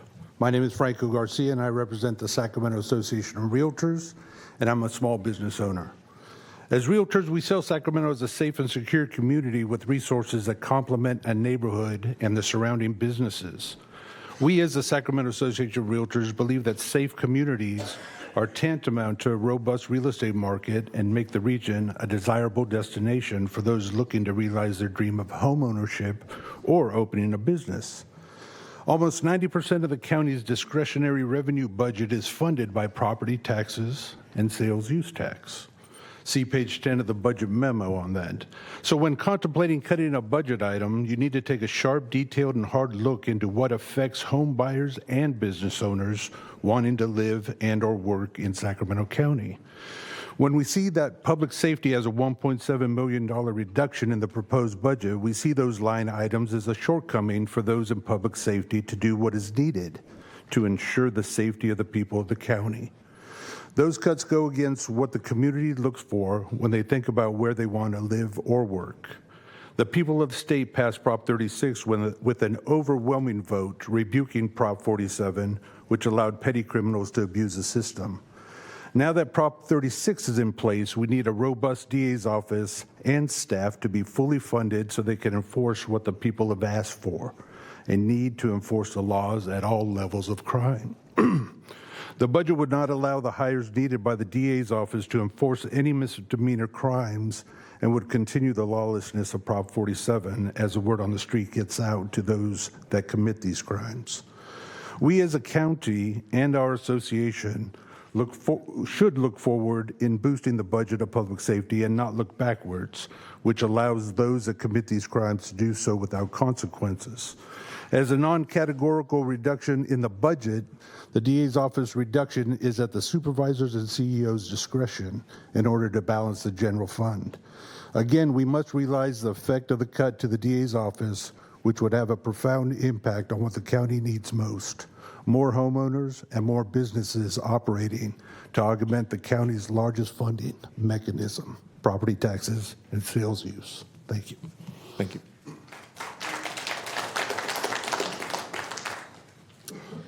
Good afternoon. Thank you for having me. My name is Samantha Beck. I'm the Executive Director of the Carmichael Improvement District, and I'm here to represent not just our district, but the greater Carmichael community. We're located in District 3 in an unincorporated community in Sacramento County. I really want to urge this board to make public safety a top priority as you're reviewing the funding of the District Attorney's Office and the Sheriff's Department. As a property and business improvement district, we continue to face significant public safety concerns. Retail theft, drug activity, arson, illegal dumping, and ongoing challenges are directly impacting us every day. And the District Attorney's Office and the Sheriff's Department play a vital role in addressing these concerns. The Hot and Pop team have played a significant role in making sure that our community is clean and safe, as well as the District Attorney's Office. Their leadership has been just incredible in our community. I'm also a direct recipient of the support provided by the DA's office as well as the Sheriff's Department as a domestic abuse survivor myself. Our DA was Ruann Dozier, and that was a long time ago, and she changed our lives forever. Their work saves lives and it brings justice, and they need the capacity to continue doing both. So I ask that you please don't set us back, that you please prioritize the DA's office and the Sheriff's Department and show that our community continues to put safety first. Thank you. Thank you. It's about to get loud in here. Clerk Park, would you? Oh, yeah, sure. She knows. I was waiting for that. All right. I just want to say, too, Damien, I love that testimony from that young man, Damien. It says hope for our future. And as a matter of fact, I'm going to talk about hope. So my name is Jason Wendt. I'm the Executive Director for the Watt Avenue Partnership, also known as the 80-Watt PBID. That's Property Business Improvement District. Rich Desmond, thank you very much. And also a little bit of Phil in there. Thank you, Mr. Chair. So hope. This is the word that undergirds and supports my 2-minute commentary right now. For decades, Watt Avenue, North Highlands has struggled with a particular stigma, a reputation, that of being an area known for homelessness, drugs, gang trafficking, and theft activities. Our PBID was formed in 2015 to help combat this, and through a consistent series of collaborative efforts with law enforcement and county officials, we have seen tremendous progress in the aforementioned areas of concern. Hope. Things are tight, we understand. Everyone gets a little haircut, a little off the top, as it were. But that said, the Watt Avenue Partnership is at this moment experiencing a very unique time in its history. Together with the Transit Center Improvement Project, the Complete Streets Project, and the impending Safe State facility, on top of regular monthly meetings with law enforcement, district attorneys, volunteers, and those invested in the success of the Watt Avenue movement, we are now the closest we have ever been to changing that negative stigma around. Hope. I simply say here that while cuts must be made, I implore all involved parties to please consider the impact that those cuts may have on special districts like ours, the ability to actually meet with law enforcement, hot team, pop team, ask questions of the district attorney, all of whom attend the meetings, are in the room, and can help give clarity on the changes of the laws, rules, and regulations that govern our county and affect us in real time. That is invaluable. It provides hope. I know that you all care. So I'm preaching to the choir when I say, please, in your consideration, use discernment, use your perspicacity in your oversight of these cuts, and how certain category reductions might affect our special districts. Every tiny bit that we can obtain and sustain helps us and gives us continued hope as we move forward with passion, power, and purpose. Thank you. Thank you. I need a thesaurus up here. Why did I have to go in behind Jason? Oh, so board chair, members of the Board of Supervisor, my name is Frank Louie, and I represent the Stockton Boulevard Partnership. We've got over 475, we represent over 475 businesses in our business corridor, and I think we have one of the most diverse business corridors in the city. And the community prosecutors are invaluable to us. The fact that they're really proactive, and a good case in point is we had this problematic apartment unit that was just right off of Stockton Boulevard.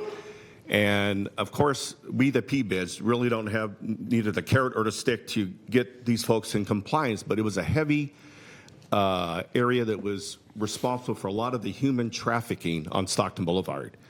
And our community prosecutor, and I didn't realize Carolyn Massengale was here, but she was very proactive and vigilant and stayed true to about 2 years of just constant using not only CEBTED, but which is crime prevention through environmental design, but really engaging the property managers to be more proactive to really make our community safe. And that was just one of the things that they do, but we do the fentanyl outreach education and the retail theft that we have ongoing in all of our respective PBIDs. And just the fact that we do our monthly Safety on Stockton Boulevard meeting where we're collaborating with our law enforcement partners, our code enforcement partners, to really get a handle of what the issue and what are some of the issues that we need to prioritize. So if we could find money in the budget, and it just feels that, you know, we really would love to, our ask would be to really look at saving our community prosecutors. So thank you again. Thanks, Frank. Good afternoon, Chair Cerna, members of the Board of Supervisors, and to all of our county partners. Scott Ford on behalf of the Downtown Sacramento Partnership. Proud to serve in California's original property-based improvement district dating back to 1994. And as someone who grew up in the city, currently resides in the unincorporated county, it gives me great fulfillment every day to come in and to serve a central neighborhood that really is the epicenter of Sacramento County. I do want to acknowledge something that our county executive said earlier, the engagement and the partnership that our organization has with everybody with the county, from our supervisor Cerna to Chief Executive David Villanueva and staff. The progress that we are seeing in the downtown neighborhood is directly attributed to a great working relationship that we have with the County of Sacramento, the city, the state, and the community at large. I truly believe that. One thing that I do know that while we try to really rely on proactive public safety measures, lighting, positive programming, pressure washing every day, it's not always enough. And one thing that we've heard this afternoon, and I'll echo again, is the success is really based on having that ability to reach out to our community prosecutor. In this case, it's Kevin Higgins, who you heard from earlier today, to really work on getting people that are on destructive pathways for themselves, but also for the community at large, hopefully into pathways towards progress and positivity for them. Our council member Roger Dickinson said earlier, it's about intervention, and I truly believe that. I've been in this job for over a decade now, and I've seen individuals who I know by name, and I've seen them go from paths of destructive behavior towards much more positive paths towards themselves. And to me, that's what a robust and a well-funded community prosecutor program represents for our central city. The laws that we have in place are only as effective as our ability to enforce them and to hold people accountable when they are on those pathways. So, again, as we look at making very tough decisions as it relates to the budget, and I fully recognize how difficult that process is, I just want to echo that what we hear every day from our businesses, the employees, and people who come down and enjoy this neighborhood is that public safety is foundational to the social, economic health of Sacramento County. Thank you. Thanks, Scott.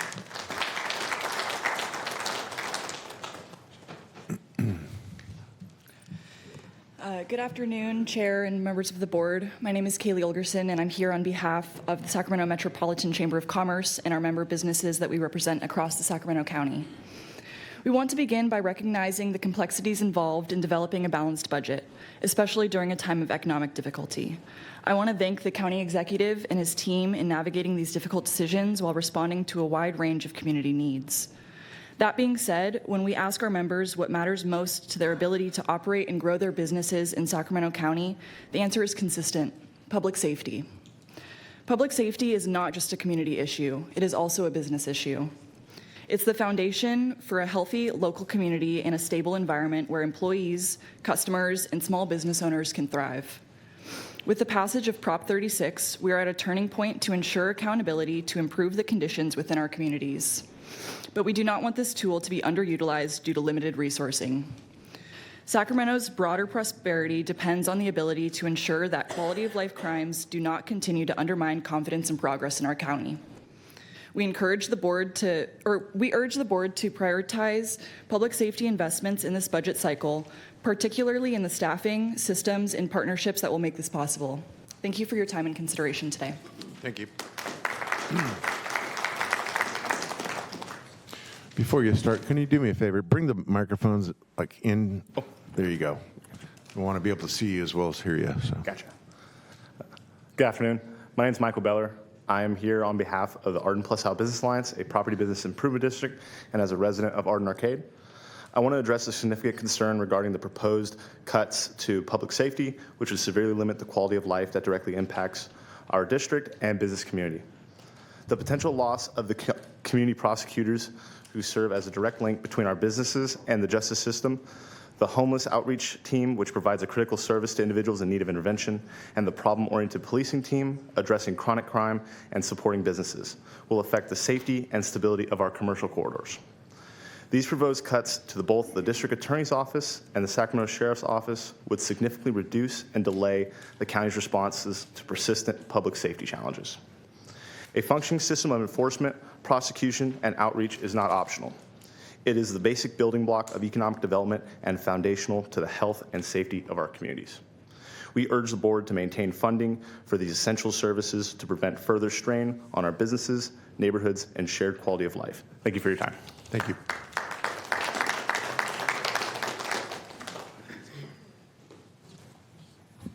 Good afternoon. My name's Mary Ann Povey. I've been deeply involved in the Orangevale community, raising my family there, and I've been on the currently serve on the Chamber of Commerce as their Director of Communications. Each month, we hold monthly meetings with the District Attorney's Office, Ron Lithicum and his team, and the Hot and Pop teams, and their involvement with our community has been invaluable. Through this collaboration, we've effectively address challenges within our homeless community, distinguishing those in genuine need from individuals engaging in criminal behavior, a distinction that benefits everyone. We've made a big difference proactively working together, and I truly hope that we can continue to do so. If this partnership were to end, it would have a dire impact on the safety and well-being of our community. The progress we've made so far, and we've made a lot of progress, I've been there for many years, I've seen it with my own eyes, would quickly unravel. This relationship is crucial and must be preserved. I urge you to not cut the funding. These teams actually work. And as somebody that's worked in government before, that's really important. I just heard Sheriff Cooper say some of the programs are barely moving the needle. We can say for sure, these Hot and Pop teams, the DA's office working with our community has really, truly made a difference. So I urge you to find funding elsewhere. Don't cut them. Thank you.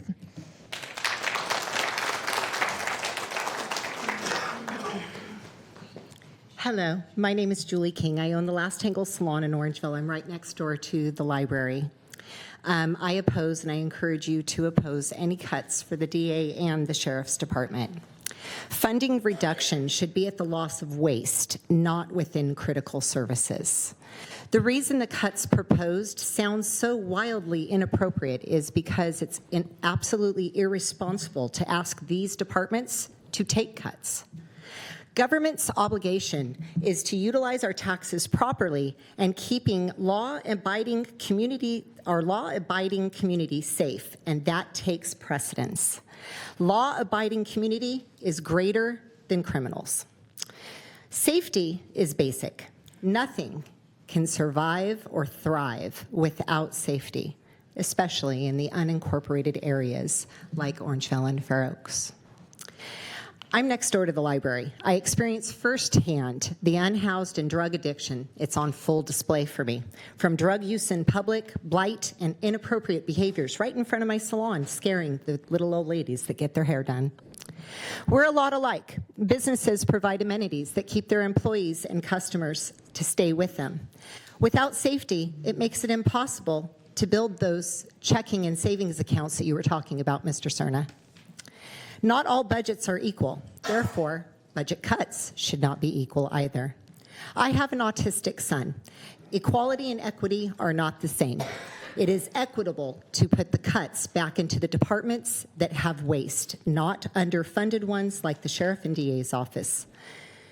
The times that law enforcement and prosecution are well-funded and enforced are obvious. We're holding the line, but just barely. The work of Ron Linthicum and his team has been essential in preventing things from spiraling out of control. We've, as a community, stayed engaged. Don't undo what we've built. Slashing the DA's budget now would undo years of effort from both law enforcement and community members who have stepped up to be a part of the solution. We'd lose momentum, lose ground, and lose trust. What we need is more, not less. Cutting this budget is the exact opposite of what our community needs. In summary, I urge you to oppose these proposed cuts. Lack of safety is a lack of care at the core of your community. Thank you for your time. Good afternoon. Thank you very much for your time. My name is Charles Smythe with Market Street Development. I represent the ownership at 1950 Arden Way, the former Chase building. The building was acquired in 2021 in attempts to, the plan was to renovate it for medical. That fell apart without going into all the development issues and details we faced. The partnership had spent hundreds of thousands on security and was a losing battle. The building was continuously vandalized, broken into, and unfortunately homeless camps. Ron reached out to our partners in Alabama, who turned around and reached out to me, and working with Ron and the community prosecution group and SAC PD, we were able to get in there, get the building cleaned up, secure the premises again, and they lined us up with a fantastic security company. And I just want to say what they've done for the community and for our project has been wonderful, and I hate to see their budgets cut. It put the project back in our problem, and we've been handling it since then. Thanks to Ron and his team. Thank you. Thank you.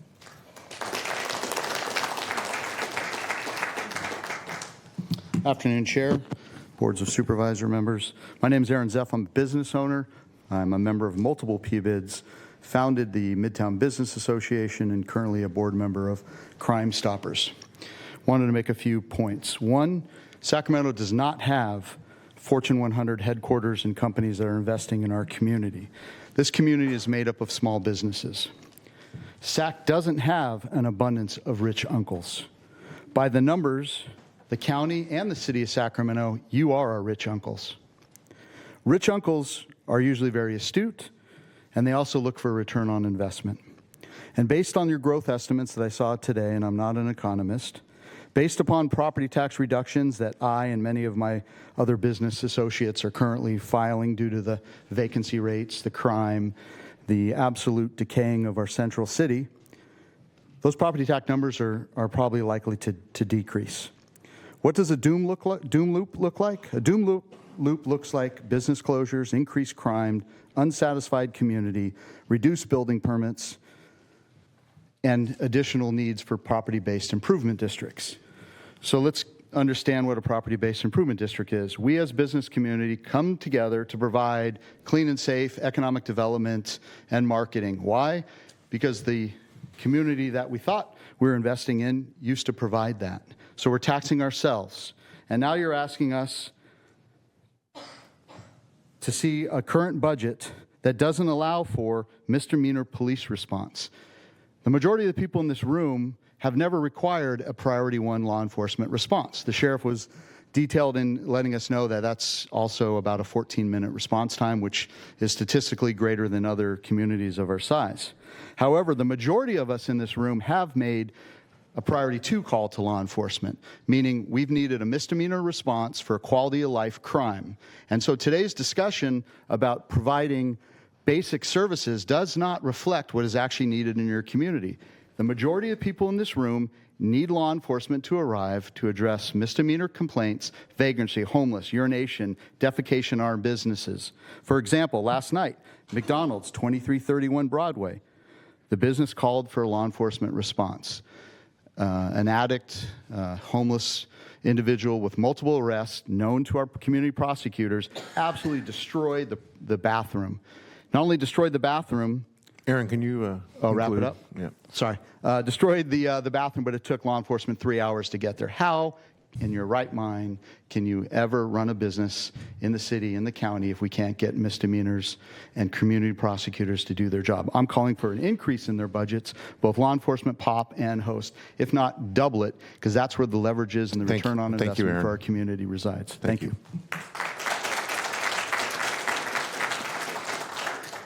And just before we hear from the next speaker, my analogy extension to the rich uncle was for the federal and state government, not the private industry. Hello, board.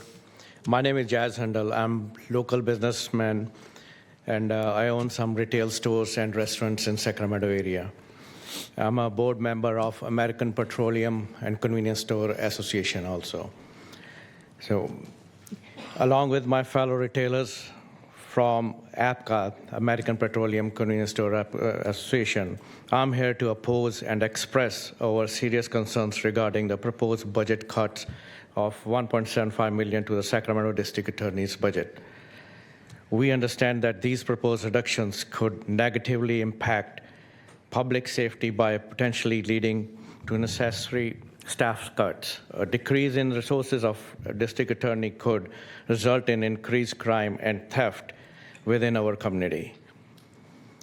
To illustrate the importance of the public safety, I would like to share a personal experience. One evening, after my restaurant was closed, my staff was leaving when they were aggressively approached and intimidated by a group of individuals. The situation was tense, and their safety felt uncertain. Fortunately, a passing police cruiser on a routine patrol caused the group to immediately disperse, allowing my staff to get home safely. This incident highlighted me that public safety is a crucial element, often unnoticed until urgently needed. The presence of law enforcement and well-resourced district attorney office to prosecute criminals are vital for our community services. Given the increasing issues of retail theft and concerns about public safety, the district attorney office requires more resources to effectively address these challenges. Therefore, we strongly oppose this proposed budget cut and instead urge to prioritize the necessary funding of the district attorney to ensure the safety and well-being of the Sacramento residents. Thank you. Thank you.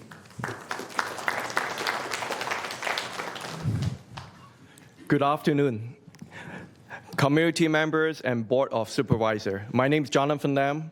I'm a Sacramento County resident and local business owner and United States Coast Guard. I'm in the life-saving business. And today I'm here to speak up for the public safety.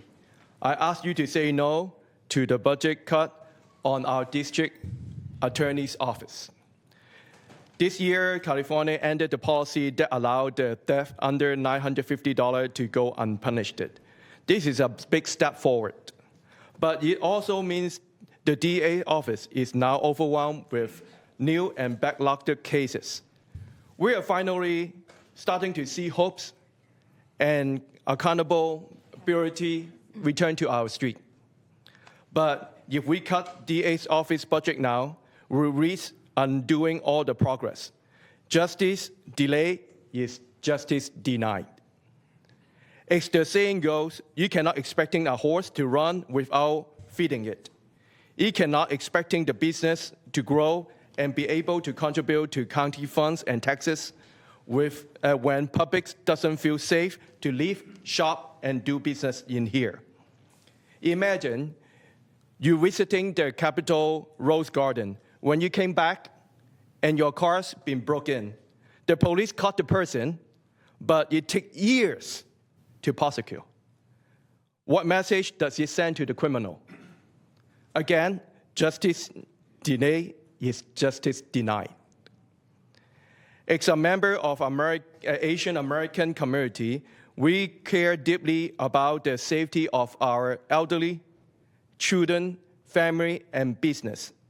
As a business owner, I also understand the importance of balancing the budget, but public safety is our first priority.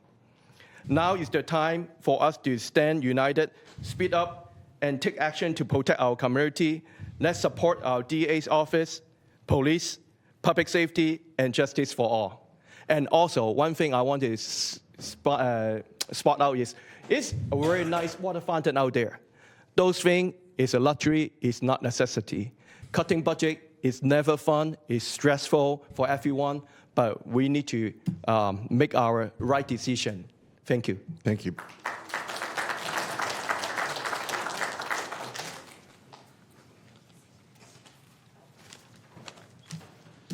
Thank you for the opportunity to speak. My name's Dan Branton, and I'm a senior representative for the NorCal Carpenters Union. I'm here to kind of give the perspective of the working class. A lot of my brothers and sisters were here earlier today. We actually have an election today. They stayed as long as they could, but they've asked me to deliver the message for them. The Sacramento area and the construction industry in general, it tends to be an area where there's a lot of crime. It comes to, and just putting it into perspective, before I became a union member, I worked in the housing tracks. I was young. I didn't know what I was doing yet. The contractor that I worked for actually, worked me a certain amount of time and then refused to pay me at the end of it. I will tell you, and I'm a demographic that I don't feel like I'm always targeted for these type of things, but I did not know where to go. I didn't know who was going to support me in this kind of thing. I knew that I had rent to pay. My wife was pregnant. I didn't know how I was going to pay my bills. This is happening every day. Our DA-HO has taken the step, which a lot of areas aren't doing yet. A lot of times we look at the most egregious crimes, and that's where we put it, but we forget about the working class. We forget about people trying to earn their way. We look at this housing crisis we have, and we look at the people that are already homeless and houseless. We forget about the people that are trying to pay their bills and try to stay housed. So I want to bring up this point that wage theft is also tax fraud, which is it's lost income. And it's lost income to not only your constituents who would be buying things in the community, and that's feeding our economy, but it's also loss of income for our tax dollars, right? Which pays for our parks and all that, and all of our services. So it's money back in. It's an investment. I'm going to wrap up by just saying that please don't cut the DA's budget. He's fighting for the working class and for us. And he's the person that we really need to be investing in to invest for our community. Thank you.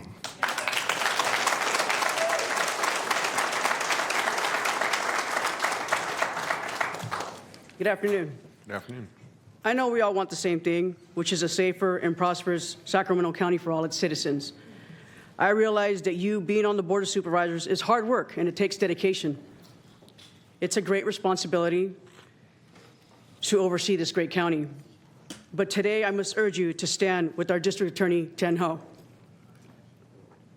I am Patricia Ramirez, a labor compliance investigator for the Workforce Defense League. As a labor compliance investigator, I help workers who are cheated out of their wages. People like Jose Chavez, who you'll hear from next. The area I cover is Sacramento County. It's where I live. I've seen hundreds of workers in this county who have been victims of wage theft. some badly injured and left in the cold by their employers to cover their own medical expenses. We fight every day to help, and what we've learned is that the civil remedy through the Labor Commissioner's office or the court does not act as a deterrent for these crimes. I have seen so many contractors steal and continue to steal because the penalty is just to pay what they owe, and the slate is wiped clean. Wage theft is a part of a penal code, 487M. This makes it clear that it should be treated like other thefts and prosecuted criminally.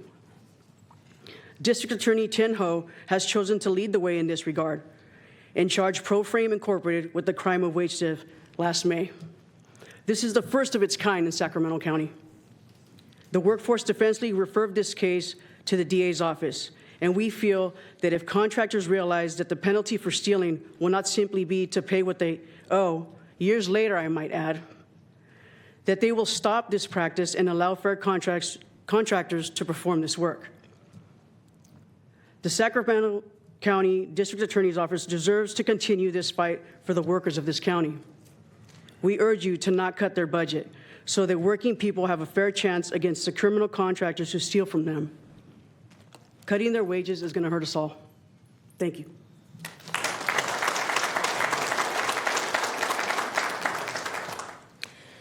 Good afternoon. My name is Jose Chavez, and I live in Sacramento. I work as a carpenter union apprentice here in Sacramento, making prevailing wage benefits, but this was not always the case. Before I came to the NorCal Carpenters Union, I was a wood framer and a victim of wage theft in many forms. I was not paid for all my hours. I did not receive overtime, and rarely was I allowed to take breaks. I knew this wasn't right, but I didn't know this was illegal until I was approached by Patricia Ramirez, and she explained what wage theft was. That's when I learned that this contractor was stealing from me. In total, they had stolen over $20,000 from me in 2 different projects. Ms. Ramirez helped me get in touch with the Workforce Defense League, who filed a lawsuit on my behalf. With their help, I was able to stand up for myself and settle my case. But the truth is that money that was stolen in any other way, the company would have been held accountable for their actions and not been able to buy their way out of this crime. If they stole that money from a store or a bank and not a hardworking person like me, they would have been convicted of a crime. District Attorney Chen Ho understands this, and he's leading the way in California to seek that working people are treated fairly under the law. If he had those resources back then maybe we wouldn't be here today. Please give our district attorney the resources and needs to function and help others so they do not suffer as I did. I want to thank the Board of Supervisors and their hard work and dedication to this county and the people in it. Thank you.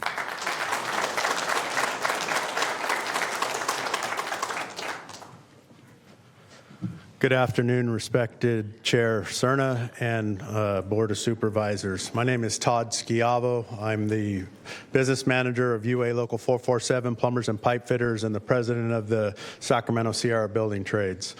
I'm here today to kind of repeat what some of the others have said, in that the DA has been instrumental in helping working folks with his worker protection coalition. The damage that these contractors are doing to families is tangible, and it creates food insecurities, housing insecurities for them, and his work has been instrumental. Also, I feel like Sacramento has kind of made a rebound after the COVID pandemic, right? Things are starting to happen, work's happening, the downtown is frequented by a lot of people, and I attribute a lot of that to kind of the crackdown that's been happening and, the DA's efforts to hold people accountable. Accountability is probably one of the best deterrents. So the DA, as part of the business community, I train adults our union trains adults to have living wage careers and have successful careers that provide for them benefits, fringes, all these things. And our training center was under attack. It had been vandalized repeatedly, and we had experienced theft, vandalism, And I reached out to a lot of people and got no help until I reached out to Tin Ho. Tin Ho was there within 20 minutes, and we had that problem rectified within a day, and we haven't had a problem since. So I'm no stranger to budgets. I appreciate the job you have to do and the tough decisions you have to make. I just urge you to consider that let's not go backwards. Let's continue forward. Let's give the business community the protection they deserve, and let's give the workers the protection they deserve. Thank you.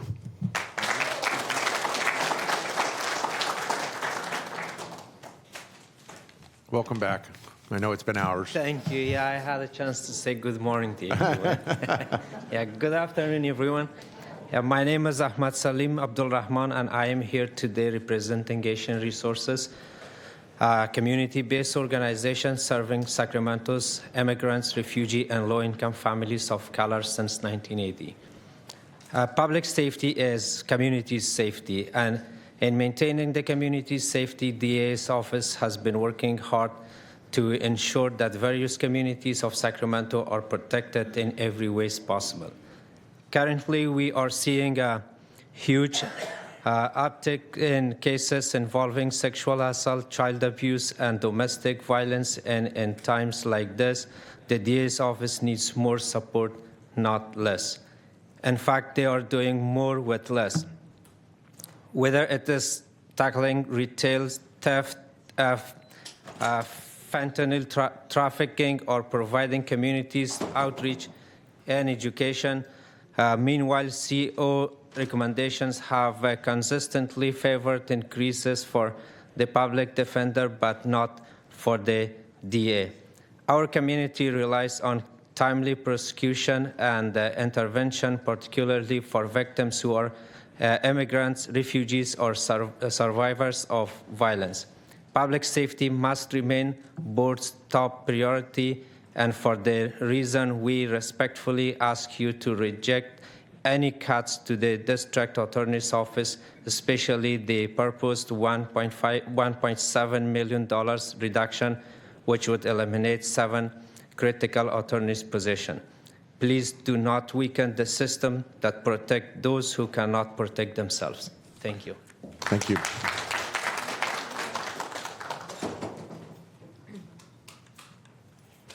Hi, my name is Mary Lou. I'm the CEO for APAPA, which is a nonprofit organization that has a headquarters office in Sacramento. Excuse me. Pardon me. Wait, Sorry. the name on the list, is it? The one ahead of it had his name with my name next to it. Oh, okay. Sorry. There were 3 different versions. Gotcha. Sorry for the interruption. And I'm also a business owner, local business owner in Sacramento, operating with my husband 24 restaurants in 3 counties. 8 of those restaurants are in Sacramento. I wanted to really thank all the business owners, all the community leaders, especially the grassroots residents and the people who live and work in this beautiful city of trees, our state capital. And we face so many challenges. Just sitting and reading the statistics in Sacramento that we are at the bottom 5% out of 19,000 cities across the U.S. Sacramento is the bottom 5% because of the high crime rate. And we witness and experience that on an everyday basis, whether it be Pegasus Bakery, Dumpling House, VinFast Supermarkets, or McDonald's, Golden Arch Enterprises. So I urge you, when you make the sausage in the back and you talk about that, know that we are making the burgers in the front. We are the frontline workers. Come on, we haven't had lunch. We want to be there making the sausage in the back. And we know that you have the heart in the community, you care. It truly is scary. Aaron, who spoke here earlier, talking about what happened at Broadway restaurant, that's our restaurant. A few weeks ago, a naked gentleman came in and put ice cream all over himself, right? What do you do? And the police, they try, they do their best, but they shouldn't be asked to do more with less. And, we're scared. We're trying to run our businesses. And I worked in the DA's office in Yolo County and Solano County for about 8 years before becoming the CEO of a nonprofit and working in Sacramento with our restaurants and our teams. We have thousands of team members, and I tell them every day, this is admin, this is budget cuts, this is real world. This is why you want 14 minutes or 8 minutes for the sheriff to respond. Do you want a community prosecutor? You have to prioritize. But lives matter. And like what Jonathan said earlier, we're putting our lives on the line. And there's nothing between us and whatever is going on in the general public, mental illness, crime, the fentanyl crisis that DA Tien Ho attested to earlier, we experienced that. I want to share with you my experience and my respect for the DA and for the Sheriff's Department. When we call, when we set up meetings, anything that we need, we follow up on those police reports, those enhancements for the hate crimes. My husband was a victim of hate crime as well, told to go back to his country and assaulted. Luckily, there's a police officer in the drive-through line getting his Big Mac at the time. But we hope that you will think of our community, raise that roof. This is your roof, this is your house. 1.5 million residents in Sacramento under that roof. Protect our community, protect your house. Thank you. Thank you.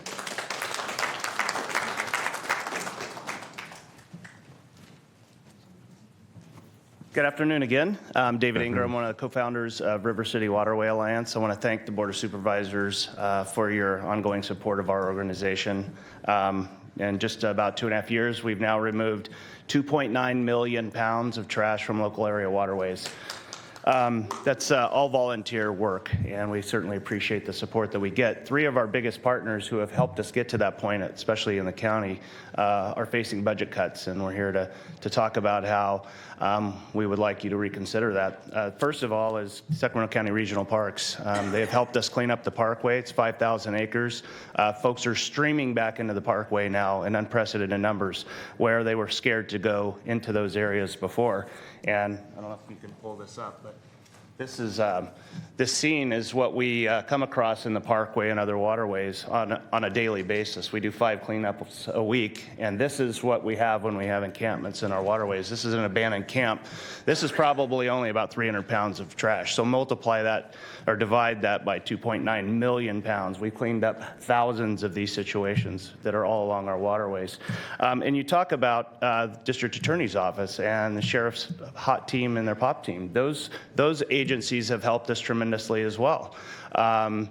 Without enforcement of the basic laws, trespass laws, vagrancy laws, illegal camping on the parkway, illegal camping along our waterways, without them, we're going backwards. We have worked so hard. You've seen us work so hard for so long to get to where we are now. We're at the tipping point where we're making progress. And you've heard community members talk about how things are finally getting better. And to get that revenue back, maybe it's not a spending issue. Maybe this is a revenue issue. Maybe people aren't going to get too excited about moving into a community where this is on the other side of the levee. Or maybe they're not going to want to come to the parkway to spend their tax money from out of town to go to a city where this is happening. We're cleaning that up. We're making progress. We're going to bring the revenues back, but invest in the agencies and the departments that are going to help you build the revenue. When you're focusing on a budget deficit, how are we going to build that revenue? We're going to do that by making the community safer, cleaning this up, and we need Sacramento County Regional Parks, we need the Sheriff's Department, and we need the District Attorney, and volunteers. And we're getting it done. So please just give us another year, see where we can get before you start taking away. Thank you. So thank you again.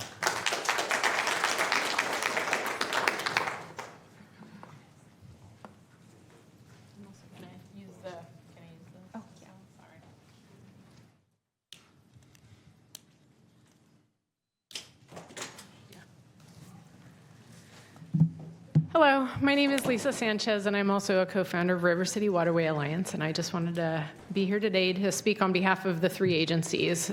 District Attorney's Office has been instrumental in what they've been able to help us accomplish. We do feel that they have made tremendous strides in progress, especially coming out of the pandemic. So it's, again, just a tipping point to be able to continue the momentum that they've been able to gain with all the wonderful assistance that they've provided the community. Same with the Sheriff's Department. It's just been astounding, the turnaround that we've seen working with the Sheriff's Department within the county of Sacramento. They've been doing great things. And again, it's just finally they're starting to make some headway. So to retract any kind of Funding for them, I think, would be extremely detrimental. And the third would be the Sacramento County Regional Parks. We have worked with them for a number of years now, helping to clean the parkway up of any illegal encampments and debris. With this picture, it's kind of hard to see, but this was actually a fire that went through an encampment that was kind of tucked away, and we helped clean that up along with multiple others. But the Sacramento County Regional Parks Department had such a brutal run through COVID. When I actually returned back to Sacramento in 2015, the first thing I did was take my 2 dogs for a walk through the parkway, and I never went back. I was completely mortified. I didn't feel safe at all, and it took me many, many, many years to want to come back to the parkway. And with the additional funding that they've been able to receive a few years ago and the amazing progress that they've been able to have with their maintenance crews and the rangers and all the support that they've received, along with us being able to facilitate the cleanups with them, it's a beautiful parkway again. It's just a different ballgame than it was 3 years ago, 4 years ago, even 2 years ago. So I do recommend and highly encourage the reductions for the parkway, along with the district attorney's office and the sheriff's, to not be slashed. We appreciate your help, and thank you.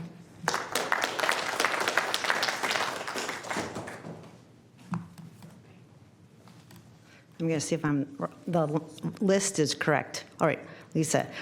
I am very thrilled to be in a long list of friends, both before me and after me. I know many of these people. I'm Amy Gardner, and I'm a founding member of the Midtown ESAC Advocates.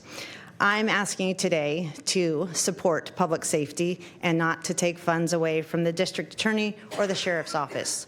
I know we have hard decisions to make, but these 2 departments and the people's public safety should be the #1 responsibility of our leadership. I'm very happy to have the county executive and our leadership team, but we all need to understand how important public safety is in our city.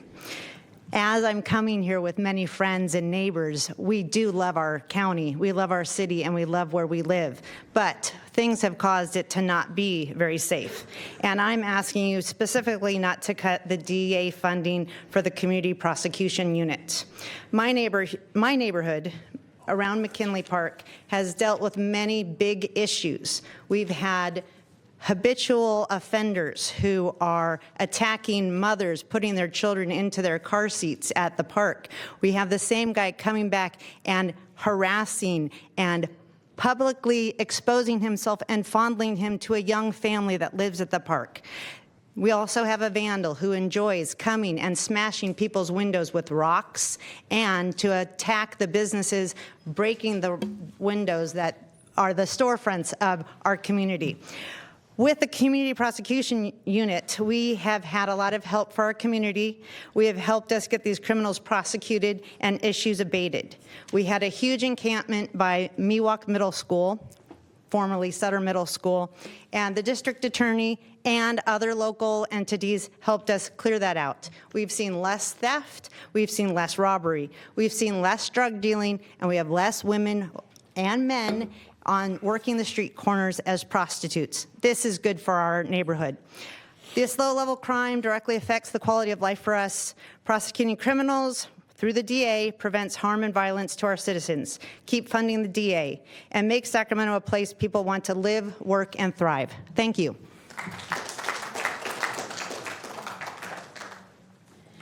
Good afternoon, Board. My name is Christina Rogers. I'm a lifelong Californian. I have lived in Sacramento for 23 years raising my family, and I'm also the president of the Land Park Community Association. Looking at the recommended budget appropriations for 25-26, I see 37% to social services, 29% to community service, and 17% to public safety and justice.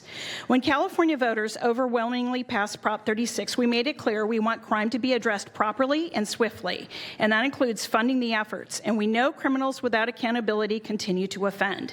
Sacramento is a hub for human trafficking.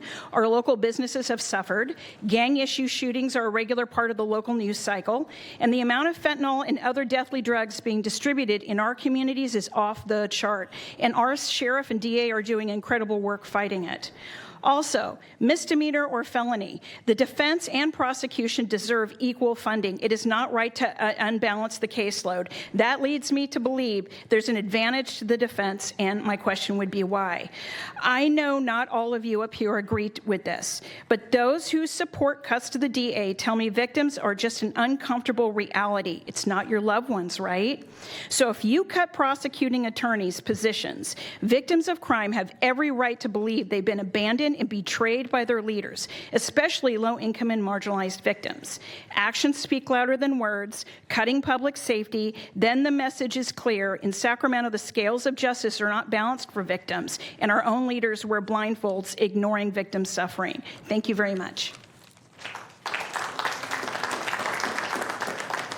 Good afternoon, Board of Supervisors. I'm going to be brief, if you can show that real quick.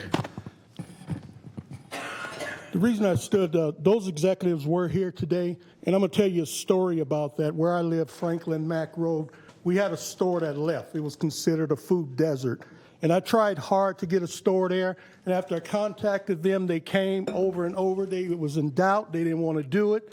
So finally they did. They opened there, and then they looked around and said, hey, can you help us with 3 other buildings? I assisted them.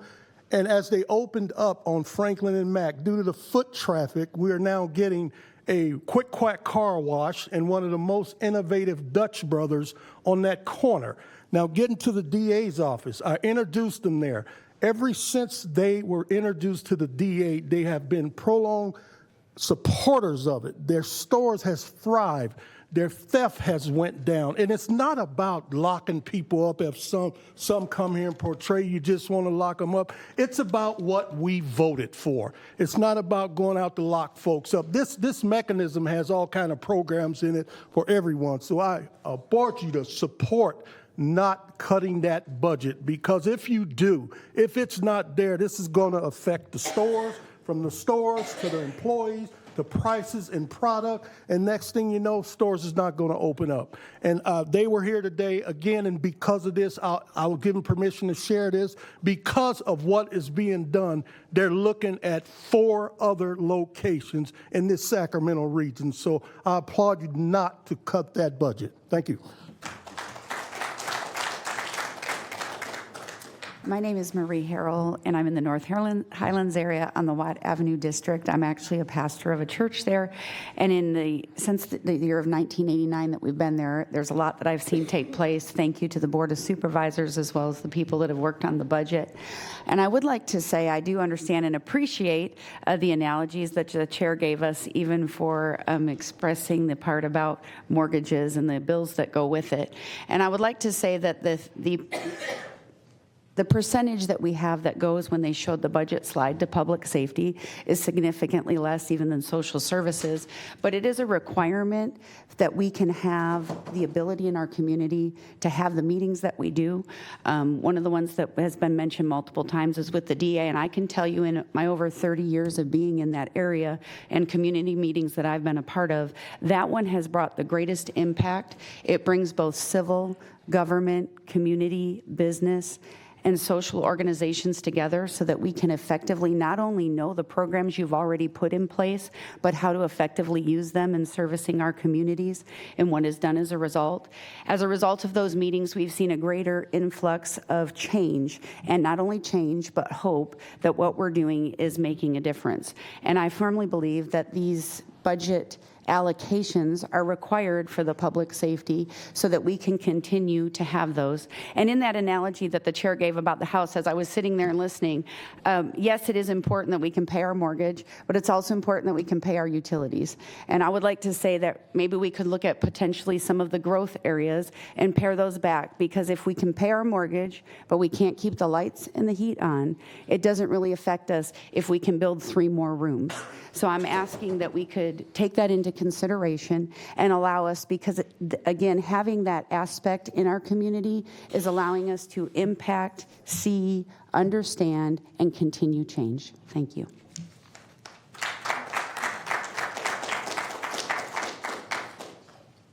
Good Good afternoon, Chair and Supervisors. Erin Teague on behalf of the Sacramento Association of Realtors.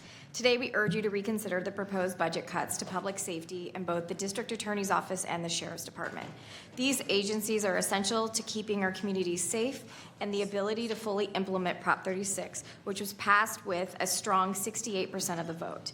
It isn't just about the numbers in a budget. It's about whether people feel safe in their homes, whether victims see justice, and whether small businesses can continue to operate without fear of repeated theft and property damage. Public safety affects every part of our county, from homeownership to local business investment. Our members work in every neighborhood throughout Sacramento County and hear the same concerns.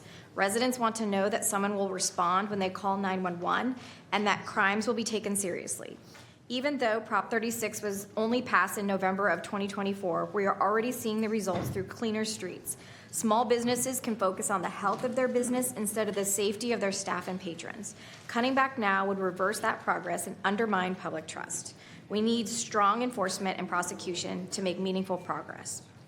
We understand that each year brings difficult budget decisions, but as you know, there is a direct connection between public safety, economic development, and long-term budget sustainability. Attracting new business to our region not only supports a stronger workforce, it helps stabilize our local economy and ensures a healthier budget for years to come.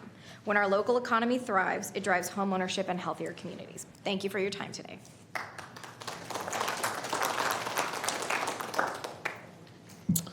Good afternoon, members of the board. My name is Greg Jones with Secopoulos Investments, and I also serve as a board member for the Carmichael Improvement District in District 3. I'm here today to speak against the proposed budget cuts to the District Attorney's Office. This issue is not just about numbers, it's about public safety and the well-being of our communities, specifically downtown Sacramento, Carmichael, and every area in the county. Cuts to the DA's budget would lead to a loss of new attorneys and community prosecutors, individuals who are essential for maintaining our justice systems. Without adequate staffing and resources, we are setting ourselves up for potential increases in crime, as a failure to prosecute can allow offenders to escape accountability. As a board member of the Carmichael PBID, I've witnessed the substantial gains we've made in improving our community over the past few years, especially in recent times. However, I stand here with a deep concern that if the District Attorney's Office loses funding, all this progress could be at risk. We cannot afford to allow these critical gains to be undermined.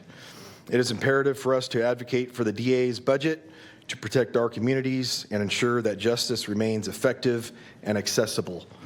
Let's work together to safeguard public safety and continue the positive momentum we have achieved. Thank you for your time. Good afternoon, board members. My name is Gina Fleming. I'm the development director at Sacramento Splash, and happily will follow Damien because he's exactly why we're here. We thank you for your time and realize that your time is valuable. So we've consolidated our speakers and have a contingent here to support. Please stand up with supporting a Splash.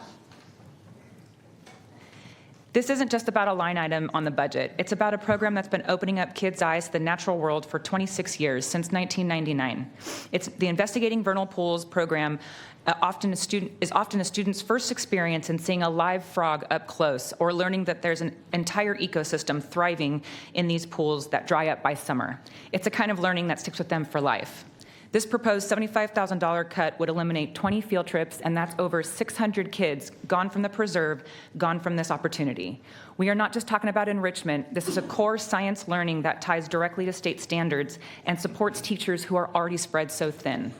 I'm coming to you almost my year anniversary with Splash, and prior to their investment in me, Mackenzie Weiser, our CEO, ran this organization successfully through COVID, did all the fundraising, grew Splash from 4 to 7 programs, and kept rapport with our amazing donors all by herself. Now as a team, we will actively work to keep the organization thriving, growing, and create new partnerships to diversify our funding. Splash isn't standing still. We offered to take on preserve reporting to help where the county no longer has coverage, and we hope to continue to support onboarding and the preserve management where we can. We understand this is a very tough budget year, but I respectfully ask that you vote to keep Splash on the budget. We value and respect our partnership and want to continue to do this important work. This program is too effective and too important and meaningful to quietly disappear. Thank you.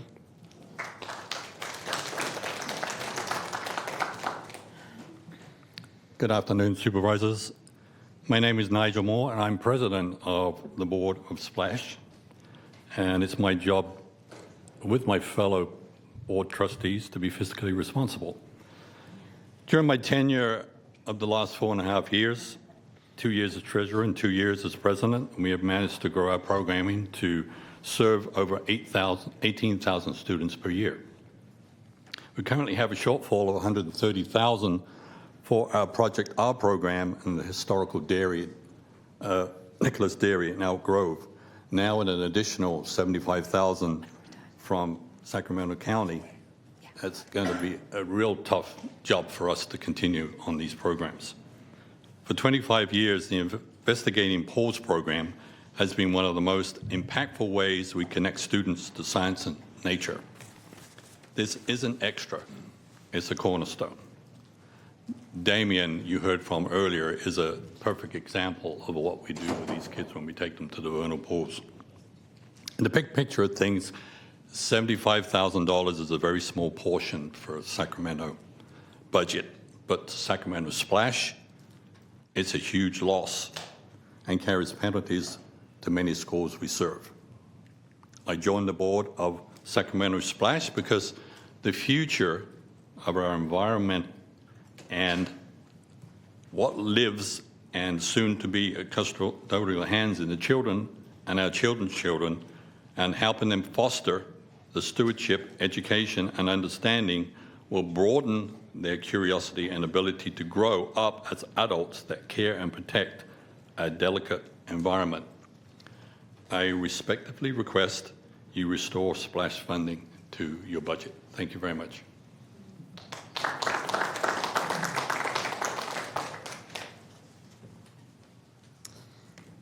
Good afternoon, supervisors. My name is Maggie Ellis, and I'm a veteran teacher who has been supported by the wonderful Splash program for the past 20 years.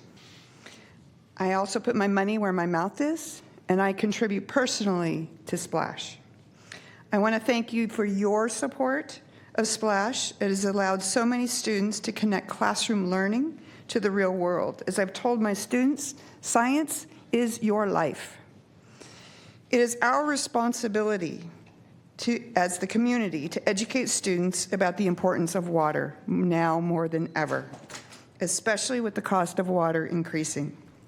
Not only does Splash do that, it plants the seeds for students to see their impact in the world. We don't always see that seed grow to its fullest potential until later. It was just this last year that Splash staff contacted me to share that one of my former students had visited Splash, remembered his critter and his field trip, and is now working for the County Department of Planning and Environmental Review. Does that not pay it forward? As my students, all my students wanted to come today, I actually took a personal necessity today because I believe this is a personal necessity. It is a necessity for our students and our environment. Their ability to share their knowledge about the water, about critters, about their impact in our environment is something they never forget. Hence, the student who is now one of your employees. It is not only my hope, but theirs, that you will continue to fully support Splash so that their siblings and future students can experience this kind of outdoor education learning and continue to plant the seeds of the role of them in our water cycle and environmental conservation. Over the years, I have educated over 500 students using Splash curriculum. I can tell you it makes an impact.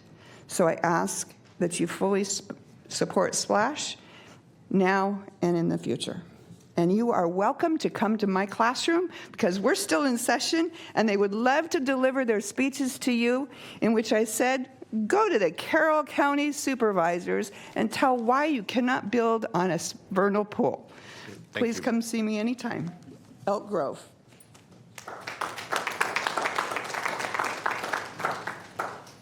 I'm too short to reach up. We can accommodate that. There you are. Okay. Well, Board of Supervisors, my name is Sandra Betancourt. I'm the president of the Benally Community Association in City Council District 2, Roger Dickinson's area, as well as the president of the Sacramento Horsemen's Association.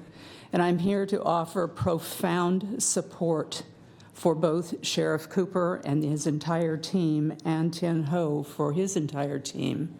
Any reduction to public service, this police service, or the district attorney's efforts would be horrible to us in the area that I represent. We have all kinds of things that have been happening, and thanks to the community prosecution group, we now have a gathering once a month to network as to how we're going to go ahead and tackle problems in cooperation with Hot Pop and the community prosecution group. So I really want to urge you to please don't use public safety as the mechanism to reduce the budget costs. But now I'm going to speak to you as Sandra Betancourt, Caitlin Betancourt's grandmother. On May 4th, 2014, we received the horrific news that our granddaughter had taken her own life. And she was an IB student at Mariloma High School, and I had to go to Mariloma on the 5th of May to meet with counselors, and I met with Chaplain Norm Powell. The chaplaincy that serves the schools is of the utmost concern. Norm took me into a room where I met with about 35 of Caitlin's friends who couldn't understand, nor could we, what had happened and why it had happened.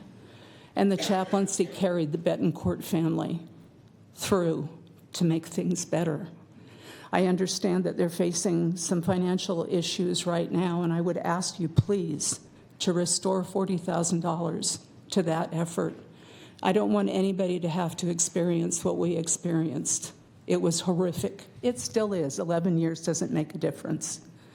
But please continue that so that anybody that goes through this won't have a worse experience. Thank you. Thanks, Sandra.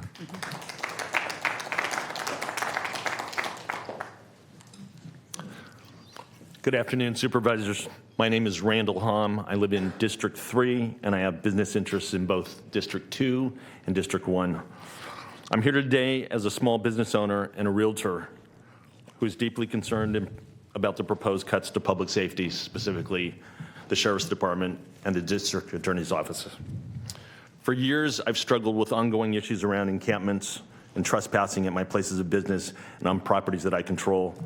On a near daily basis, I'm forced to either personally handle or pay private vendors to remove tents, trash, and individuals who treat my private property as a bathroom.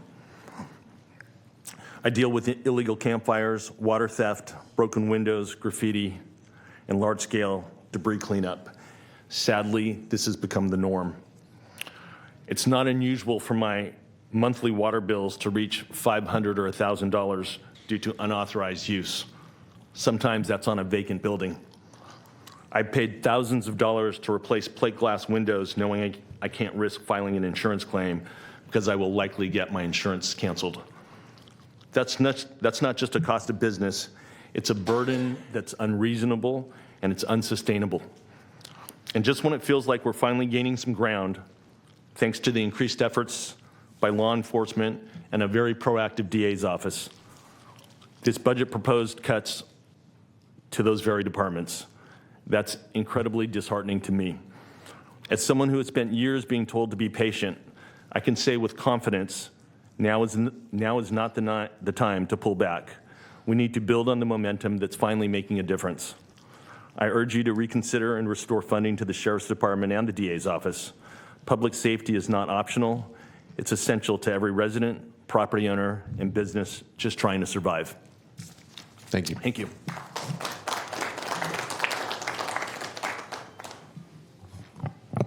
Good afternoon. My name is Sean Worth. I'm the Conservation Chair for the Mother Lode chapter of the Sierra Club. But more pertinent to today's discussion, I've been on the stakeholder committee for the Mather Vernal Pool Preserve since it was set up by Supervisor Natoldi when he was sitting in Supervisor Hume's seat. And I just want to sound a note of caution today with the cutting of the full-time position for the person who's supposed to be doing the management of the vernal pool preserve there. And I want to remind you of a couple things quickly. One is that the county is legally responsible for the management of that preserve. You guys signed an agreement with the federal government. And number two, there's a runaway weed problem there. Invasive weeds are just doing an enormous amount of damage. We need to consistently knock that back. And if we don't do that, costs are going to go up. And I want to take advantage of the rather humorous but also very useful metaphor that Supervisor Cerna brought up of this uncle, the rich uncle. The rich uncle gave the I already county... regret it. Yeah. I think this is going to save a bunch of time, though. This rich uncle offered to the county a beautiful house. And he said, this beautiful house is a gift to you. But there's a problem with this beautiful house. And that beautiful house has to be maintained by you. It's your legal responsibility to maintain it. And it's got a second problem. It's got a bad termite problem. Just can't get rid of it. But to make this easier for you, I'm going to give you the house next door. And you can sell that house, and with that money, you can pay for the problem. The house has been sold. The problem's still there. We've got to keep on top of that problem. Now we have our house budget for the year, and we don't have the termite company coming in because we don't have a land manager anymore. And we've got to decide, are we going to pay somebody to continue fighting that termite problem? Or are we going to let it go and let the damage accrue? We're responsible for the damage going forward. We need to pay the small sums every year to keep that in check, or we pay for the future. So budgets, it's about trying to make things balance, and part of making things balance is don't take a cost savings now and have it cost more in the future. Thank you. Thanks. Good afternoon, board members. My name is Sherry Skelly Griffith. I serve as the vice chair of the Sacramento County Children's Coalition. Our annual budget letter contains a number of recommendations, but I'd like to just focus on 3 today. First, we would ask the board to reject the elimination of the child abuse reporter training contract with CAPC. Reducing access to comprehensive training will have a direct impact on access to mandated child abuse reporting. Reducing funding for CAPC's ability to offer mandated training may shift how reporter training is delivered across this county. Secondly, we ask that you reject the proposed elimination of the 2.5 FTE for the county, Sacramento County Office of Education's work. Thank you. With the instructional case managers to support the Child Protective Services Program. These 2.5 FTE are currently assisting the educational needs of the county's dependent children and youth. These positions directly coordinate with DCFAS across multiple locations, including the Sacramento County Welcome Homes, of which you are the board of directors. SCOE provides the education expertise and works with all school districts within our county. We're very concerned our most at-risk children and youth who, due to high levels of mobility, transition, and trauma, are at extreme risk of dropping out of school or falling behind. And lastly, we ask that you support the district attorney's request for $100,000 in funding for the continued implementation and maintenance of the electronic suspected child abuse reporting system known as eSCARS. eSCARS provides electronic cross-reporting of suspected child abuse to law enforcement. Our coalition's Child Protective Systems Oversight Committee strongly recommended to continue eSCARS in our 2023 report to you, as well as our 2024 report coming up in just 2 weeks. We want to thank you for your dedication to a family, children, and youth-centered budget. Thank you. Thank you. Cutting $1.8 million from the district attorney budget and eliminating 6 full-time positions is a direct assault on the safety of our communities and the integrity of our justice system. This proposed defunding will severely cripple the district attorney's ability to prosecute criminals and protect victims. Fewer staff means overwhelming caseloads, directly undermining our public safety. The district attorney's office must be fully equipped to keep dangerous, violent offenders out of our neighborhoods. Consider the impact of a strong district attorney's office on our daily lives. Here's 3 examples. Ryan Doe is a homeless person and used to live at Government Alley near McKinley Park. Ryan is infamous for breaking all the windows at the kitchen table store on Alhambra. He was out of his mind on meth. He has 20 felony charges for vandalism, assault, arson, and burglary, and 3 misdemeanors for meth. It is the relentless work of the district attorney that has kept him off our streets and out of our parks. Thomas Doe is homeless and the infamous burglar who shattered all the windows at the Good Bottle shop on J Street just to steal alcohol. Thomas has 11 felonies for assault, burglary, vandalism, and meth possession, plus 4 misdemeanors for meth. The district attorney's efforts have ensured Thomas Sentinel remains in custody, preventing further harm to our businesses and residents. Christian Doe is homeless and was arrested for indecent exposure at McKinley Park bus stop. He assaulted the senior citizen who confronted him. In 2022, Christian beat a woman at McKinley Park who was putting a child in the car. Christian has 4 felonies for assault and property destruction, 4 misdemeanors for lewd indecent exposure. The district attorney's office has been critical in managing such complex cases and ensuring public safety. These are not isolated incidents. They represent a pattern of persistent criminal behavior that only a fully funded district attorney's office can effectively address. We must support public safety and law enforcement. Stop these dangerous cuts to the district attorney's office. Thank you. Thank you. Good afternoon, Board. We're 6 hours into this meeting, and I just appreciate all of your listening to all the testimony that you've heard so far. I'm Randy Smith. I'm in District 3. I'm one of the many volunteers with River City Waterway Alliance, and I appreciate what they have been doing for this county, for the residents of this county, in cleaning up our waterways with the support of the Sheriff Homeless Outreach Team, with the support of the District Attorney, and with the support of our county parks. And I just hope you can keep some funds available to keep the wonderful work that they're all doing. And you're getting a lot more with all the volunteer work that is helping them. So thank you for what you're doing. Thanks, Randy.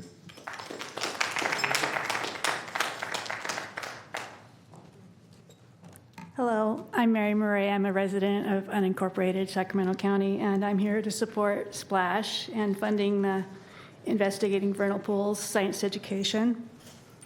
So I've been hearing a lot about brokenness and broken people and fixing broken people, and I think kids need a sense of hope for the future and a sense of wonder, and SPLASH's vernal pool experiences provides hope and wonder, especially for the students they serve. And SPLASH connects kids up close with nature. They introduce them to fascinating, resilient ecosystems, all in Sacramento County where they live. They get to see a water habitat with all the critters it supports in the way that it should, with clean water, with a food web that is incredibly complex. They get to see a landscape that hasn't changed in tens of thousands of years. They get to see pools filled with little creatures, some of them described as living fossils. Crustaceans like shrimp in the ocean, living in the Sacramento Valley far from the sea. Resilient creatures like spadefoot toads with a science fiction existence, waiting underground in a state of suspended animation with barely a heartbeat, but somehow listening for raindrops so they know when the pools have formed.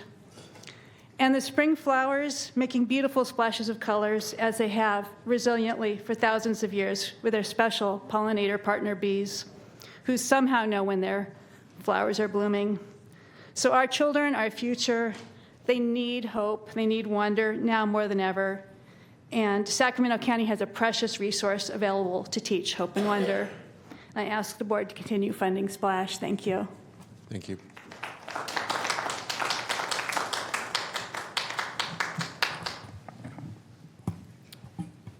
Good afternoon. I'm Jay Dyer. It's good to see you. You've had a long day. You've got some tough decisions, and it's good for you to see me, too, because whether you know it or not, every day in our courtrooms, I stand up and I turn around as your face, and I try to execute your constitutional mandate to represent the criminally charged, the indigent criminally charged in this county, your constituents who have been charged with crimes, some of them quite heinous crimes. And I do that faithfully, and I do that in this county, and I do that at rates that are far below rates of other counties. I'll tell you on a personal note, I have not taken my skills and my dedication to other counties. I'm loyal to Sacramento, but it's been years since we've had a raise in our rates, and the work is hard.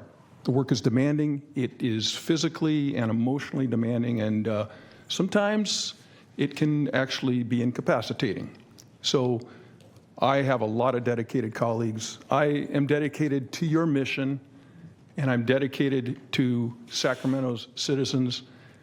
And I also know that you wouldn't be here today if you didn't know. I'm not going to talk with you about constitutional mandate, about the importance of a constitutional and robust and vigorous defense, but you wouldn't be here if you didn't know how important that was. Because without the robust criminal defense lawyer, your criminal justice system just doesn't work. And I know I'm listening to other speakers talking about cuts to the DA, who is politically powerful, and cuts to the sheriff's budget, who is also politically powerful. And you're not speaking to a contingent. The conflict criminal defenders are not politically powerful. We are sole attorneys standing up against the notion that someone can be ambushed and brought into trial by the government. We make sure that doesn't happen. We stand on a line that moves back and forward a little bit every day, and we do our best to make sure that that line stays firm enough to protect your rights, because if the criminally charged are not protected in their constitutional rights, none of us are. So I'm going to ask you to approve that $12. I know your recommendation is the $6, appreciate that, but to be commensurate, to be fair, it should be 12. Thank you very much. Thank you.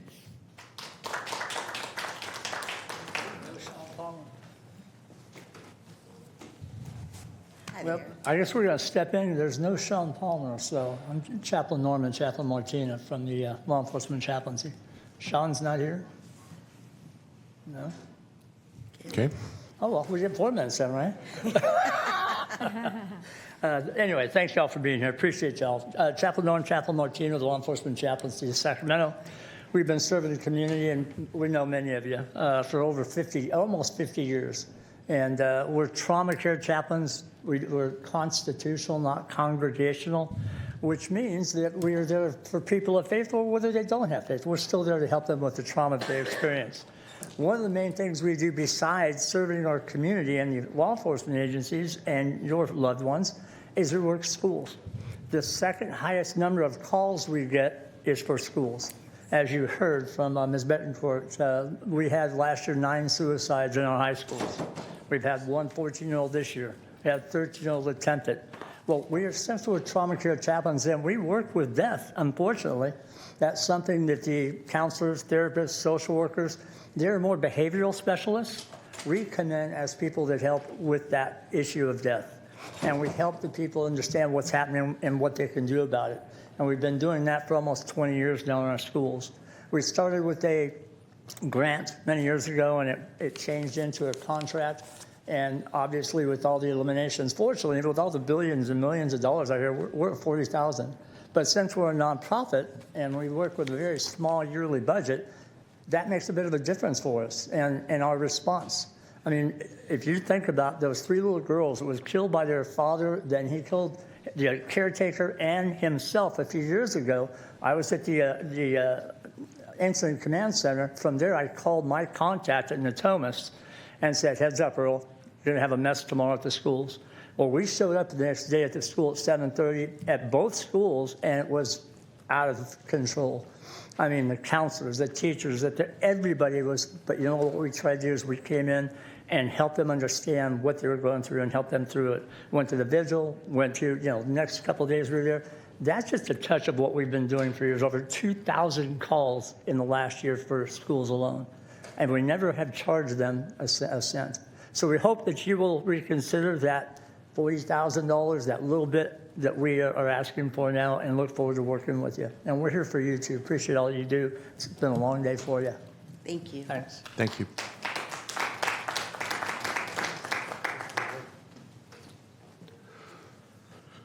Good afternoon. My name is Richard Alarigi. I come before you both as a proud resident of District 3, and I thank Supervisor Desmond for stepping back in now so that I could say thank you to him, as well as a member of the Conflict Criminal Defense Panel. Over the past few years, I've come to know some of you personally, others professionally, and I know that all of you value public service. Many people who've come before you today to speak also value public service. And I recognize that as the Conflict Criminal Defense Panel, we are somewhat of an outlier in that we are actually one of the few ones that are increased in terms of the budget recommendation. And I thank the county executive and his team for making those hard decisions. I ask the Board of Supervisors to endorse that decision that they've made and approve that rate. I ask you to do this because, yes, even though people often view criminal defense attorneys as the lowest common denominator in the law enforcement system, we are a part of it nonetheless. And I thank the chair for his comments earlier with respect to the constitutional duty that we uphold. We often step in when nobody else will. As the county executive in their notes mentioned, we stepped forward last year as the county conflict defense panel to fill in the void when the public defender and the DA were at an impasse with this board. We picked up the slack that the public defender was not handling, and we did it without any hoopla. We did it without standing on corners, shouting out of microphones. We did it without marching through this facility, going up and down stairs, and causing disruptions. We served our community, and we will continue to serve our community. We simply ask that the appropriate and fair compensation be given to us. We have not received a raise in over 7 years. Yet we do not try to hold the county hostage, but rather continue to do our job and seek that raise in a peaceful and professional manner. I hope that you respect that by us and reward it by approving the proposed budget increase. I finally want to mention that although there is obviously concerns with increasing the budget here, I want to echo Ms. Benson's sentiment earlier and ask that the board not take away the money that was proposed for CCD to try to fill the gap for either the public defender or for the district attorney's office, but recognize that we have deserved that and we have earned the recommendation by the county executive. If I may have just one final moment, I want to address one thing with respect to the district attorney's office. I hope that neither District Attorney Ho nor this board chooses to politicize the amount of money that is given to either the district attorney, the sheriff, the public defender, or the CCD panel. Thank you. I respect what the community supervisors do, and they work very hard. They have worked for me and against me, and I appreciate them, and they deserve to be funded. Thank you.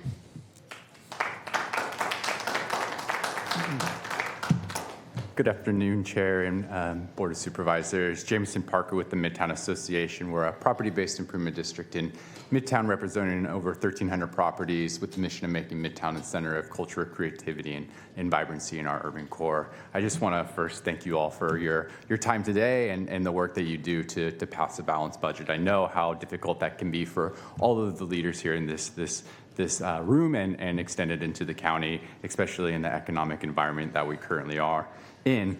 Our businesses and property owners tell us time and time again that their number one issue is around public safety.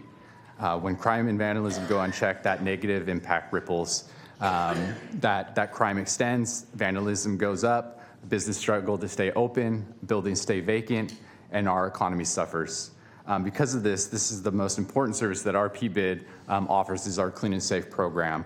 From anywhere from addressing vandalism and graffiti removal to addressing illegal encampments to trespassing. Since 2021, our demands for services have more than doubled. At this day, we service the district with over 11,000 calls for service for our Clean and Safe program on an annual basis, and they're not slowing down. These are continuing to escalate. In the last several years, we've seen a great amount of progress from the state, the county, and the city as it relates to address public safety in our environment and enforcement in our communities. This extends to the passage of Proposition 36. This is a pivotal moment that we're in as a region, which funding will dictate the trajectory of our future. Midtown's economic recovery, as well as Sacramento's broader vitality, will really rely on our ability to create an environment where small businesses are able to succeed without facing daily crimes and property damage. We thank you for your prioritizing of public safety and urge you to continue to do so in this budget and our future budget cycles, and continuing the investment of staffing and the programs that support that. Thank you for your time. Thank you.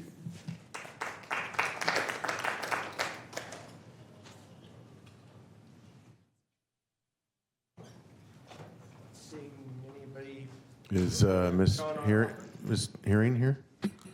Angela? Angela? Okay, we'll go to Tawny. Is Tawny here? Okay, we will go to Jeanette. Good afternoon, Chair, Vice Chair, and board members. My name is Jeanette Carpenter. I'm here on behalf of Child Action Incorporated. CAI serves 17,000 children and their 9,000 families in Sacramento County. Our mission is to empower families and child care professionals with the tools and support services they need to successfully care for children in Sacramento County. We appreciate your continued commitment to prioritizing the needs of children, our community's most vulnerable residents and their families. We also appreciate you supporting our resolution and making that commitment to prioritize child care in Sacramento County. We have one comment, we are opposing the cut to the mandated reporter training. We also align our comments with the Sacramento Children's Coalition, and we are opposing it because the reduction in funding will have an impact on access to that mandated reporter training, and it can put a strain on the Child Abuse Prevention Center ability to their comprehensive professional training. Additionally, this could have an impact on our child care providers. Once again, thank you so much for your time. Thank you.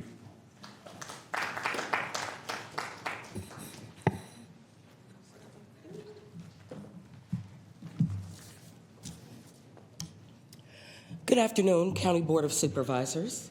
My name is Carmen Butler. I'm a private attorney here in Sacramento County where I've practiced for over 32 years. I'm a resident of District 1 for over 24 years. I'm commenting on the budget as it relates to the request for an increase for the budget of the conflict criminal defenders. I'm a private attorney, but I'm also a conflict criminal defender and take court-appointed cases. This is the agency that provides defense attorneys to those accused of crime. Our clients are also members of this community, many of whom work but do not make enough income in order to afford an attorney. No one thinks of criminal defense attorneys until they need one, and most people think they will never need one, or they don't think of us until it's their son, their daughter, their cousin, their father who has been accused of a crime. We, as defense lawyers, attempt to keep the process fair and just. We try to reach the ideals of our United States Constitution. I'm hopeful that me speaking before the board allows you to put a face to the attorneys, or one of the attorneys, that this specific budget affects. My office is in the downtown area and has been for over 20 years. I reside in Notomis Park area. Myself and my fellow brethren attorneys who contract with the Conflict Criminal Defense Panel are paid substantially less than other attorneys performing the same work in counties similar in size and in population to Sacramento County. This results in the Conflict Criminal Defense Panel losing attorneys and investigators who decide to go to agencies or other counties, such as the federal panel, that pay more. CCD has not had a pay increase since the fiscal year 2018-2019. Conflict criminal defense attorneys are as valuable to the county as the district attorneys and the public defenders. The justice system would not be effective without our presence. I ask that the board approve the CCD's director's request for the increase to the budget. Can you please conclude, Ms. Butler? I'm sorry? Can you please conclude? You're well over your 2 minutes. Oh, I went over 2 minutes? Yeah. My apologies. The one last thing that I wanted to say was in regards to the Mays consent decree, that is not just a set of inmates who were requesting some medical care. Thank you. Thank you. Thank you.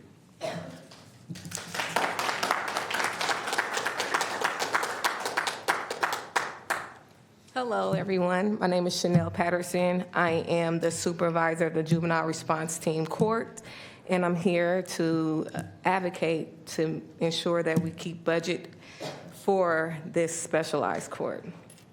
So restorative justice programs like Foster Hope's Juvenile Trauma Response Court are not just services that are lifelines. They've been quietly and powerfully reducing recidivism by taking tailored youth-centered approach to healing, meeting each youth and young person where they are with compassion, consistency, and care. Take Lily, for example, a pregnant teen navigating the heavy weight of undressed trauma and severe mental illness. The pain she carried was so deep, it took her voice, literally. Lily became mute, unable to express her needs, her fears, or her hopes. Without the intervention of Foster Hope's trauma response team, she would have faced labor and delivery in complete silence and isolation, voiceless, alone, and afraid.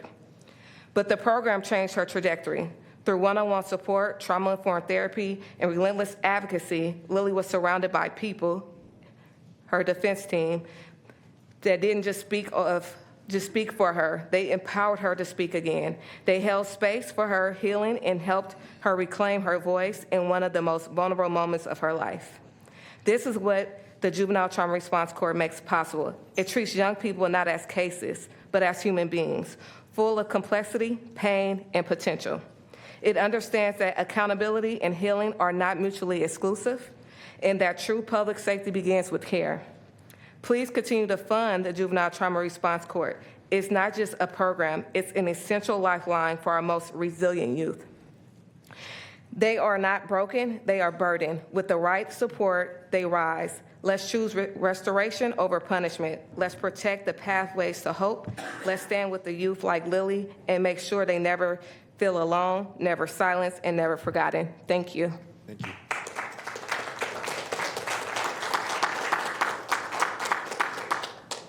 Good afternoon, honorable supervisors. My name is Sam Greenlee, and I'm here today as the executive director of Alchemist Community Development Corporation to ask that you allocate $250,000 to fully fund high-quality CalFresh EBT access at 13 certified farmers markets across the county. I'm not just speaking for Alchemist, though. I'm also here on behalf of 280 local farms and small businesses who sell at local farmers markets, and the many thousands of food insecure Sacramento County residents who depend on the program to feed their families. They couldn't be here today because they can't afford to step away from tending their farms, working their second jobs, caring for their relatives. In 2024, the program was available at 9 local markets and facilitated $1.44 million in EBT and market match incentives spent by Sacramento County residents on locally grown farm products.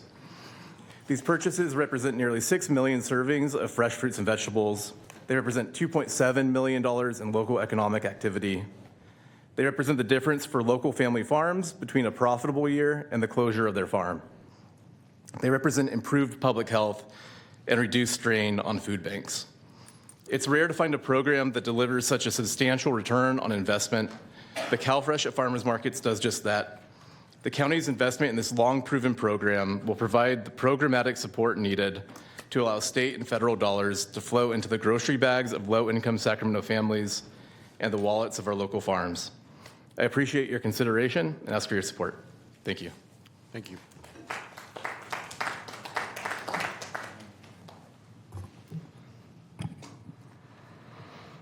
Good afternoon, supervisors.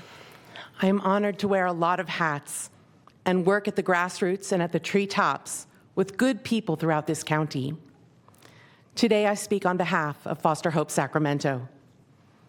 Each year, you as supervisors have an opportunity to see the macro view of the budget, to assess which departments are performing work that is impactful and helpful to the quality of life for Sacramentans. Every department's leader is going to vie for the department's needs and say they are helpful. We all want to be proud of our work. We all want to be safe. And I commend the directors for their hard work they and their teams perform. The difficult job for you supervisors is to balance the need for county administrators to be seen by county staff and the public as making fair decisions while truly challenging and questioning which departments actually sustain systems that evidence shows can cause public harm and county liability at the expense of investing in systems of help and sustain public safety through the quality of life improvement before tragedy occurs. Too often, decisions are made based on fear response or status quo or efficiency and not effectiveness. Today, I ask for your courage. Exercise your voice for the people and restore prevention services like the Juvenile Trauma Response Court. $311,000 for 40 to 80 youth per year that has proven to save lives. Recognize who is impacted by our decisions. Around 70% of people in our jail were system-impacted children. 2/3 of our jail population need long-term mental health support.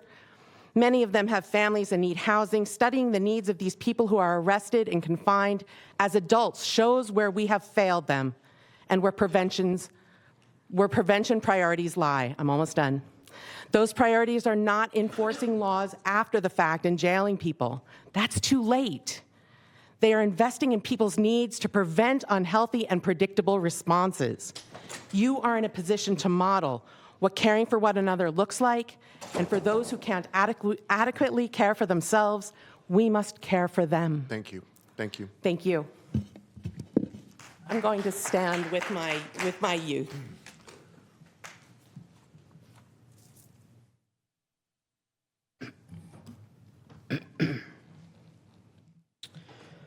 I'm here. Oh, thank you. I'm Tyler, and I'm here to ask you to restore the Juvenile Trauma Response Court. They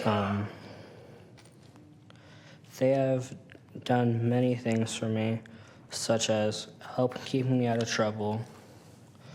They're promoting positive change, for example, motivating me to go to school, and motivating me to make positive and reasonable decisions and actions, motivating me to stay out of YDF. They're also helping me meet my legal requirements for probation, such as community service and AOD classes, which I heard are pretty good here. They also have a great support system that, hold on 1 second.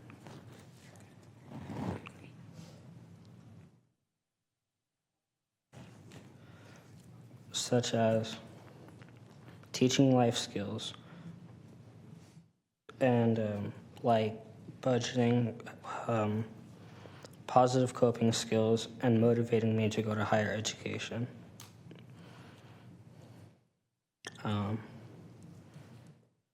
Also motivating me to use my time positively. For example, motivating me to get a job and take a summer course for college. So, with that being said, please restore the Juvenile Trauma Response Court. Great. Thank you.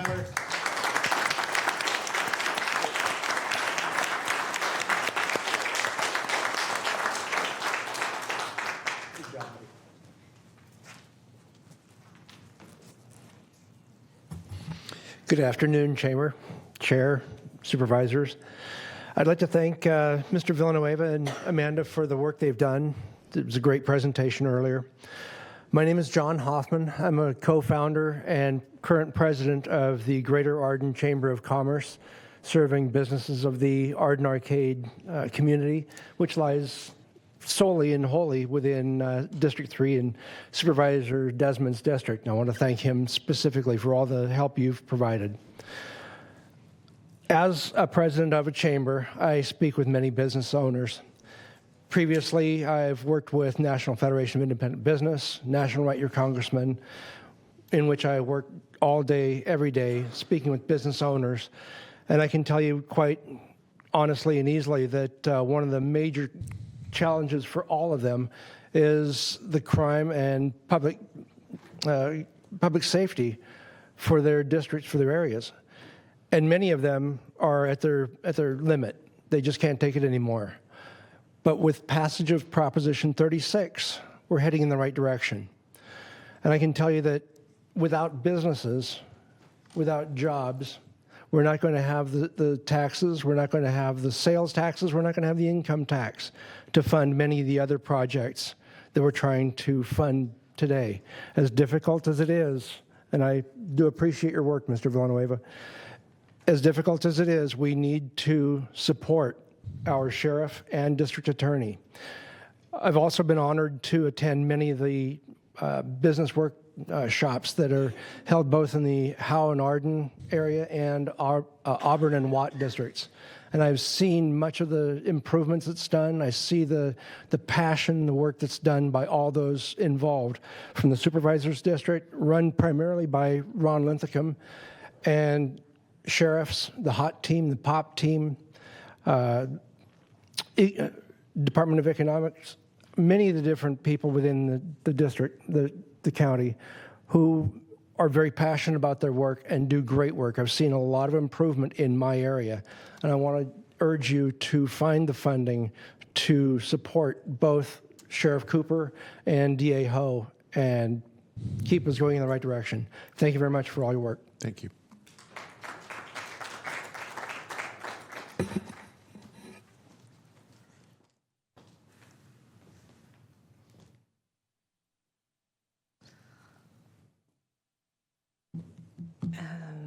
Good afternoon, County Supervisors. My name is Nadia Niazi, and I'm the founder of FITRA, a nonprofit and a youth-led social enterprise that serves system-impacted and vulnerable youth in Sacramento, Sac County, actually. It also provides, I also serve as a commissioner for the juvenile justice system. I grew up in Sacramento, and I'm deeply committed in uplifting Sac County's most vulnerable youth, those aging out of the foster system, court-involved, homeless, exiting juvenile detention, and disconnected from school and work. I know one of your top priorities is addressing the homelessness crisis, and I urge you to recognize that homelessness must be tackled not only through housing, but through prevention. Did you know that nearly 50% of youth who age out of the foster care system become homeless within just 18 months?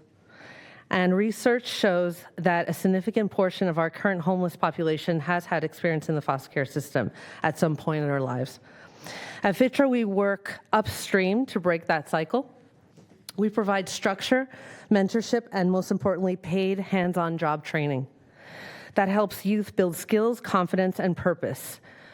We provide work because work really works. I mean, if you're a parent, you understand that giving a young person responsibility, purpose, and opportunity helps them grow. Now imagine that same power given to a young person who's never had that chance. Since 2018, we've served over 250 youth and provided more than 5,000 hours of paid training and mentorship. And we're just getting started.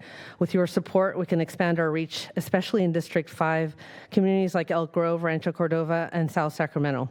This is a smart, community-rooted solution to youth disconnection, justice involvement, and homelessness before they escalate. Thank you for your leadership and for investing in prevention, equity, and Sacramento's next generation. Thank you. Thank you.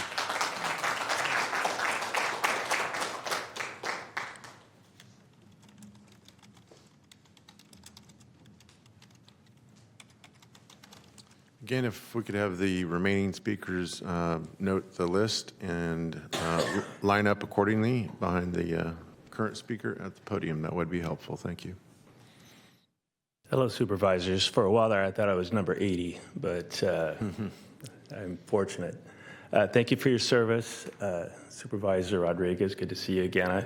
I own and operate the Dairy Queen in Orangevale in District 4, and tomorrow will be my 44th year in owning the store. That's a lot of peanut butter parfaits, I'll tell you that. But a lot of cones, too. A lot of calories.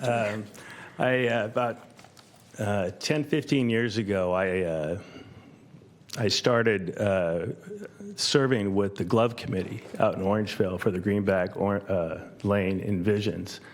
And there were cuts to the state program for redevelopment.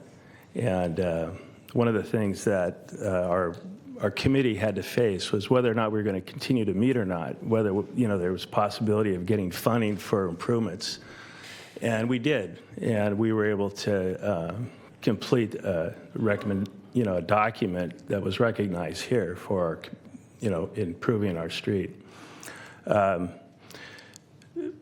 I'm here to advocate for the hot and pop programs.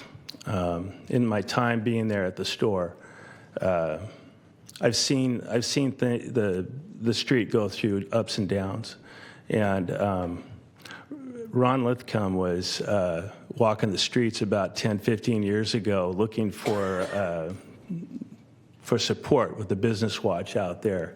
And at that time, he was trying to get participation. It's well participated now. I've seen the results, and it works.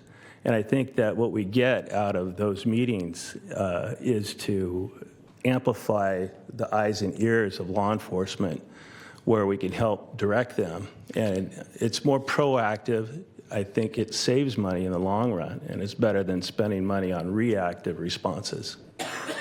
And to conclude, I think that as we go ahead and we look forward to the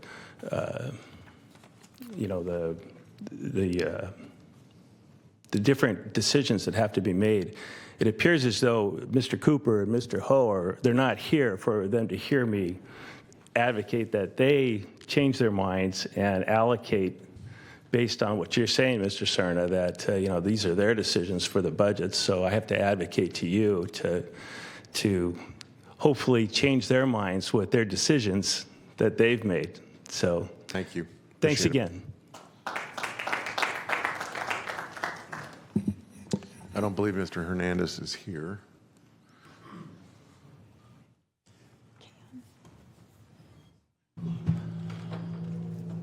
Is Melinda here? Let's see here. Okay. All right.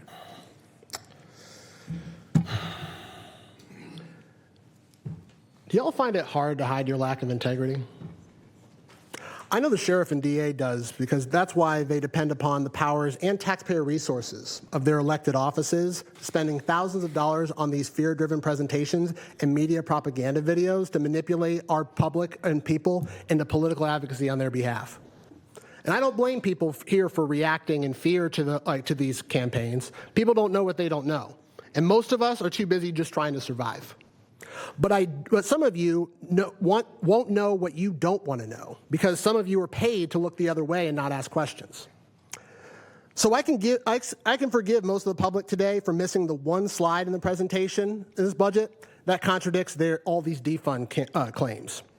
While the county is currently spends just 17% of its $1 billion or so in discretionary costs on community and social services combined, we spend over 72% on law enforcement and the jail system in this county.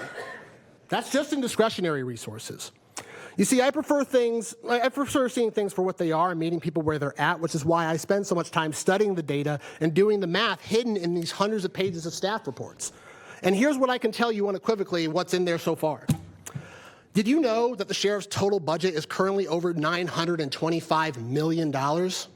That's the combined amount for both general fund and restricted revenues that Cooper currently has to work with, and it's set to actually increase this year. Did you also know that the DA's total budget is set to increase by over $6 million in total county funds? That's how much he's recommended to receive in general fund and restricted revenues for a total budget of over $165 million. And that's far higher than the $66 million the constitutionally required public defender and the $13 million of the conflict defenders is recommended for this year. Did you also know that for the $1 million to hire 3 more escort deputies to the sheriff could completely offset and save the $875,000 in cuts for the pretrial services, juvenile trauma response court, and public defenders expungement records cleaning programs? And did you also know that the $1 million in cuts to regional parks, including $75,000 in cuts to Splash, Can you could be please wrap up? offset? I will, absolutely. By redirecting the $1 million in unnecessary military equipment purchases being requested by the Sheriff and Probation's Department. See, I don't expect anybody, and I will finish up, anyone else from the general public to know this because our county gave us all of less than 2 weeks to review a budget proposal that spans over 1,067 pages before your vote today. Thank you.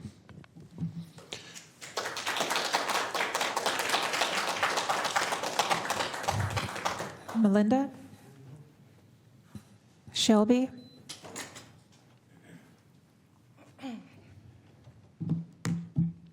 Good afternoon. My name is Shelby Alberts, and I am an attorney on the Conflict Criminal Defender Panel. I've been a licensed attorney. Today marks the first day of my 14th year of practice, and I've been a member of the panel for 10 years. CCD comprises the majority of my income. For instance, me, given the level of experience, the majority of my cases are homicides. They're very serious. The CCD attorneys, most of them are solo practitioners. And what this means is that we bear the cost ourselves to maintain our office. We pay out of our pocket for our office space. If we have support staff, that is a cost that we bear, and many of us do not have the luxury of support staff because we cannot afford it. We cover all of our own supplies, and if we need to be more than one place at once, we pay attorneys to cover us. A day in the life of a solo practitioner on the panel, we have to be several places, and many days we spend at least 4 hours in court. We have to see our clients, and so we will do jail visits all the way down at the branch jail in South Elk Grove or here downtown late at night. We have a 10-hour limit in which we're able to bill for our time every day, and there are days when we're in trial that we're working 16-hour days. We truly pour our lives into this job, and our job is incredibly important. My colleagues have spoken about the importance of the Constitution, but I'd like to mention a few ways why we are such an important part to ensuring safety in this community.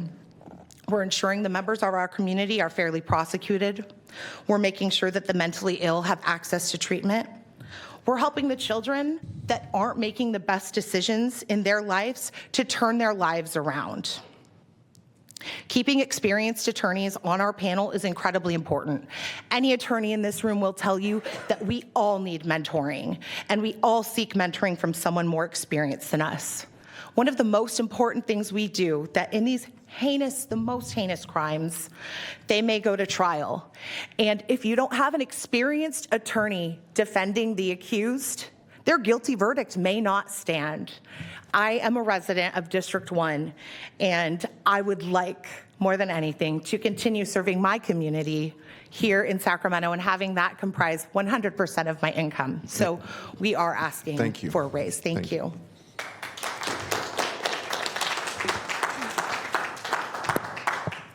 Good afternoon, Mark. Hello, supervisors. I am Mark Baker, a board member of Sacramento Creeks Council and a founding member of River City Waterway Alliance. Most of you know me from my work cleaning the American River Parkway and from coming before you in the past to plead for help for addressing the tragedy unfolding along our beautiful, wild, and scenic river. You might remember the gallons of needles that I brought and the infamous honey bucket that I brought to this meeting as tangible evidence of the crisis we faced. Since then, a miracle has happened. Many of the camps are gone, and so is much of the trash that once overwhelmed our riverbanks. For the past 5 years, I have had the privilege of leading River City Waterway Alliance, and before that, Sacramento picks it up, volunteers, and hundreds of cleanups. With support of the county parks maintenance crews, we have removed hundreds of tons of trash and restored the beauty and safety of this vital natural resource. But today I come with a warning. The cuts that you are planning to make on these essential services will be a huge setback for us. Our progress is fragile. Without adequate resources and continued support, the river will quickly fall back into neglect, endangering public health, wildlife, and quality of life for Sacramentans. Investing in cleanups and maintenance efforts is not just about keeping the river beautiful, it's about protecting treasured community assets and preserving our environment for future generations. Thank you for your time and dedication to our community. Thanks, Mark.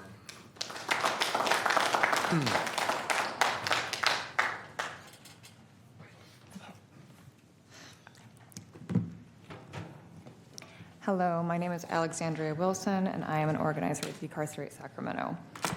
First, I just want to echo the fact that the DA and the sheriff are both receiving budget increases, not cuts, in this recommended budget, which feels like a fact that's been lost in translation today. I haven't read the entire budget because no average person could read 1,000 pages in the time that the county provided, which I believe is a huge problem in and of itself. The public should have been given time to review this budget and provide feedback, as they are the people it will impact. It won't impact us all equally, though. Most of the cuts involved will most directly and severely impact the most vulnerable among us, including those who rely on cash assistance, programs and services offered by the Department of Social Services and the Public Defender's Pretrial Services Program, which, according to data from 2023, the most recent I could find, had by that time connected about 1,000 people to mental health services, over 600 to substance use support services, and almost 600 people with housing. I can venture to guess those numbers have grown significantly in the 2 years since. What this budget does find room for, however, is $20 million for a jail construction reserve fund, which the board has been recommended to prioritize over funding county road maintenance. And I suppose indirectly, those aforementioned services this budget seeks to reduce funding to. This budget is plainly not in the public interest. Supervisor Hume, earlier you said we need to prioritize keeping the lights on and food on the table, but for who? We're in a shelter crisis. And so many of us live paycheck to paycheck and could have our lives upended by one emergency, and yet our county is proposing that we prioritize funding for jail construction, which, by the way, would be on top of the $13 million that was allocated in 2021 for ADA renovations to the main jail, instead of putting money into things that keep people in housing or help them acquire it. This budget makes sure they can be arrested once they lose that housing. Instead of funding non-carceral community-based mental health services, this budget seeks to make it even harder for people to receive care once they've been criminalized and arrested for having a mental health crisis. Please delay a vote, carefully consider who this budget serves, make the necessary modifications, and leave time for public feedback. Thank you. Thank you.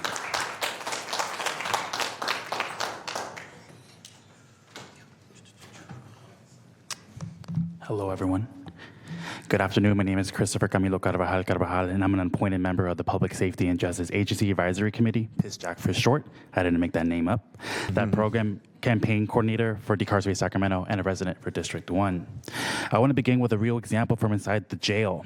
A person I spoke with recently waited 6 months to get boot fluid buildup removed from their thigh. That's 6 months of pain and neglect for something any of us would get treated immediately. And that isn't a delay. This isn't rare, it's a routine. It has nothing to do with the building itself. It's the result of the sheriff's staff and the culture they uphold.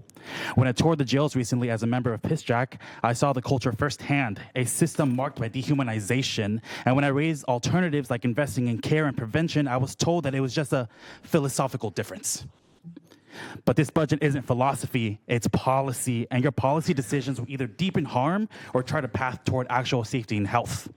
This budget proposes cutting vital services while increasing net funding for the sheriff, the district attorney, and setting aside $20 million for jail construction, even though the public has already rejected jail expansion 3 times since 2019, and the sheriff is still sitting on $13 million in unused ADA funds from years ago. This isn't just wasteful, it's undemocratic. Earlier, Sheriff Cooper implied that ACH is overfunded, burdensome, and that providing medical services to those he incarcerates diverts deputies away from other obligations within the jail. I want to ask you, supervisors, those in the room, those watching online, is providing health care and dignity to people really a waste? Is it not the legal obligation of the Sheriff's Department and the county? Furthermore, this budget slashes funding to the Public Defender's Pretrial Service Program, human assistance payments, and other essential supports while providing inadequate funding to the Conflict Criminal Defender's Office. Earlier today, someone said the county should be building up its reserves. Then why are we building a $20 million reserve for a jail while cutting and not funding programs that work? Lastly, it was said earlier that the county can't control how sheriff or DA spend their budgets, but you do have control how much funding they get, and that's where your responsibility lies. Instead of investing what actually keeps people safe, housing, care, and community support, this budget chooses to fund incarceration over the very services that would reduce our reliance on jails, cops, and punishment in the first place. In closing, reject the $20 million jail reserve, fund community services, not the carceral system. Thank you. Thank you.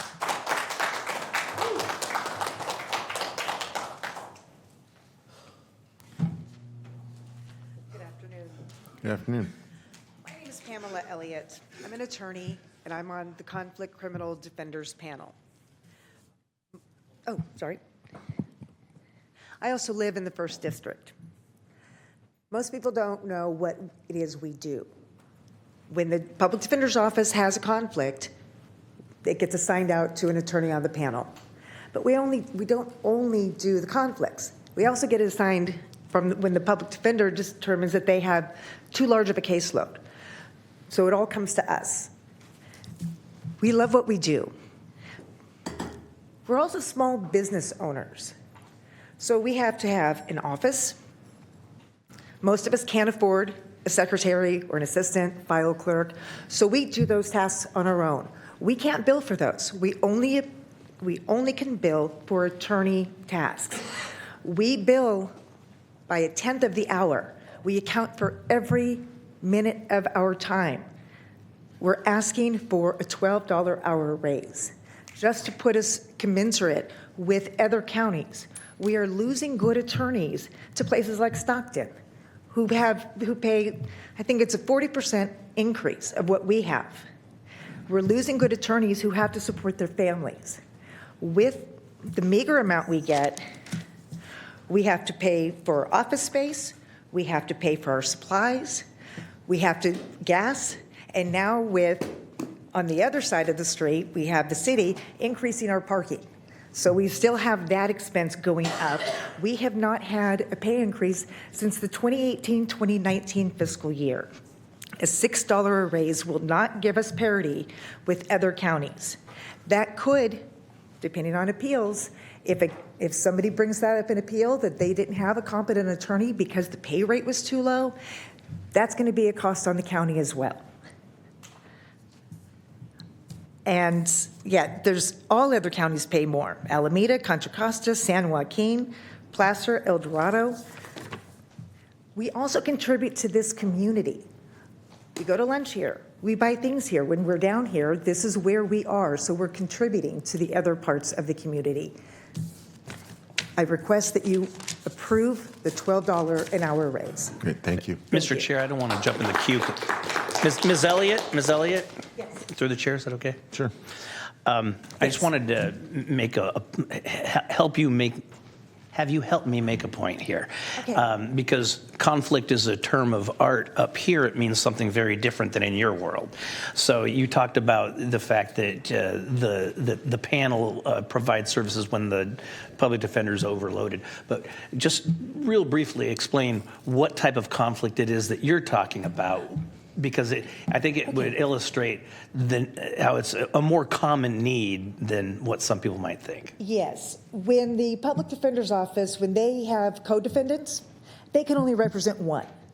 When they have represented a victim or somebody before, and then their interests are adverse to a witness or another co-defendant, they cannot take those cases. So we take all of those, plus we take the overload. Just like when they were having a strike. We took a number of cases in order to assist with that. Thank you. Oh, and one more other thing, as a small business owner, we do not get retirement. We do not have benefits. We pay Okay, for now you're those. overstepping I your know. question there. I just wanted to make that one point. Thank you very Okay, much. thank you.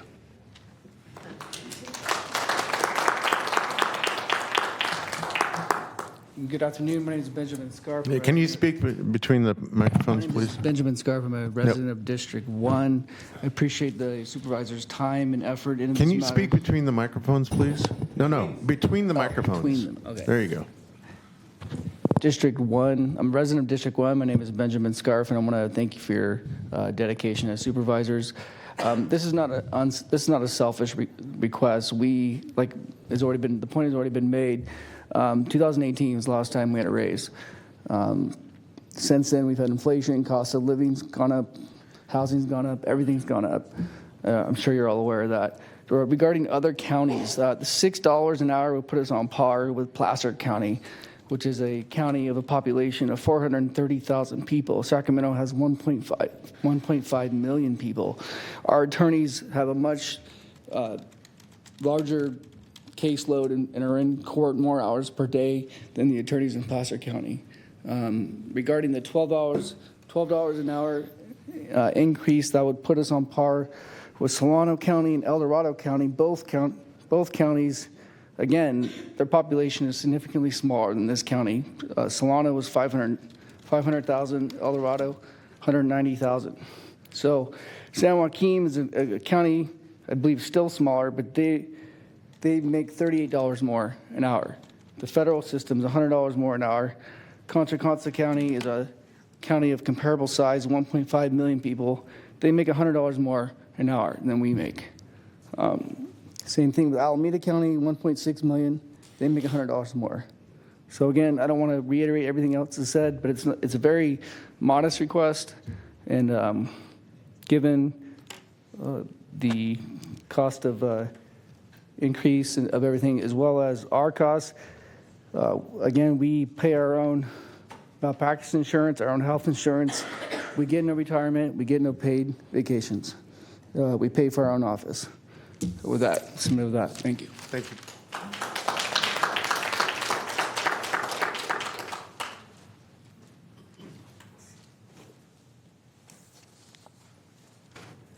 Hello, I'm Mika Popovich-Hostler. I'm a college student and a resident of District 3, but here to speak on behalf of Decarcerate Sacramento, because I was frankly horrified to find the $20 million allocated to jail construction set aside in the budget. I know we've heard community members here today speak about concerns about other community members, experiencing mental health struggles and causing, challenges to the safety of others, but I'm firm in the stance that constructing a new or expanding the current jail will not cost effectively or effectively at all really address this issue of mental health leading to crime. It's arrest diversion programs we need that meet people where they're at, like many of these juvenile justice advocates have spoken to, prevent them from ever becoming involved in the carceral system.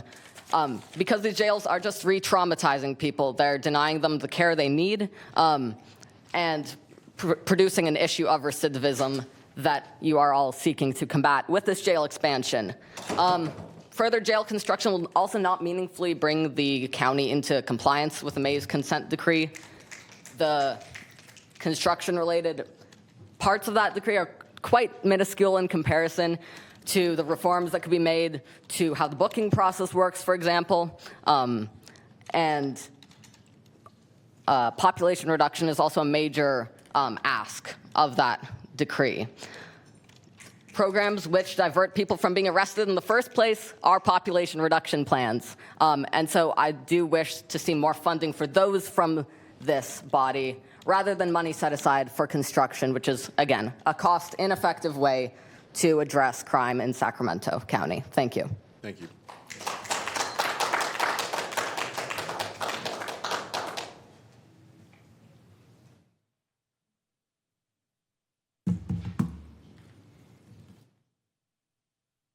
My name is AJ Albano. I'm a volunteer with Decarcerate Sacramento, resident of District 1.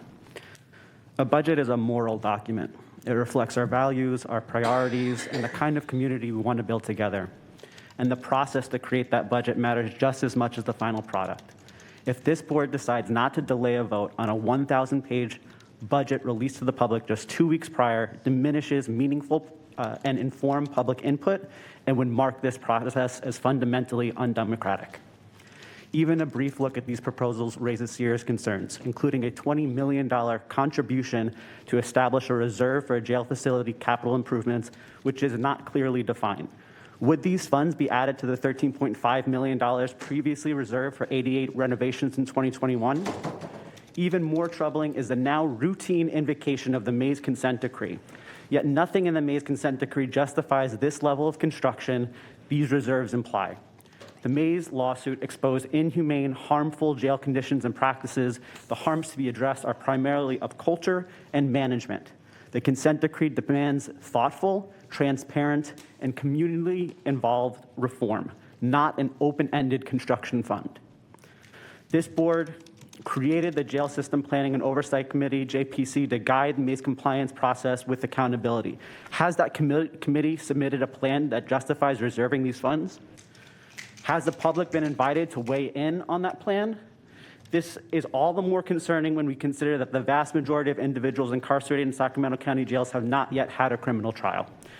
That this budget proposes to widen the funding gap between prosecution and public defense by an additional $2 million. That's both public defenders and conflict criminal defenders combined have a total of $20 million less than the district attorney's office. That is the largest gap since 2021 and includes cuts to community-based programs like the Juvenile Trauma Response Court and pretrial services. There's a lot for this board to think about, but also a lot for us, your constituents, to think about and say, which is why delaying this vote to allow more public deliberation and participation is the only path forward. Thank you.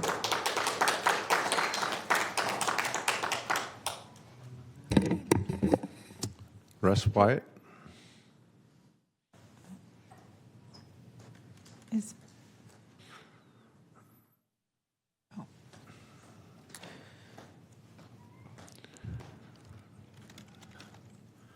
Good afternoon. My name is Russ Wyatt. I'm a resident of District 1 as well as an attorney on the Conflict Criminal Defenders panel. Ladies and gentlemen of the Board of Supervisors for Sacramento County, the reason I am here is to help you understand something you may be losing with this group of attorneys. I've been on the panel now for almost 10 years. And when I first started practicing law, I found that there are two types of attorneys. The type that cares about money and success and their reputation, and then the type that care about their client. And between those two types, there is a predominance of one type in the panel. These attorneys are not here because they're trying to get rich.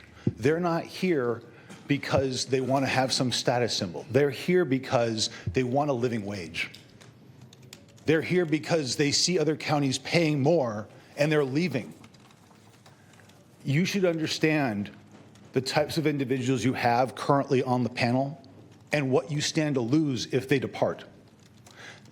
The money you're saving will not be worth the cost in the future to the County of Sacramento. These individuals are selfless. They're courageous. They have heart. The panel is made up of almost 100 individual law offices which create a brain trust and help each other. That can only happen if they can afford to live in Sacramento. The cost of living has gone up, but the wage has not. I will yield the rest of my time to any other member of the panel that wants to add more to this, but I implore you, make this decision carefully. We're not asking for a lot. We're asking for a minimal amount to survive and to see what inflation may do. And with that, I'll yield the rest of my time. Thank you. Thank you. And our final speaker is Peter Wyatt.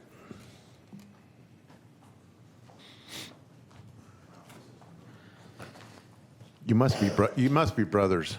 Good afternoon, ladies and gentlemen of the panel, of the board, and you are not seeing two at this time. There's not seeing double, there are two of us, in fact. I wanted to share with you a little of my experiences while working for the panel. I have a predominant number of clients who are indigent. I have a countless number of clients who are homeless. I can't tell how many people I've had who are drug addicted or mentally ill. I have had clients who are absolutely schizophrenic, and without the panel, I don't believe they would have the adequate representation they need.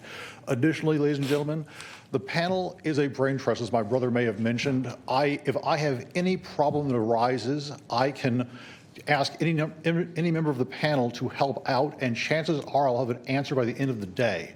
I'll have paperwork to go off of. I'll have the motion work almost completed for me, in fact, and I can't tell you how invaluable that is to have those people on my side while fighting these cases.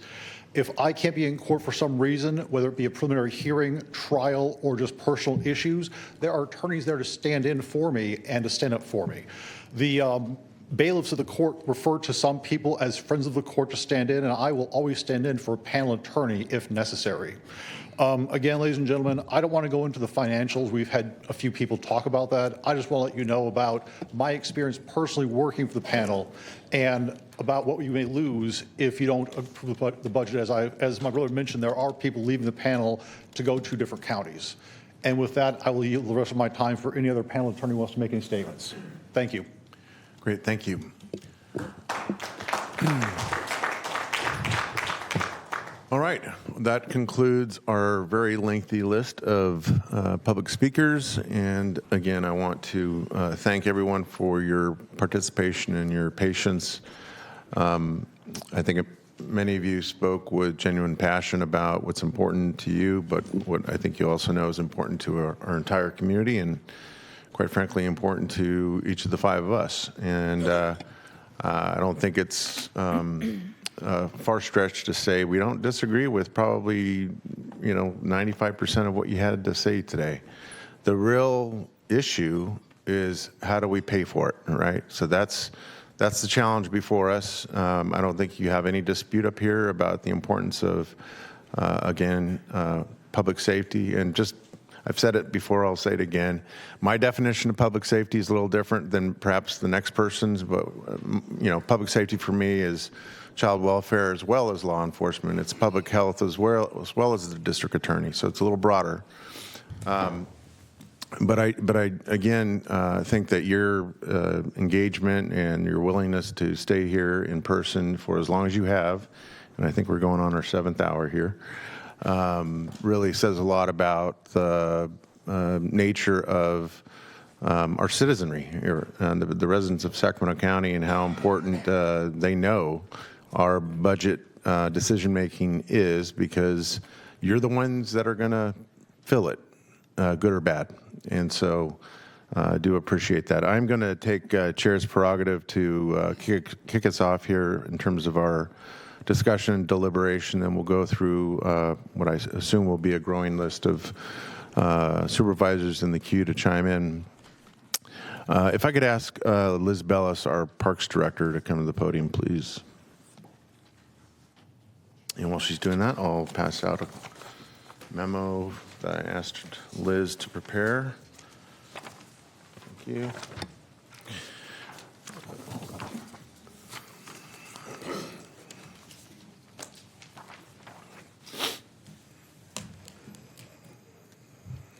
And our clerk is also putting what I just distributed to my colleagues on the overhead, so the public has an opportunity to see what we're looking at. So in the days leading up to today, we all had many briefings with our county CEO, and in fact, sometimes with department heads and his executive team. One of the items that I've already mentioned in the preamble that preceded public comment about a sum of $5 million that had been previously parked in an earlier budget cycle for impacts to the parkway as it relates to folks that are unsheltered. Those funds have not been expended. They've been allocated and they've been set aside. finding ourselves where we are today, given the nature of our needs, the fact that the Parkway continues to be stressed, as many speakers actually noted, especially those with the River City Waterways and Alliance. And I want to thank them and all of our CBOs that are focused on the health of our Parkway and its use and enhancement.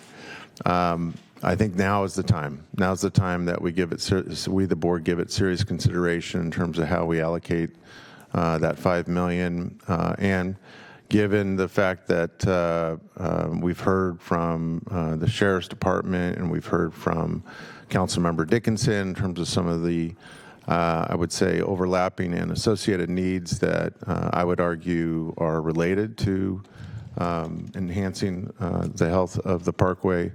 I have asked Liz to tell us about that $5 million. In other words, if it is the will of the board that we finally do specifically allocate this budget cycle, how would you prioritize that?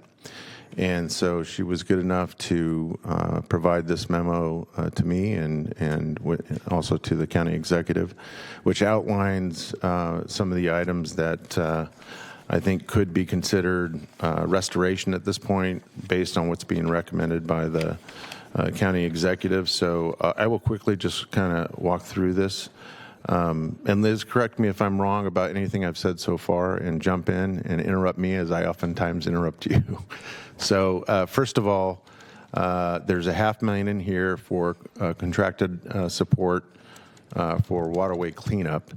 My understanding is that this $500,000 contract is really to manage the partnership that the county enjoys with various volunteer groups, River City Waterways Alliance being one of them, so that they can continue the work that they do uninterrupted. And I will just say, as someone that represents the lower reach of the American River Parkway, where there is immense stress on it every day, that I've seen the great work that they do. I've seen the tons and tons of debris, trash that comes out of the Parkway early on a Sunday morning. And so I just think it's really absolutely critical that we don't interrupt that partnership. So that's why that's in here.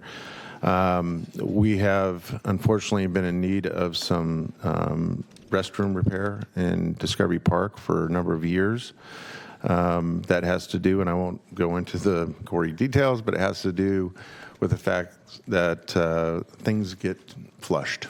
And it can do immense damage to the facilities there and then keep the public that wants to enjoy the Parkway to its fullest, including being able to use the facilities at times, from doing that. So I think that's absolutely necessary, as it is for similar improvements and fortification of those improvements at Howe and Watt Avenue, a little further upstream.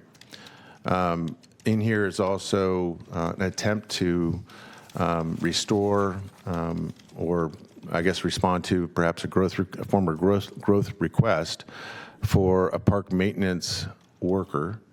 And the reason that there's $1 million here that's cited is that we wanted to kind of avoid, when I say we, it's based on a discussion I had with our regional parks director, wanted to avoid getting too deep into a one-time amount for what we know will be an ongoing personnel cost. So what this attempts to do is make a rough estimation of what that would cost us for a decade, so 100,000 times 10. Now, our Parks Director did kind of come to the balance of that $5 million by way of suggesting $1.5 million for wildfire restoration, and that's certainly very, very important. No doubt about it. And we do that. Just because this is now being shown as crossed off doesn't mean that we wouldn't be doing it. We just wouldn't be able to do more of it. But in light of some of the public testimony, in light of the sheriff's disposition on Hot and Pop, and I think, if I'm reading the tea leaves right, what I think my colleagues think about the importance of Hot and Pop, What I would suggest, and I'm eager to hear from them, is that we perhaps restore Hot and Pop fractionally for their work in and around the Parkway. Of course, they are charged with working in the unincorporated county, and especially District 5 has an immense amount of geography in the unincorporated county. But using that balance of 1.5 million out of the total 5 million, in part to fund Hot and Pop in the Parkway, would be one preference of mine. And then secondly, again, hearkening back to the testimony we heard from Councilmember Dickinson about the interest and need for a community prosecutor in North Sacramento. I cannot disagree with anything he said, and some of the folks that he brought to the podium, including one of Sac PD's police captains that does work in the area. That part of our community has for too long, quite frankly, been ignored, and I'm really, really encouraged to see that, but not surprised to see that Councilmember Dickinson has taken a very aggressive interest in working and partnering with the county to find resources to do a better job of providing them what they need to have a safer, cleaner environment. And the connection here relative to that particular potential community prosecutor is that I will just remind folks that some of the most impacted parts of not just the Parkway, but the lower reach, so the Wood Lake area in particular, is right there in that part of Sacramento. So the idea being that the community prosecutor could not only assist with demands for their services in and around kind of the adjacent urban parts of North Sacramento, Del Paso Heights, but also as it relates to impacts affecting the Parkway. So that would be my proposal, respectfully, to my colleagues to consider relative to, again, that $5 million that is in the budget. It's been parked there for some time, but I think now is the right time, again, to appropriate those funds accordingly. And Liz, I don't know if you wanted to add anything to that, but I just wanted to bring you to the podium to thank you mostly for working with my office on giving this a lot of thought. I think it's the right thing to do, and I would give the floor to you. Thank you very much for this time to make a brief presentation. As you mentioned, all these things are very important to the American River Parkway and to keep the momentum going. I think the irony is that as perhaps the economy softens, our regional park system actually becomes more of a place for people to go, that they can actually have the respite and enjoy the natural beauty. And so that does actually create more of a burden on our parks department. And so when we are also in that place where we're going to perhaps get some cuts, we actually need the money even more. So I thank you for this opportunity to present some thoughts on how we might be able to restore some funding for the Parkway. Great. Thank you, Liz. I may have other questions later about other parts of the budget, but we are now going to go down through our list. Mr. Chair, can I ask a follow-up question about this specifically? Go Sorry, ahead. just follow-up question about this specifically. Just so I'm clear.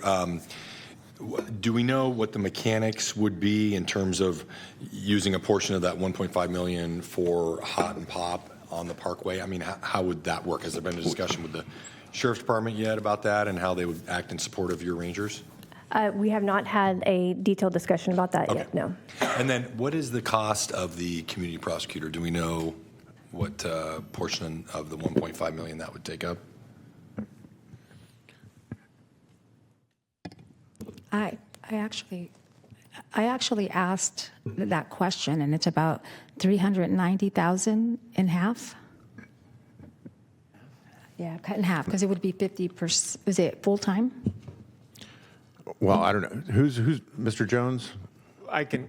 So I don't have an exact number from them, but I do have some information. I have been talking to the several cities about their use of community prosecutors.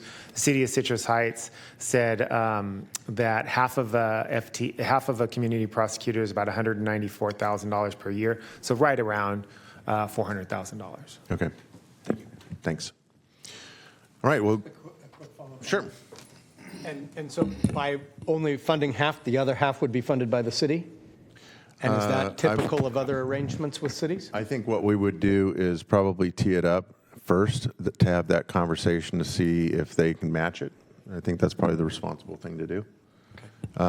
But you know, I want to have some idea and comfort level that there is, and comfort level from the rest of the board, that there would be some skin in the game.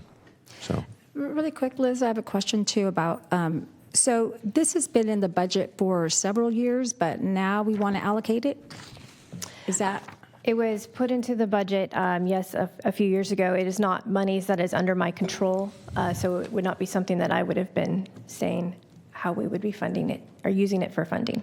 Okay. And so why now? Why use it now? That's my.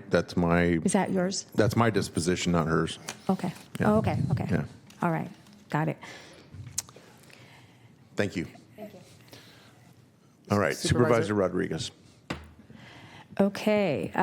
Well, this was incredibly a really good experience. This is my 5th budget under government, and I spent the last 4 years looking at an empty chamber saying, why don't people get involved? Like, this is the best part. It is the most impactful, and I don't think I'll be saying that with Sacramento County, but it was great to see. I just want to give, again, just a shout out to County Exec Villanueva and Chief Fiscal Officer Thomas, who have, I think, just laid out a bunch of really good information. There's so much to process. But just some comments that I have about this morning and hearing some of the feedback. Keeping our citizens safe is the #1 duty of government, and balancing a budget on the backs of those who keep us safe, in my opinion, is irresponsible and dangerous, and it will put officers and citizens' lives in jeopardy. The men and women in the probation, district attorney, and the sheriff's department are the first line of defense against violence and property loss. I will be voting no to the cuts to public safety. We owe it to our constituents, we owe it to our businesses, we owe it to our communities. Prop 36 sent a very strong message from California, that includes Sac County, that people want public safety as a priority. Just today, the speakers alone, we had 41 speakers speak in support of our public safety. I'm also not interested in stifling any of the departments on what they need to be efficient and look at opportunities to increase efficiency and reduce costs.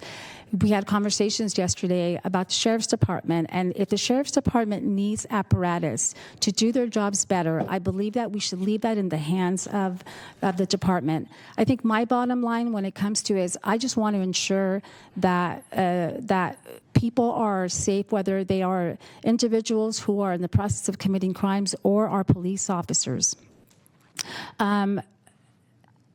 We are a growing county, and I think cuts to public safety at this point would be detrimental.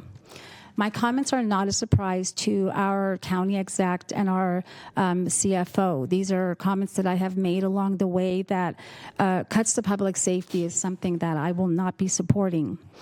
And just those are my comments for right now. Thank you. Great. Thank you, Supervisor. Supervisor Hume. Thank you, Chair. And first of all, I appreciate the thoughtful, coming to the table with suggestions for the funds.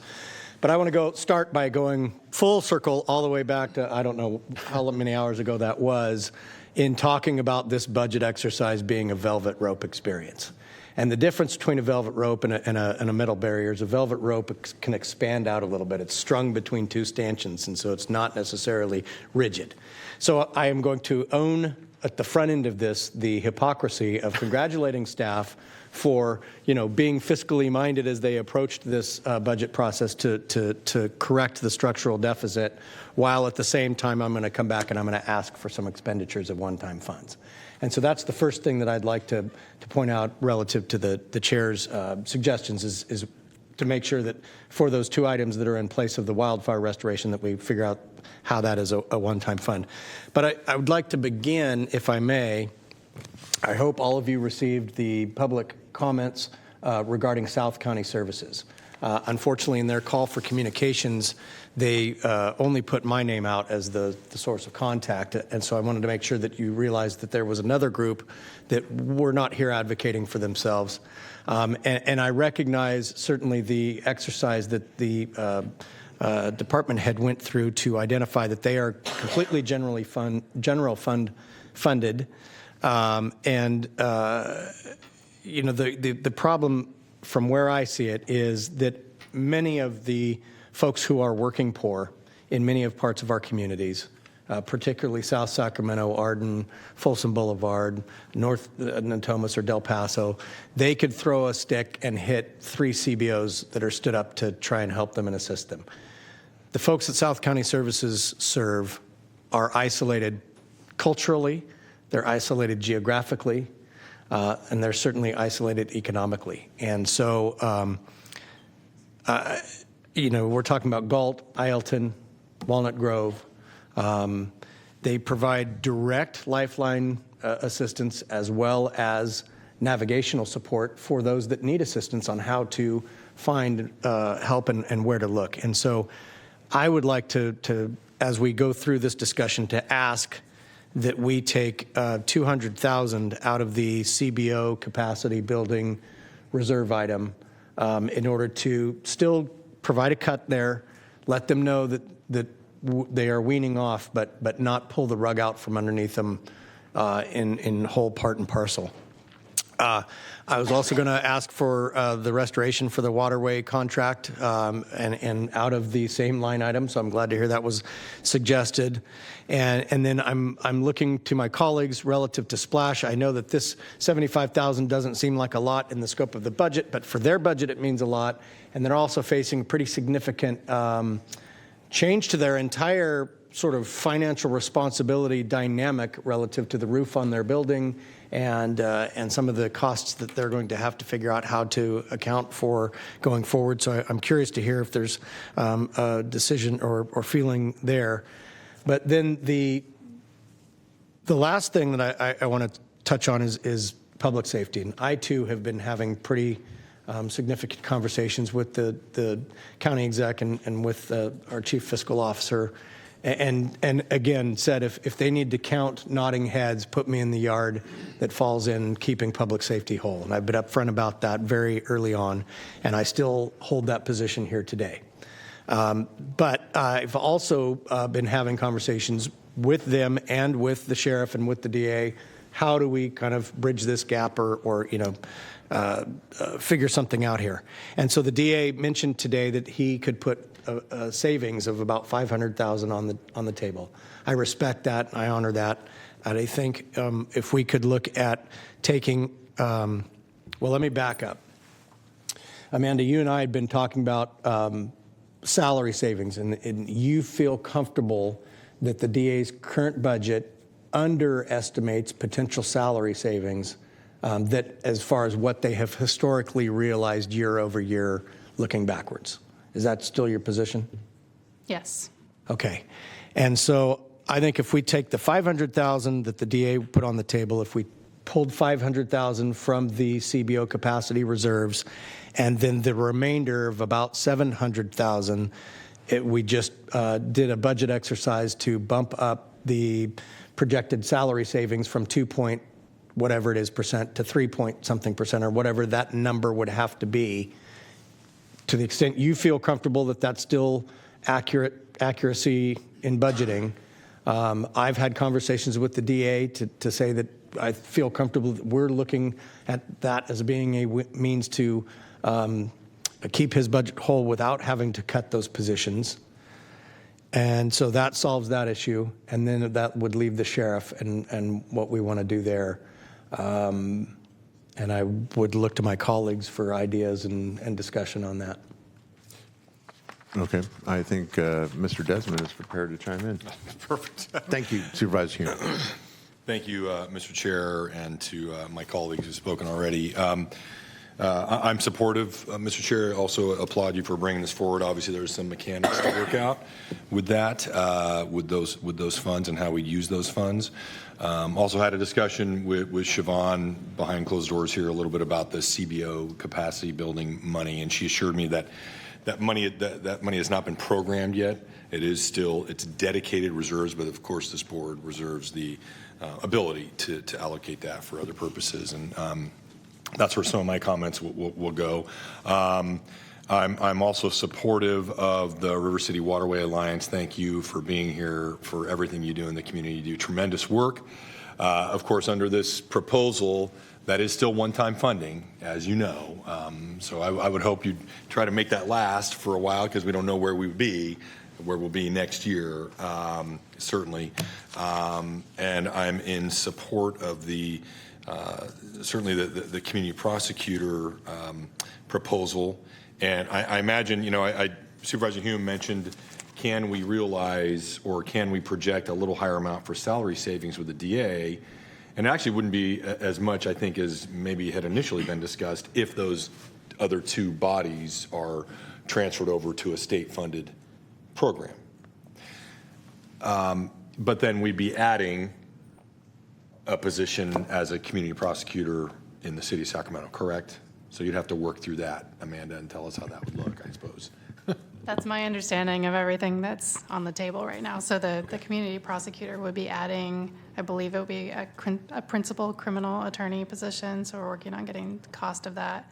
And then my understanding is that there's $500,000 of additional revenue that could be considered to offset net county cost. And then I think we would look at the difference between the net cost of the positions recommended for reduction and that $500,000 as being what could be added in additional salary savings in the budget. I should have said, Supervisor Desmond, too, that the community prosecutor for the additional one, that is absolutely contingent on a memorandum of understanding between all parties, including the DA himself, the county exec, probably myself, my office, and Councilmember Dickinson's office, that the funds will be used as intended. So, Can I ask a question on that? Sure. Additionally, it's my understanding in other cities where community prosecutors are utilized that those cities cover the cost of that community prosecutor. At least I know that's the case in Elk Grove. That's my understanding also, that City of Elk Grove, Rancho Cordova, the Downtown Sacramento Partnership, and then the county has two in our unincorporated area. And so I guess I would go back, and I understand we have a funding source, at least for one-time monies, but why would we be making an exception to fund a community prosecutor within the city of Sacramento when all the other cities in the region fund their own? Yeah, and respectfully, if we go back to what the council member said in front of us, including the public, I think it was really focused on, and he didn't say it, but I'll say it, the fact that, and there may be differences of opinions about this up here, the fact that our largest city in the county is facing the kind of budget stress that it is, and the fact that there's been over years cumulative unaddressed need in one of the poorest parts of our, not just city, but our entire region. So maybe that resonates with folks, maybe it doesn't, but to me it's an urgent need and one that we're not restricted from using the funds. So that's why I think it's important for us to make a decision, informed decision, and use those funds as requested. Thank you. It is interesting because I do think we run the risk of other cities coming and saying, well, why don't you fund ours as well?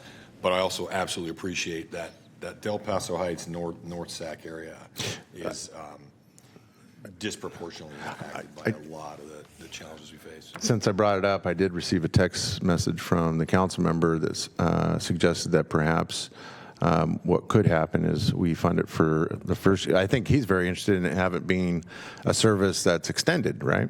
Which makes sense. You don't, again, this is not about one-offs, 1 year, especially when it relates to personnel. I think he's very interested in having that continue. I am interested in having that continue. I think what his preference is that we look at funding the first year and then having them pick up the second year, and then moving forward, the city is in the habit of funding a community prosecutor for that part of the city. May I speak to that, or are you going to speak to that, Supervisor Kennedy? No, go ahead. Oh. So cities incorporate because they want to take care of themselves. And I had a conversation with the city of Citrus Heights a couple of days ago about a part-time prosecutor. The city of Folsom isn't interested right now because financially they cannot afford it. We have so many areas that could utilize funding. I am not in support of utilizing county funds to fund a position for the city of Sacramento, for a position that they should be paying for themselves. And I look at all of the comments today on the needs of Splash and the voter registration cuts and the rivers, the regional parks, the juvenile justice, CalFresh, EBT, Farmers Market, Sac County Child Care. We have so many needs in our county that I just don't see how we can justify paying for a position for the city of Sacramento when it is something that they should be funding themselves. I get that there are special needs in the city, but the county has so many needs related to foster kids and food and so many other areas that I just cannot wholeheartedly support a position getting paid when we have social services that are getting cuts. Thank you. Again, the funding source that I've identified has a pretty obvious connection to the adjacent parkway. So that's, when you're talking about some of those other needs, I don't disagree that we have those needs, but they're not associated necessarily with the parkway. So that's kind of why I've identified this particular source the way I have. Secondly, and with all due respect, I'm happy to give you a tour of Del Paso, happy to give you a tour of North Sacramento. It's not Folsom. It's not Citrus Heights even, okay? It's a community of color that is extremely economically disenfranchised and has had a lack of both political and service attention for decades, not even years. So again, it's, it's not the unincorporated county. Yeah. But let's also remember the services of the district attorney are countywide services as well. So there's that element of this that I think is worth considering. So just really quick, I don't appreciate the comparison to the city of Folsom. I have a very well understanding of the county of Sacramento. I understand Del Paso. I understand. I have visited. I know the challenges. I know the disparities that oftentimes that come with it. So I just don't want you to think that I have spent my time in this bubble in Folsom, because that's not what it is. So, yeah. The offer stands. I'm happy to give you a tour. I would take you up on that offer. Thank you, Mr. Chair. I think I still have the floor here. Yeah. That's all right with you. But I am supportive of. I am supportive, especially in terms of a one-year funding, and I do think it is unique in terms of the nexus to the Parkway. Yeah. So I think that's reasonable. I would not support it as an ongoing fund from the county, however. So finally, for me, and I know there's a lot of other nonprofit organizations, and I appreciate everybody coming out. I suspect one of my colleagues may mention Splash as well, and potentially restoring some funding there, and maybe to some other things. But it's tough because there's a lot of impacts that you really don't even easily see just looking through the budget. There's impacts to SPCA programs we fund at SPCA. There's of course a lot of federal impacts to nonprofits who do amazing work in Sacramento County that aren't even, it's not even reflected in this budget, but the need certainly outweighs the resources we have. When it comes to public safety, I do want to comment a little. I already made a few of my comments in response to the sheriff and the DA's budget, and I won't belabor those, the discussion about, Prop 36. But one thing I do want to focus on, and we heard a theme from a lot of folks here today, is number one, the progress we're making in unincorporated Sacramento County, and the return on the investment by some of these public safety resources, and certainly what the sheriff and the DA is doing in these communities. I think of it in terms of, I look at Mr. DeFonte and what we're doing with the community development review process.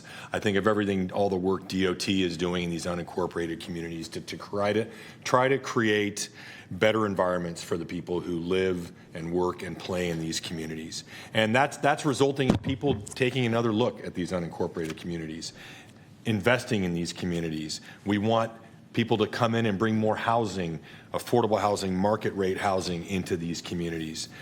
They are only going to do that if they can be assured that these are safe communities. And so I share the sentiment that we should not do anything that's going to stall the progress we've made. With respect to the sheriff, so my proposal with the sheriff's department, what I heard today from the sheriff is that they're willing to reduce the youth services unit, which is, I believe, about 1.5 million, 1.2 million, 1.4 million, and then the net county cost of the CCW, that's already included in here, Amanda, correct? The 840,000 of net county costs for CCW. So one of the recommended reductions is to reduce that cost in the budget. Are you referring By to? 840,000, yeah. Yes, So yeah. keep that the same, so I'm looking specifically, and he wants to maintain the Marine unit, which is a $300,000 expense the other way. I'm looking at both the funding for the HOT and POP team in here, and I know I don't want to get into the whole thing about who recommends what, but in terms of the amount of dollars we're looking at, those two combined are what, 6.3 million, plus the Marine unit is another 300,000. But if you offset that with the cuts to the YSU, that gets us down to what, about 5 million, a little over 5 million? Yes. So my proposal would be to look at the CBO capacity building money to restore that amount to the sheriff's department. How much is that total? It's about 5.2 million. So you'll take 5.2 of the 6.9. 6.9. 6.8. I rounded up. Oh, it's 6.8 now because we actually funded something, I believe. So those are my comments. Just a question. So does that need to, or does it take into account what I've suggested? We don't really kind of know the final number for Hot and Pop. You're right. It would have to. It would be a little less than that. Which could restore a little bit right. more back to CBO capacity Correct. building, right? That's right. Okay. It may only be 4.2 million from the CBO capacity. There you go. building. Yeah. Okay. Thank Perfect. you, Mr. Right. Chair. Finally, Supervisor Kennedy. Supervisor Hume's velvet rope is turning into a bungee cord. I'm going to go through. Well, first, let me address the proposal on the table for the Parkway, that $5 million. I wholeheartedly support Supervisor Serta's proposal. A couple things. This doesn't take away from my support, but I'm going to caveat my feelings. One is it would be nice, I know it's never going to happen, if we could get the city to help out with the restroom repairs, since some of the major uses, they end up getting the TOT out of it, including the amazing music festivals we have. They really benefit, and those are the most intensive uses of those restrooms. So it's logical that they kick in. It's never going to happen, but it would be nice. I spoke with Councilmember Dickinson about the community prosecutor, and at first I was kind of in the same boat as, isn't this a city issue? But Supervisor Serta's right. This has been a historically neglected area, probably as much as any area in Sacramento County. It is an area of high needs. And if you think that the county's when we invest in North Sacramento, if you don't think that benefits the county and our services, from probation and all of the countywide services we provide, I just think there's a clear nexus there. So I can support that as well. Down the list now, as far as the CBO capacity building, I was a big supporter of it. However, times were different then. We had a lot of one-time money flowing in because of all the reasons Amanda stated earlier.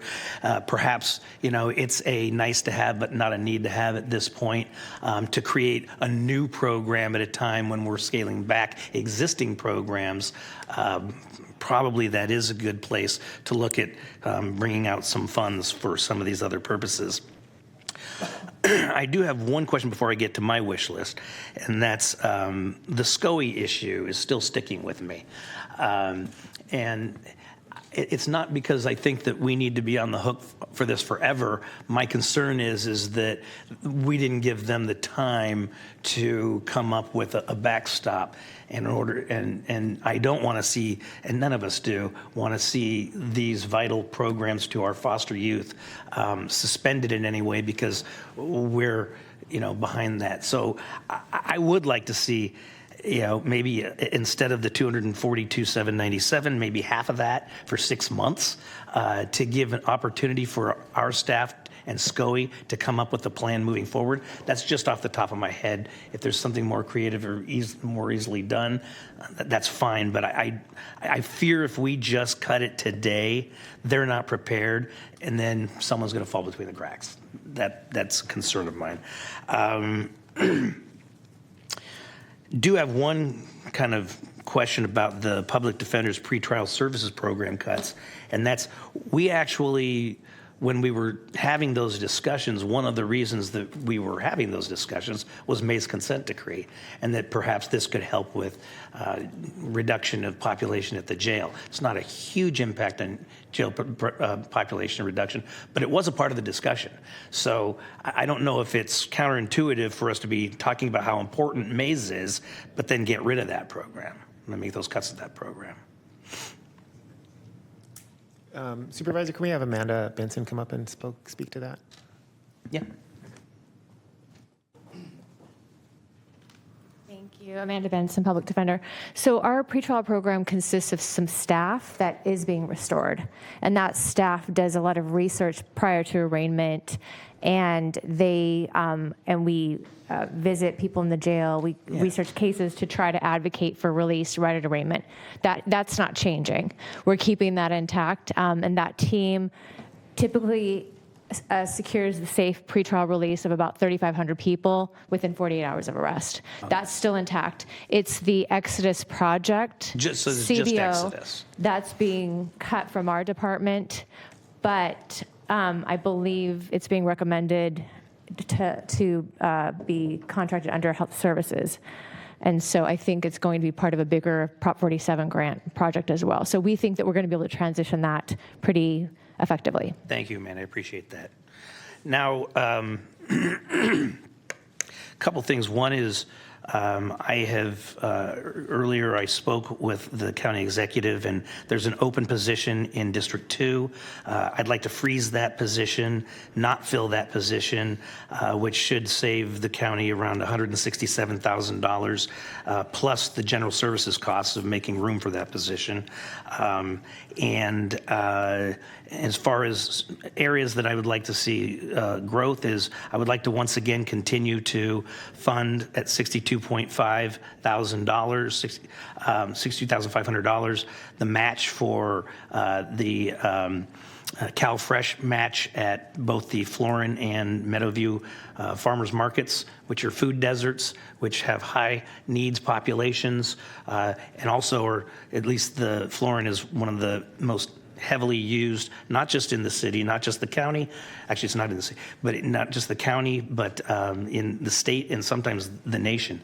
So I would like to see that 62.5 for another, and before Amanda's head explodes, I know these are one time. We can look for future funding to help them out, or we can have this discussion next year, depending on where we are.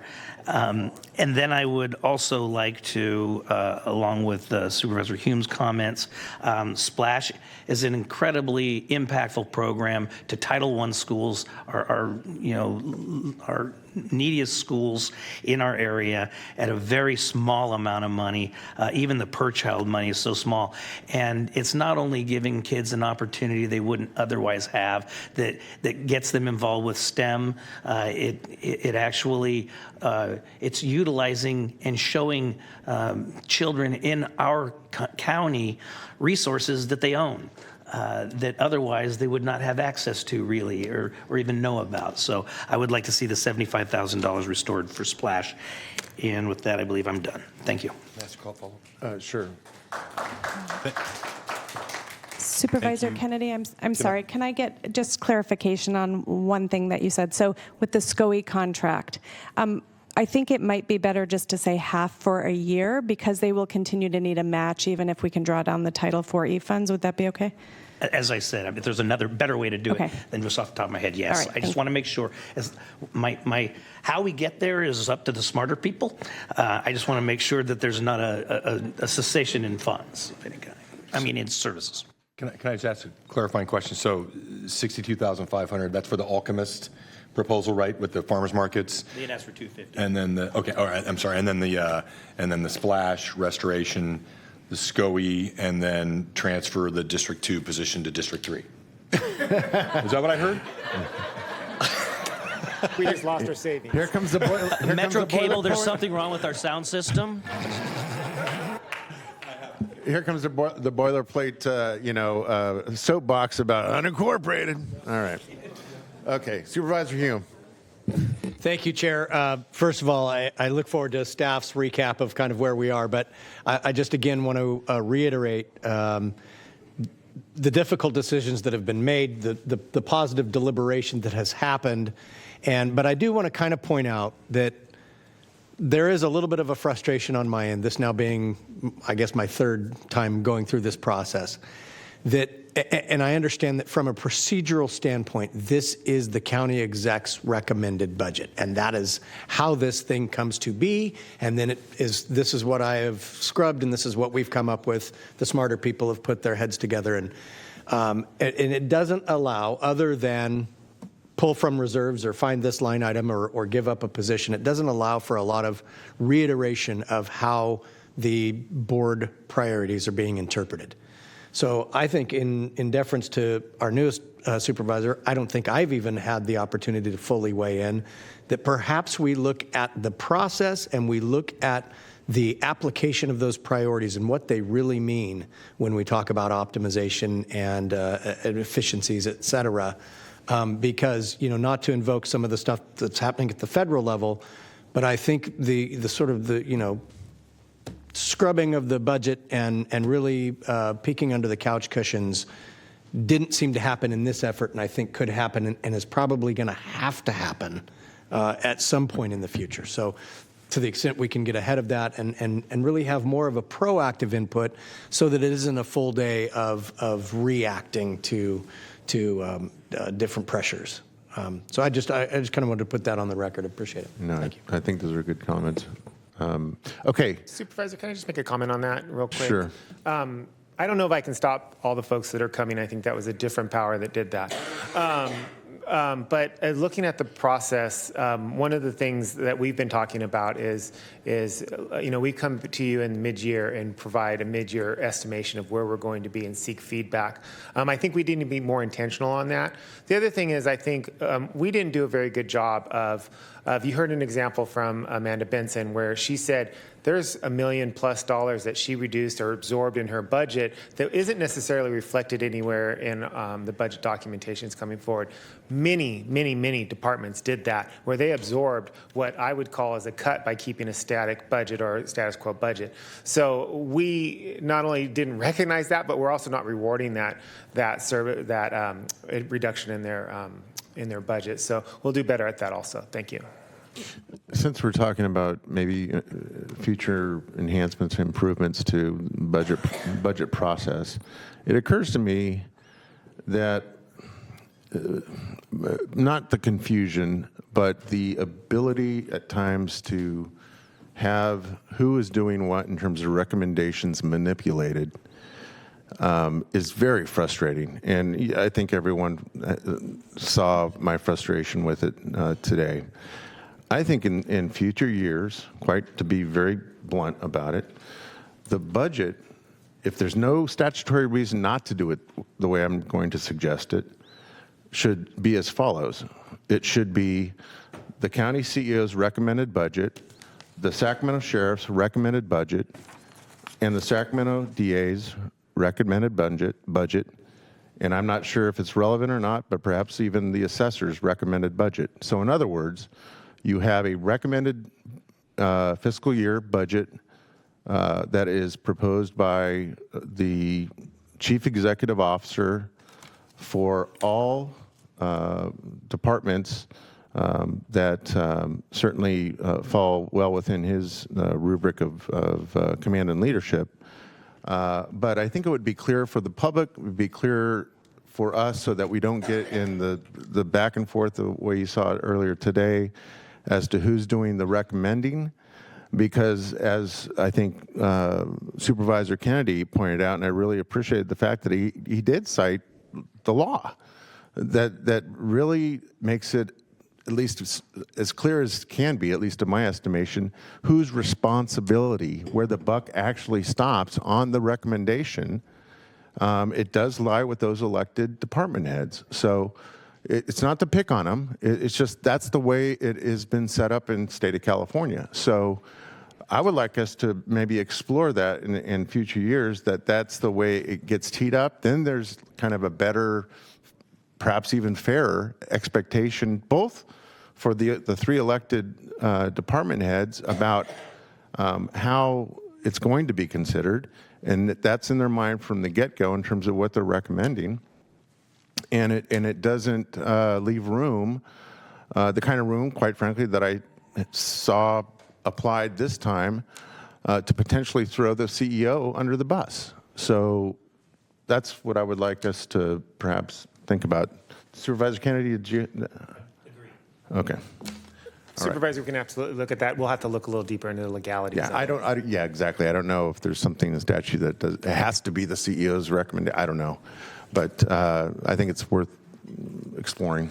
Okay, thank you. So as we typically do every time we do this, and you let me know, Amanda, if you want to do it differently, but she has been taking copious notes about all of our comments, suggestions. I think she reads the room well. She understands where there's at least three of us that are agreeable to certain things. What I would suggest is if you need the time, take the time, and you tell me how much you need to go back.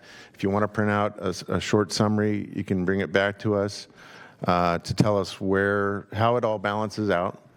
If you don't need it, and you're prepared to summarize it here now, we could do that. Or and the other option, the third option, is we come back tomorrow and get it. I'm not in favor of the third option. We got a lot of people that have been sitting here for a long time that need to do other things, and so you tell me what your preference is, Amanda. Well, my preference at this point actually would be to clarify, to make sure that I've understood everything that has been said. Okay. And then, yes, I do think I would like to take a short break. Okay. Yeah, that's absolutely fair. So why don't you go ahead and Possible. summarize, Okay. and then we'll take a recess. It may take a little bit longer than half an hour, but Sure. we'll try to get half an hour. I know everybody wants to go home. Okay, so in no particular order, starting with the district attorney, I think what I heard was restoring the 6 positions that were recommended for reduction, funding that with $500,000 of additional revenue, and then the balance being funded with additional salary savings. And please speak up if I, no. That's why we have these. Well, I'm glad we're clarifying. Yes. 500,000 of additional revenue, Uh-huh. then we would match with 500,000 out of one of those line items, reserve line items, and then the remainder would be salary savings. Okay, thank you. Which would be approximately $800,000. $700,000, $800,000. Okay. Okay, thank you. And those are one-time, that would be one-time funds, the CBO. She might be getting to it. Thank you, and I will keep repeating that. Okay. And then additionally, which would be in the district attorney's budget, we would be adding a principal criminal attorney position, which would be for a community prosecutor. And that we're estimating the cost at $285,000, and that would be funded from the $5 million Parkway Reserve. Correct. Okay. And then within the sheriff's budget, so the reductions, yeah. Can I just, Supervisor, I just want to make sure we're funding one full-time position to do that. You said something about skin in game and some other things. I just want to make sure. One full-time position for a first year, with an understanding, and of course we'd have to have an MOU in place, as I mentioned earlier, that, and I've got it on good authority that the city council member for the area is interested in the city continuing that, discontinuing it for the county's ledger next year. So. And I had mentioned that there was another city seeking 50%. That's why I understand. That's why I asked that question. Yeah. So within the sheriff's budget, starting first with the concealed carry weapons permit program. So we had a reduction of that program. There was some discussion of increasing fees. I'm not clear on what the proposal is. Would we still be reducing, or we? I think we would still continue to make that reduction and ask the sheriff to come forward with a new rate to make up for that lost revenue. Right, so that'd be $840,000 reduction as reflected. Which would stay, Gotcha. no Yes. change. Which is Yes, already correct, there. right. Which is already there. So it stays a cost recovery measure, right? It stays as a cut. The general fund, or the Gwinnett County cost, was it 840? $840,000. 840,000. We said that was proposed to be reduced. And he we're would going to recoup keep that that. reduce. We'll keep that reduction. We'll ask the sheriff to come back and find revenue to cover that up. Okay, and then the HOT and the POP teams would be fully restored, partially funded with Parkway funds to be dedicated for use on the Parkway. So that amount would be about 1.2 million, because it would be less the community prosecutor. Supervisor Kenny? Just an overall question. Supervisor Cerna addressed it well with the memorandum, because you had the same concern I did. We just said that, but then we've said 1,000 times here we don't have the authority to direct the resources. So how do we do that? Well, if we're going to, let me see if I can attempt to address it. When the Hot and Pop teams had full funding in recent years, part of their standard protocol, I assume, was on occasion to go adjacent to or even in the Parkway to assist our Rangers staff, especially, as well as our maintenance workers and voluntary organizations, with what they are charged to do as the Hot and Pop teams. If it's fully funded, in part with the $5 million, I assume that they would continue. No, I'm sorry. Maybe I mixed. I'm talking about, no, I'm not talking about the $5 million. Oh, I'm just saying that your idea of the memorandum to make sure that that position went to that. But now we're directing the DA to fully fund, or the sheriff to fully fund POP and HOT, but we really can't do that legally. So how are we doing it? I'm going to look to the attorney to answer that question. You are correct. Thank you. It would have to be a good faith agreement or an MOU, which it does not have the force of law. Let's take the idea of what we're going to have to work through with the city, and maybe use that as a template or a consideration, at least, to have that good faith understanding that's a little more than just good faith, but in writing. Right. That is what will actually occur. I think it's a good point. I'm not saying anything that I don't trust that the sheriff would do it, but he could. We could say we want it to go toward this, and he say thank you very much. Now go pound sand. I got my money. So yeah, I see what you're saying. I have a pretty. I mean, your spidey sense is probably better than mine politically, but I think if he's getting full. If he sees interest on behalf of the board to restore hot and pop, and he understands as well as we do how important that is to our common constituents. I would put my money on that he's probably likely not going to do something else with it. But again, good faith to the county council's point. Right. I mean, good faith, and if we do a written memorandum of understanding, it doesn't have the force of law, but again, it's something that we can point to and he can point to rely on, which I think would be a good idea. Thank you. Okay, good. Okay, so then also restoring the position in the Marine unit and the net of the share of restorations that is not funded with the Parkway Reserve would be funded by, in part, reducing the youth services unit by 1.4 million, and then the remainder would come from the CBO capacity building reserve. Then I have the 3.5 million of other Parkway related costs funded from that reserve. And then SCOE at half a year, which would be 121,000. Full year. Full year. What? Sorry, 1 year, half funding. Thank you. 121, still the same dollar amount. Yeah. $121,000. That's the accountant. Not an accountant. Funded from the CBO capacity building reserve. And then South County Services, sorry, let me pack. South County Services, $200,000, CBO capacity building. And working with the director to maybe find some in-kind opportunities for them to co-locate in our Galt DHA office. Splash, $75,000, CBO capacity building. And Alchemist, $62,500, also CBO capacity building. Have I missed anything? Has Amanda missed anything? Okay. So just for clarity, I have two comments. One, for clarity, so with the Sheriff's Department, the youth is not going to get funded, or it is going to get funded? I'm not clear. It's up to him. His recommendation. That he What is brought that? To us. It was based on his proposal that he came to identify some additional. Okay. Additional And then savings. I just want to state for the record, I'm not in support of taking $400,000 for the city of Sacramento to have a prosecutor.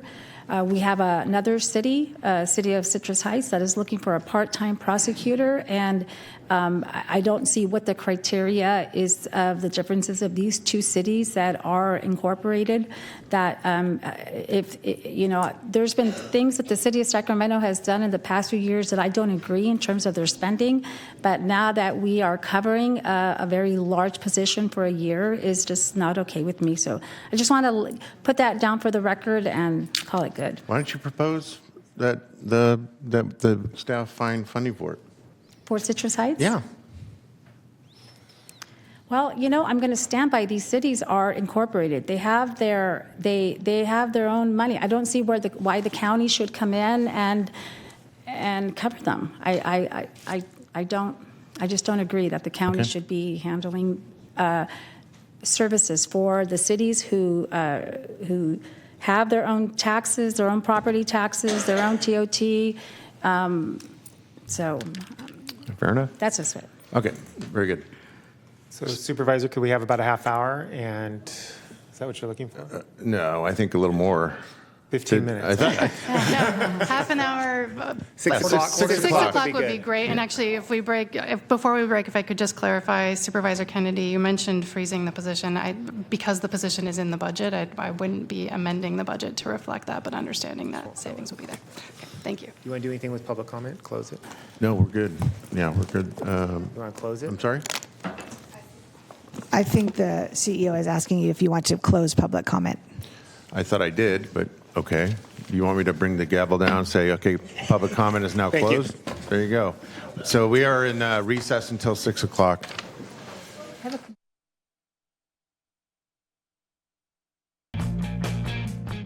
I'd like to call back to order this meeting of the Sacramento County Board of Supervisors for Wednesday, June 4th, 2025. Madam Clerk, will you please call the roll and reestablish a quorum? Yes, Supervisors Kennedy? Here. Desmond? Here.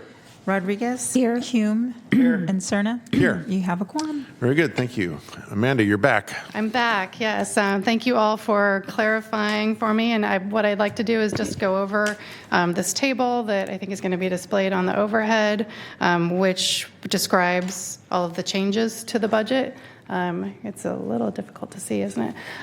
So I'll go quickly row by row. On this first row, what we're doing is we are restoring the reduction to the district attorney misdemeanor unit. That was those 6 positions, so that would be restored. The total appropriation increase is $1 million because we're offsetting with $756,000 of salary savings, and then also funding with $500,000 of one-time state revenue in the district attorney's budget and $500,000 of one-time CBO capacity building reserve. The next line is showing adding a principal criminal attorney in the district attorney's budget for a community prosecutor in North Sacramento for 1 year, again funded with one-time funded with one-time ARPA homeless, American River Parkway Homeless Reserve. The next line is showing the restoring the sheriff hot and pop team reductions. So that's a total of $6.2 million to restore those 2 reductions. That's funded with a combination of about $3.6 million in CBO capacity building reserves, $1.2 million in American River Parkway Homeless Reserve, and then also funded by reducing the Sheriff Youth Services Unit. So that's a $1.4 million expenditure reduction. You can see that on the next row there. Also restoring the Sheriff Marine Unit reduction, funded with the one-time CBO capacity building reserve. For the Sheriff Concealed Carry Weapons Program, what we're doing is restoring those appropriations, but showing them as 100% funded with revenue. So this assumes that the board will approve a fee increase for this program to fund that. Regional parks, we're restoring the reduction for the waterway support contract of $500,000, and that is funded with the American River Parkway Homeless Reserve. We're also in regional parks funding one-time transfers to the parks construction budget that you'll see at the very bottom of this table to fund the Discovery Park, Howe Avenue, and Watt Avenue restroom repairs, again funded with the American River Parkway Homeless Reserve. In the Child, Family, and Adult Services budget, partially restoring the Sacramento County Office of Education contracted services on a one-time basis for $121,399. In the Human Assistance Administration budget, partially restoring the reduction to South County Services, again on a one-time basis for $200,000. In the regional parks budget, restoring the reduction to Splash, again, on a one-time basis for $75,000. And then in the Human Assistance Administration budget, adding $62,500 for CalFresh benefits at farmers markets on a one-time basis. And Amanda, Dave DeFonte, I think we skipped over the park maintenance worker. Oh, I did. The 1 year. Sorry. I did. Yes, thank you. Park maintenance worker. So regional parks, $77,019. That would be restoring what was a recommended reduction for that park maintenance worker position. So that would be funded with the American River Parkway Homeless Reserve, and that reserve would then retain. If you look up at the very top of this chart here, you can see the table at the top shows the balance in the reserve. So we would be retaining within the American River Parkway Homeless Reserve $922,981 that would be available to fund that position for the next 10 years. Very good, thank you. And that concludes your... That concludes my comments unless there are any questions or changes on this. Okay, very good, thank you. Supervisor Rodriguez. Amanda, I have a question about the district attorney. Earlier, we talked about it being almost $400,000, and here we have $285,000. Why the difference of almost $100,000? So this is the cost of a principal criminal attorney position. So what we would be doing to our budget is adding a position to the budget. So there was another growth request that the district attorney had submitted for a principal criminal attorney, which is where this cost came from. I can't speak to the 400,000. I'm not sure what. Supervisor, that might have been my error. I did mention that I heard from a different locality said it was about $400,000. I think that's their cost, not necessarily the cost for the DA. And this only includes the true cost of the county, not any kind of markup or anything else. And I do have just one more question about this position. Do we know what the expected outcome is a year from now? So we approved this position into the budget, but do we know some of the expectations that we have of where we are today and where we're going to be a year from now by adding this position into the budget? And I don't know who would answer that. I can try to answer that question. I thought it was very clear that Supervisor Cerna asked us to come up with the MOU with the district attorney, his office, and the city of Sacramento, or at least Congressman Dickinson's office. Oh, you just promoted him. Councilman. Councilman? What did I say, Congress? Councilman. I'm sorry. Councilman, district office, and have a conversation with him and set those expectations. So then a year from now, when we come back to the budget, we can look at what the expectation is and where that position had an impact to the city of Sacramento? That could be definitely part of the MOU. Okay. Yep. In fact, we could have a mid-year review as far as I'm concerned. Yeah. So, Is that your instructions? sure. Okay. Yeah, I think it's going to be both in my office's interest and Councilman Dickinson's interest to understand the efficacy of the work that presumably, assuming we get the affirmation of the MOU, the work that additional community prosecutor would be doing in that part of the county. So, Supervisor Kennedy. Thank you, sir. I know that on the 001A sheriff, the money for the CCWs, it says assumes board will approve increased fee. Can we bring that to us as soon as possible? Yes, we're already talking with the sheriff's office already about bringing it forward. Okay, so thank you. absolutely. And it's in their best interest to bring it forward to make up for that lost revenue. Right. Yeah, but thank you, Supervisor Kennedy, for offering that reminder. Supervisor Hume. Yeah, I just had one more thing. I wanted to go back to budget unit 310040. I didn't bring I my have big some binder. questions. Funny guy. All right. Okay, so are all Supervisor Desmond? Mr. Chair, I was just going to make a motion when Well, there's no other. Sorry. if you'll indulge me, I just wanted to look to County Council to make sure we make the right motion because I believe we heard two items together, right? Did we not? That's correct. So what would the appropriate motion then consist of? Let me just pull up the recommendation. Yeah, if it's helpful, I can display that. Seems like we go through this every year. All right. There Well, you you could just, let's see. You could just move staff's recommendation. Okay. Well, Unless you want to read the full, CSG? full, this full CIP. Well, for the record, why don't you- The full title of the agenda item. Or I would easiest way is just to remove staff recommendation. Oh, okay. The budget Of the budget. In that case, Budget well, and, let me, budget and the CIP, Budget because we and are the doing both Right. together. let me preface it with, I would just say I think if Lisa, I don't know if Lisa noticed that we put up. Oh, I the- didn't see it, sorry, thank you. So I think that's what she's looking for us to move staff recommendations, and that would include all of that. Right, and this recommendation that's on the overhead incorporates as incorporated. as yes. incorporated these changes that have been made by our budget officer. Okay, with that, Mr. Chair, I'll move approval of the 2025-26 budget as amended with this recent printout from Amanda, as well as approval of the 25-26 CIP. Very good. All right. There is a motion and a second on the floor. Please vote. Unanimous vote. Very good. Yes, applaud. Wow.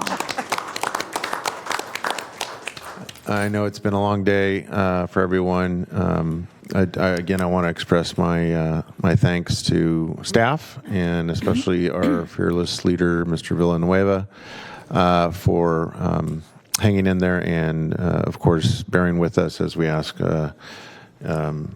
so many questions that I think you've come to expect that we are going to be asking about a subject this important. So we do appreciate your guidance, your assistance, your knowledge. And with that, we'll go to, well, before we go to my colleagues, and this is offering general thanks on the subject. Okay. Yeah. Then we'll go to Supervisor Rodriguez, then Supervisor Kennedy. This is public comments, right? The comments? Well, no, that's what I was getting to. Oh. So I was, I'm now done lavishing great thanks on all of you. Do we have any comments from the CEO? I would just like to return that favor and thank the board for their very long day today and the focus that you've brought to the budget and helping us with their priorities. I said earlier that this was my recommendation and it's the board's budget, and we'll stand behind this budget and implement it exactly the way you've spelled it out. This is the major policy document for you, and we accept that direction, and we'll bring back the things that we promised to bring back. Also thank, like I said this morning, thank the executive team and the department heads for all their work and all the things they did. But a special thanks to Amanda Thomas and her team. They did a fantastic job pulling this all together. Somebody referenced there was several thousands pieces of paper on this, which is very true. It takes a long time for us to pull all this data together, and she knows this inside and out, and she does a fantastic job preparing this and presenting it to you. And I couldn't do it without her. So thank you, Amanda. Very good. Thank you. Supervisor Rodriguez, did you have? yeah, I just want to, for a third time, to say thank you for the work that this was a really good experience. It was a long day, but I really enjoyed the day, and I enjoyed being part of this process, and I thoroughly enjoyed hearing from so many of our constituents. And also, I just want to encourage that next year, I hope we can continue to get off the binders and go electronic so we can save paper. But I did try it for the first time, and it wasn't so bad. So and then lastly, I am going to take Chair Cerna's offer to take me on a tour of Del Paso, not because I want to get to know Del Paso, but just because I get a chance to hang out with him. So I'll show you the rest of District 1 too if we have enough time. All right, Supervisor Kennedy. Thank you, Chair. I just want to say I enjoyed nothing about this day. But in addition to all of the accolades that are well-deserved by our staff, I want to thank the chair. That was a very, very well-run budget meeting, and those of us that have done it know it can be difficult. So thank you very much. Thank you, Supervisor.